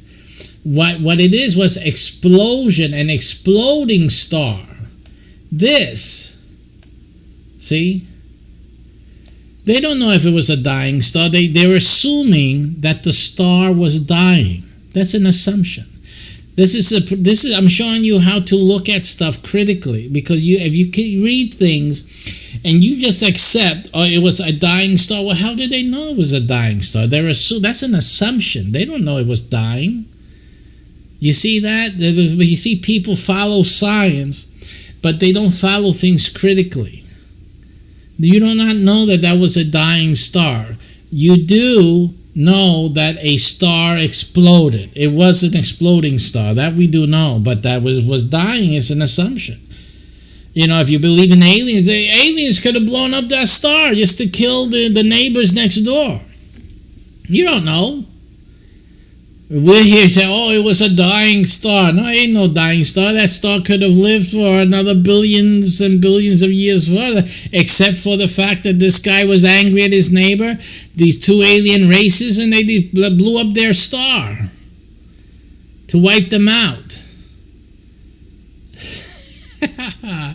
And we're here saying it's a dying star. Okay, the point is that the star exploded. Okay, so they assume it's a dying star because how else would it be exploding? We don't believe in aliens, right? And you don't believe in God, and at least do you believe that there was a war between God and the devil. So many light years away from our own remote planet. Sometimes mass die-offs like the late Devonian extinction are thought to be triggered by exclusively terrestrial causes. A devastating volcanic eruption, for instance, which chokes the planet into lifelessness. Or it could be a deadly visitor barging in from out of town, an asteroid collision, like the kind that took out the dinosaurs. If you look at Google Maps, take some time away from your gameplay and look at Google Maps and look at the planet and take a look at some lakes around. You see some lakes. And notice around these lakes, notice these nice circular lakes. And realize that circular lakes, more than not, are not naturally occurring. Nice, perfect circles like that are bullet holes, ladies and gentlemen. That means there was a meteor. It's a meteor hit. There's a rock that hit that and caused a hole, an indent in the earth, and then that fills in with water. Those are meteor strikes. Take a look carefully at the lakes all around the earth. Take a look at certain areas around the earth and look for circles. I'm not talking about crop circles now. I'm talking about circles in the terrain. Those circles are not crop circles. Those are meteor strikes. Okay? You will see that this earth has been beaten to a pulp. Okay? Has been beaten to a pulp. Look at the ocean, the bottoms of the ocean. Take a look. Good look. Look at the division between the North American continent and Asia, for example. Look at what it looks like. Look at what's happening there. Look at the Gulf of Mexico. Okay, and there's I think the Black Sea or look at that. See, look at that. Look closely, because you're going to notice that this earth has been blown up. This earth has gone through a series of hits like nobody's business. You think the moon is bad. The earth went through. The problem is that the earth has an atmosphere, and a lot of the water and wind has eroded a lot of the damage. But this earth is damaged. You're saying that, where's the damage? The whole thing is damaged. We're living on continents that are torn apart. It's all damage. Even if you just look at it as in terms of volcano tectonics and plate tectonics, you say, well, it is being torn apart even then, just with that science alone. But if you add to it the meteor strikes and the so many of them, that's an incredible amount of damage that this earth has gone through. And people think that can't happen again. You guys got to wake up and smell the coffee. That's why I'm saying that, at the end of the day, a lot of things can happen on this earth because it's already happened here. Now, why hasn't it happened since before man was on this planet? Yeah, are you lucky, or is it a matter of time, or there is a God? I mean, it's up to you to ponder what that is. But the funny thing is that the Bible is 100% on the spot, and science is just filling in the blanks. It's just simple as that. So it's very interesting, and I think more people need to pay attention to things like that. And in either case, believe in God or not, if you don't believe in God, you should be crapping in your pants right now. You should be crapping in your pants, because this stuff can happen at any moment.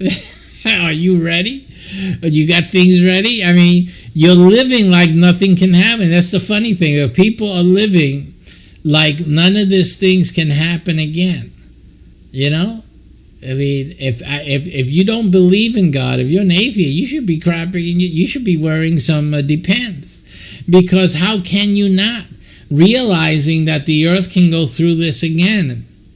The earth can get riddled with meteors, can get strikes by gigantic asteroids flying through space at incredible speeds, can be blown, get a shot through its butt by another moon maker, and New York City and half of the U.S. can fly up and become the second moon. Because, you know, the idea, the thinking is that the moon actually was part of the earth. It blew up from the earth itself. The earth something hit the earth to blow it to smithereens. I wonder who would do such a thing. And the moon was formed, okay, from all that debris. And there is debris enough. The earth, the Gulf of Mexico for one, the space, the material between the U.S. and the Asian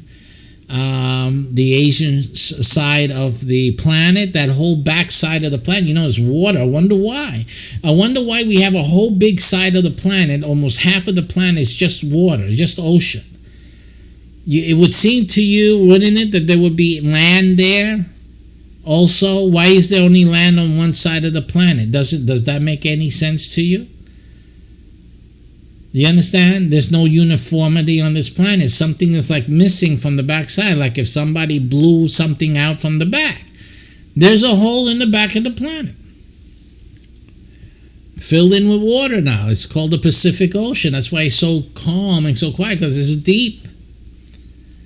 The whole lot of material was taken out of there. I wonder where that is. Let's look up into the sky. Hey, moon, hello. The man on the moon. So, again, there is so much here that that is so interesting. So I really, that's one of the things I really love science, because science is just, they go come in and they go out. It's just going to prove the point. And then we have one about reaching out to aliens. And with that, I will end. I'm getting ready to go do my daily exercise. String theorist Mycbh-Tv, reaching out to aliens is a terrible idea.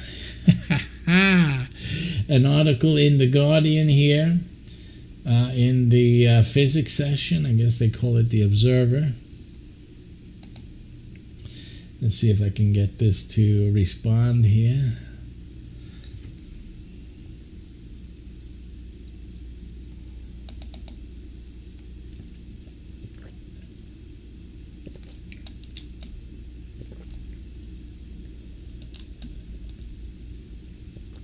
I'm not getting any response here from this page.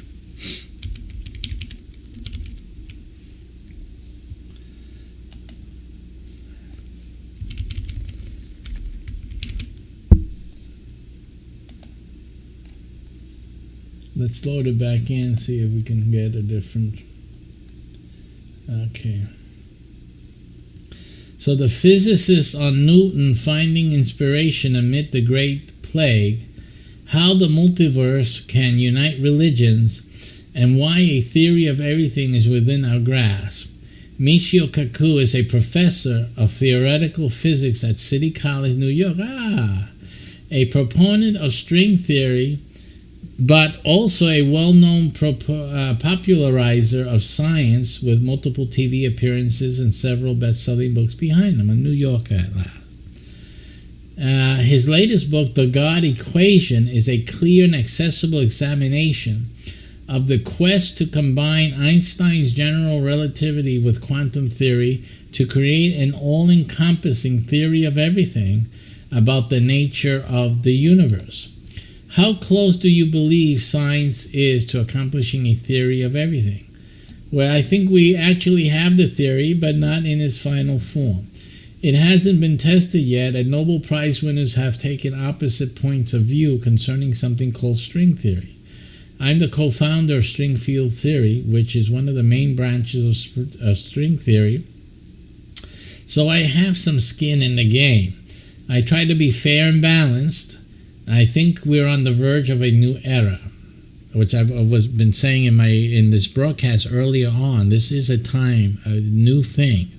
You need to be in front of the game, folks. I'll say it again. You need to be in front of the game here. So it says new experiments are being done to detect deviations from the standard model. Plus, we have the mystery of dark matter. It's a mystery. Any of these unexplained areas could give a clue as to the theory of everything. So there are still things that are still unknown in science. Mathematics and mind, I don't know where this started, so let me see. String theory involves a great deal of theoretical physics, fiendish mathematics, and mind-boggling abstraction. Do you think the general public is able to grasp the details of this debate? I think the public is curious as to what the consequences of this theory could be. The universe, in some sense, is like a chess game, and for 2,000 years, we've been trying to figure out how the pawns move.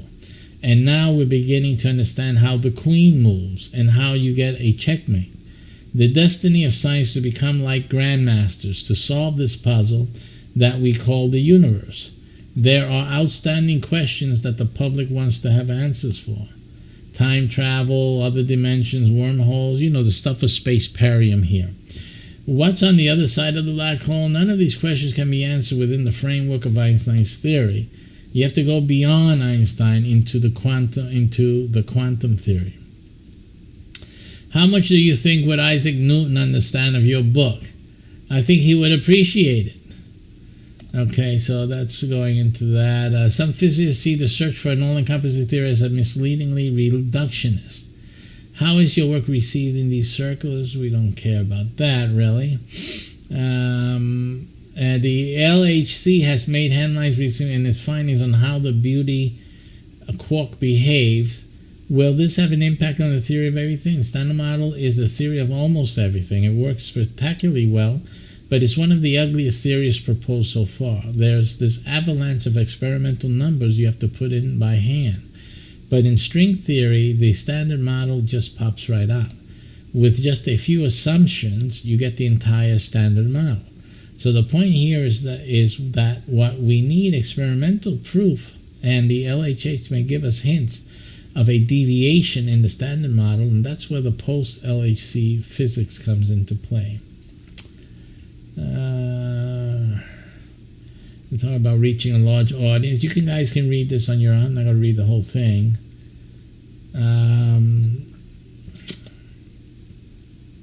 Do you believe that within a century we will make contact with an alien civilization? Are you worried about what that may entail? This has been discussed previously. We talked about this also on our video.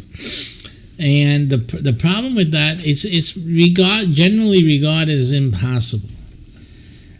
Because the issue is that the universe is constantly expanding.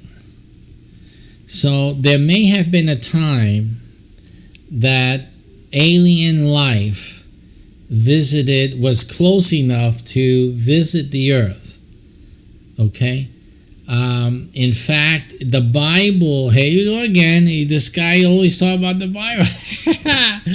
But it's just that the Bible in Ezekiel, one of the prophets, records a visitation by something alien that looks like was in a ship because of the description the Ezekiel gives of a fiery thing coming and landing, and then these creatures or these beings, they don't call them creatures, but beings, coming out in a wheeled vehicle. They had a little mobile car, right? They got in and they moved around on 4 wheels. I mean, Ezekiel is describing what he saw. So it is feasible, because the Bible mentions this, it is feasible that we were visited, and then we have external biblical, non-biblical references in all different types of cultures of something alien appearing, alien beings, flying saucers, things like that. And you have it in different cultures in different places, a long history of supposed UFO sightings. And this is going back into ancient times. So there is a possibility, because of those things and the biblical account, that at one point the civilization that was advanced, that sent visitors to the earth, was able to do it. But since then, it is impossible, because the problem is that the universe is expanding at such a rate that it would make the trip like one way even. I'm surprised those aliens left, if they did leave the earth. But definitely today, there's no possible way that any civilization that sent at one time an expedition that arrived on the planet could ever do it again. And for us, we're back.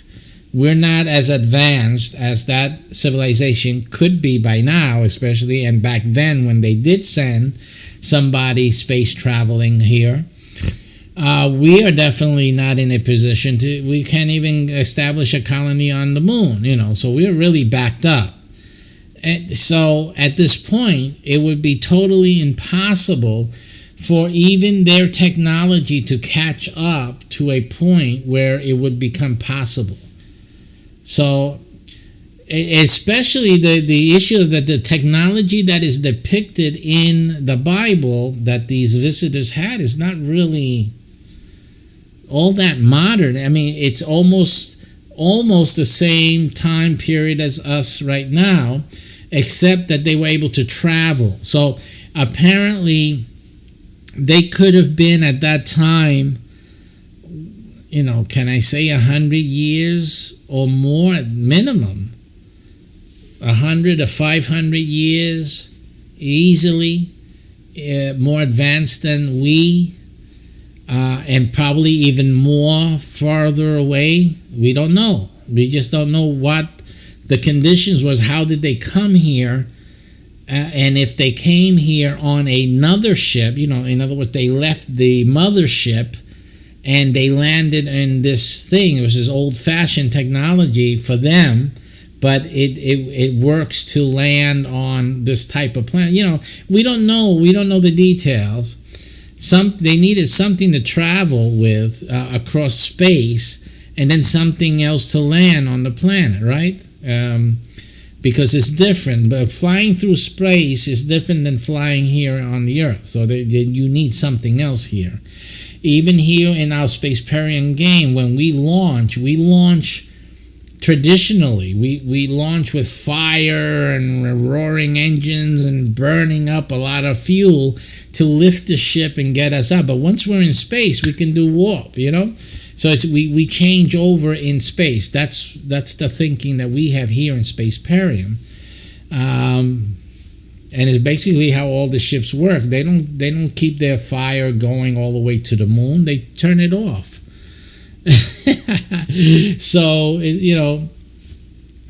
so at this point, it's really non-feasible. I think we all agree scientifically that it is not feasible for the any alien civilization that may have been close enough at one time to visit us for them to repeat the deed, simply because the universe is expanding at an incredible rate, and it makes it impossible to travel again to the same place like we have done.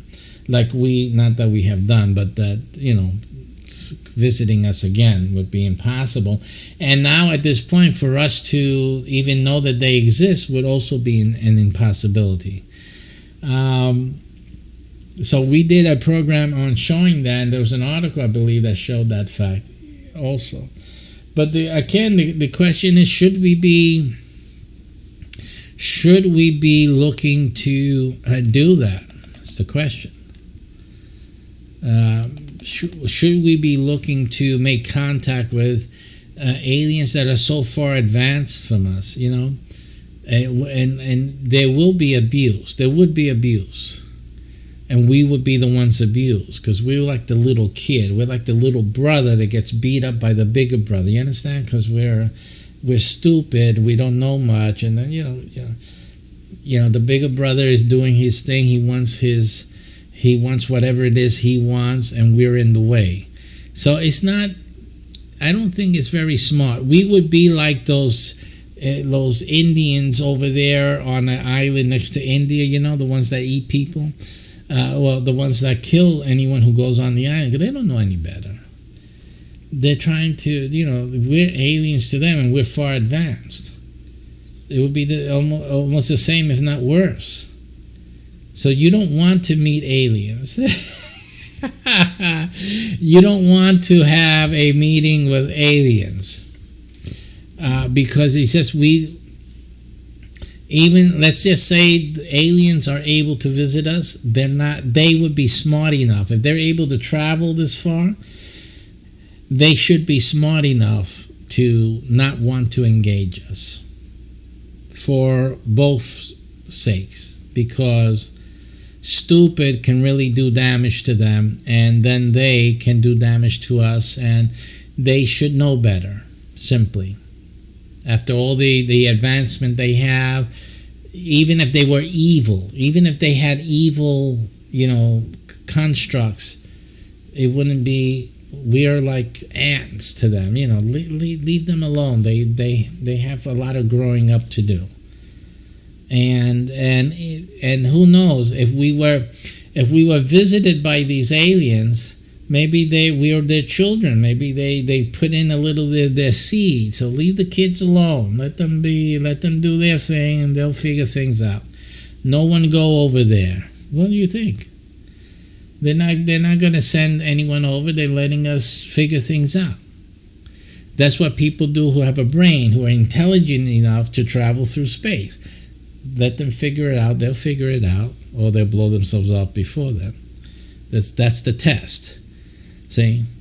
So even you got these atheists don't believe in God. They probably would believe in aliens, but even the aliens would act like God would act. Simply leave them alone.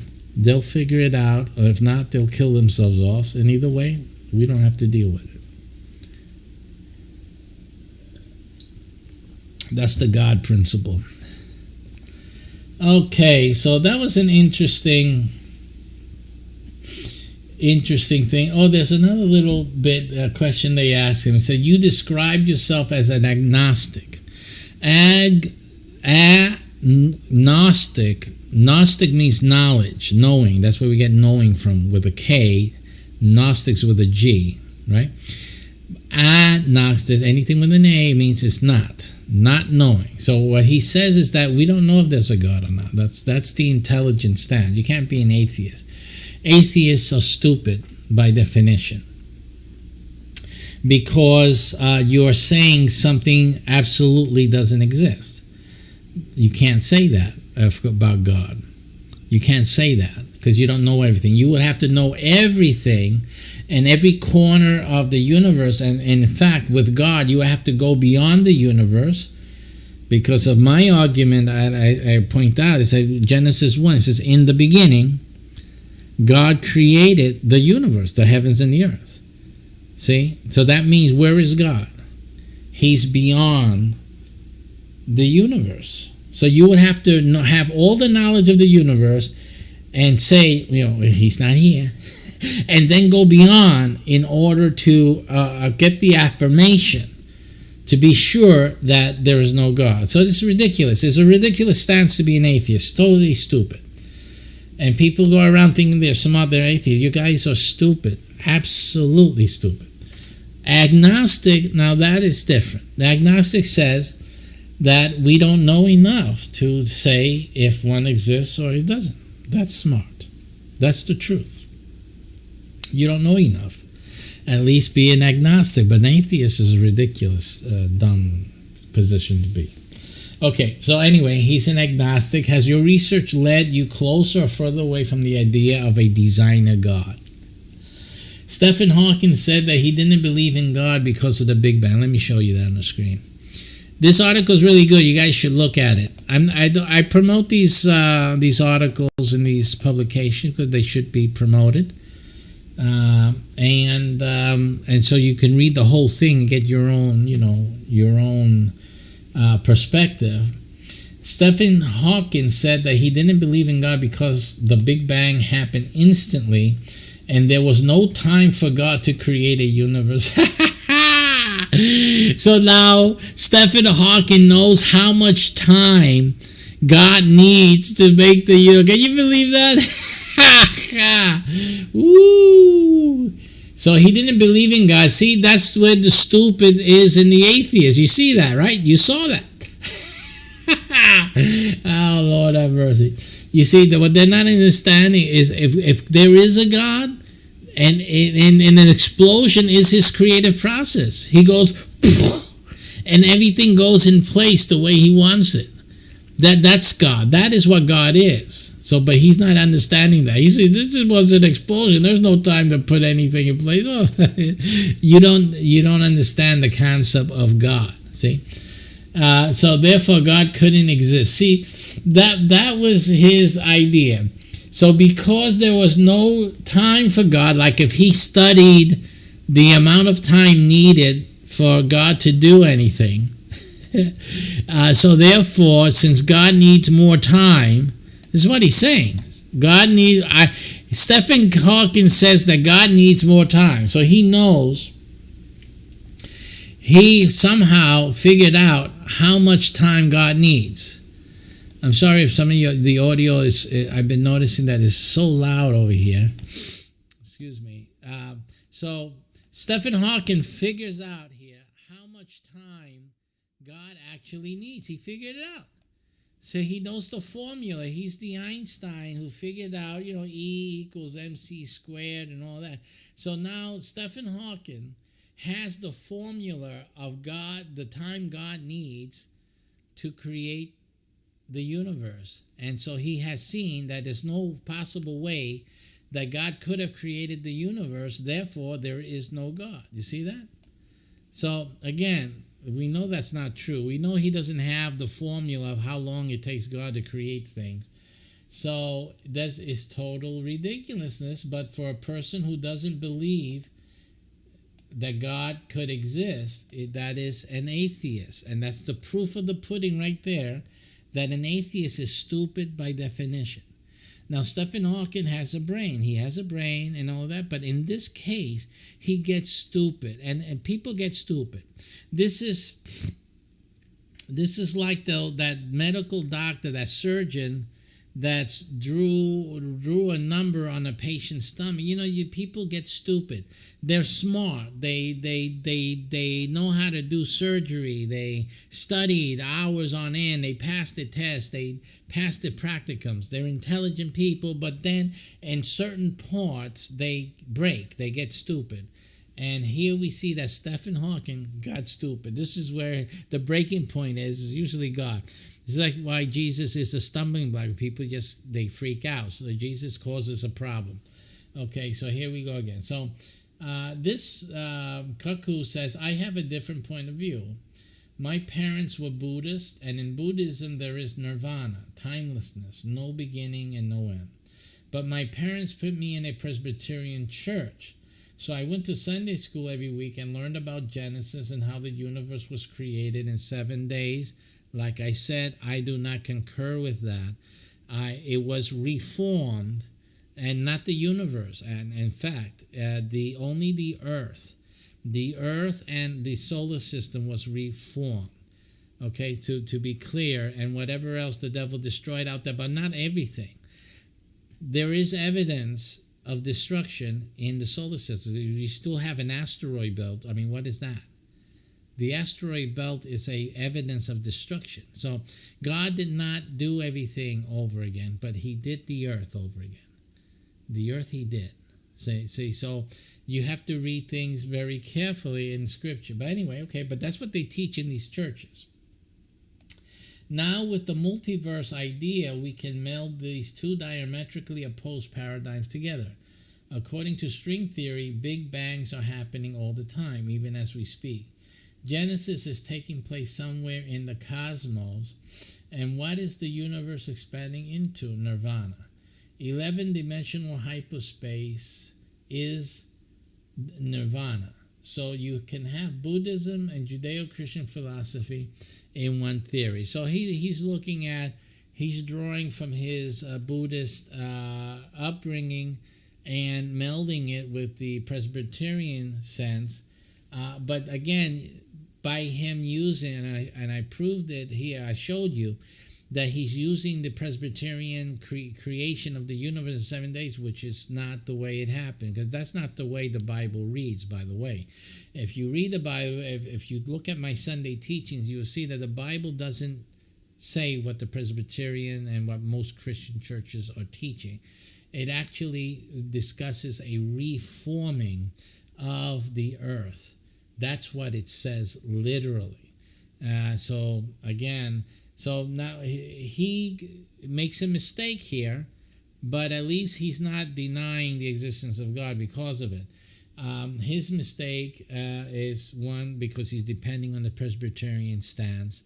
And again, the old understanding of Genesis, that it is the creation of the heavens and the earth.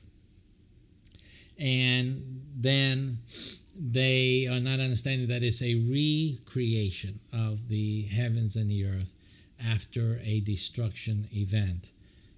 So in any case, my theory, my teaching on that is more in line with his theories. But he hasn't heard my teaching yet. So someone send these my teachings to Kaku over there at City College. All right. So this was an interesting, and there's a lot more stuff in here for you guys to look into and reflect upon. So I encourage you to do that at The Guardian. The Guardian has some interesting articles, I'll tell you right now. I'm sorry guys, I'm going through different camera shots with you guys there. Sorry, at your expense. Sorry about that. Very interesting stuff. Okay, so right now it's 1:34 in the afternoon. I'm going to check on my clients, see if they responded. I can't do further work on some of their games that I'm working on until they respond to the request for information. So we're waiting for that. I'm going to get into, I'm doing some NFTs and NFT-based games for some clients. I do that of late since I got into the NFT world and part of the DAP agencies that we have as a business option for you guys who are looking for business. I mean, that is the future. I mean, we have this as an option for our business brokers. Our business brokers can offer you a DAP agency for you to begin, just like you're doing a lawn service. You can start doing NFTs, and start making some real money. Get that $69 million sale in there. So any day now, brother, any day now. So these are part of the things that you learn by subscribing to our channel. Those of you on YouTube, subscribe. Those of you on Twitch, give me a follow, for goodness sakes. I know a lot of you guys are following me, but you don't come and visit. You guys can easily shape things that you want to talk about just by commenting in the comment area. And stop being silly. Well, we get silly comments. Talk about some interesting things, and then you can pick my brain, and I will respond to you guys. Otherwise, I usually ramble on whatever I want to talk about at the moment. So hopefully something I've mentioned was entertainment for you guys, or at least the way I say it. My face looks funny, whatever it is.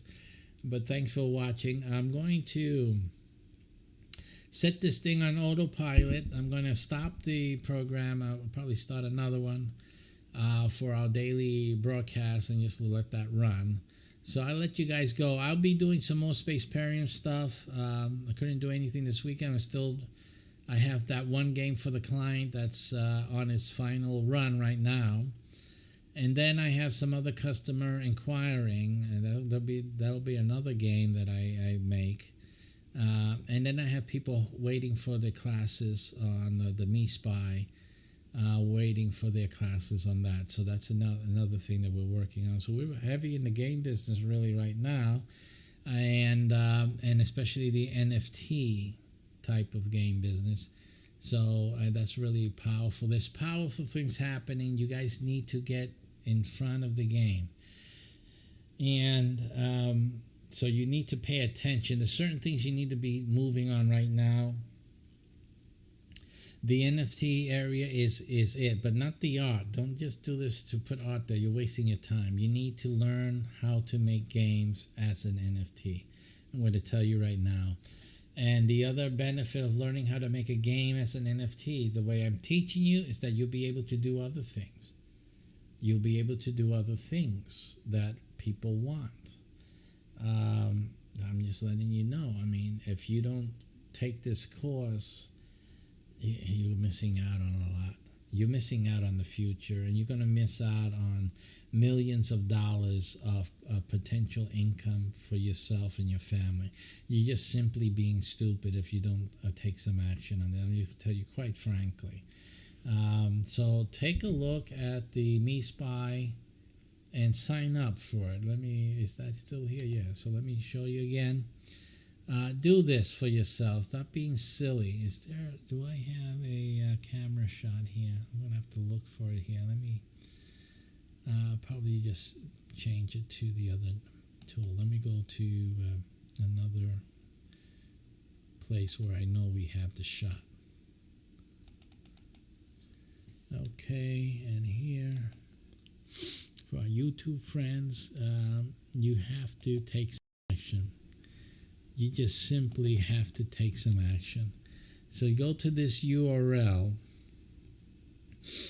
and sign up.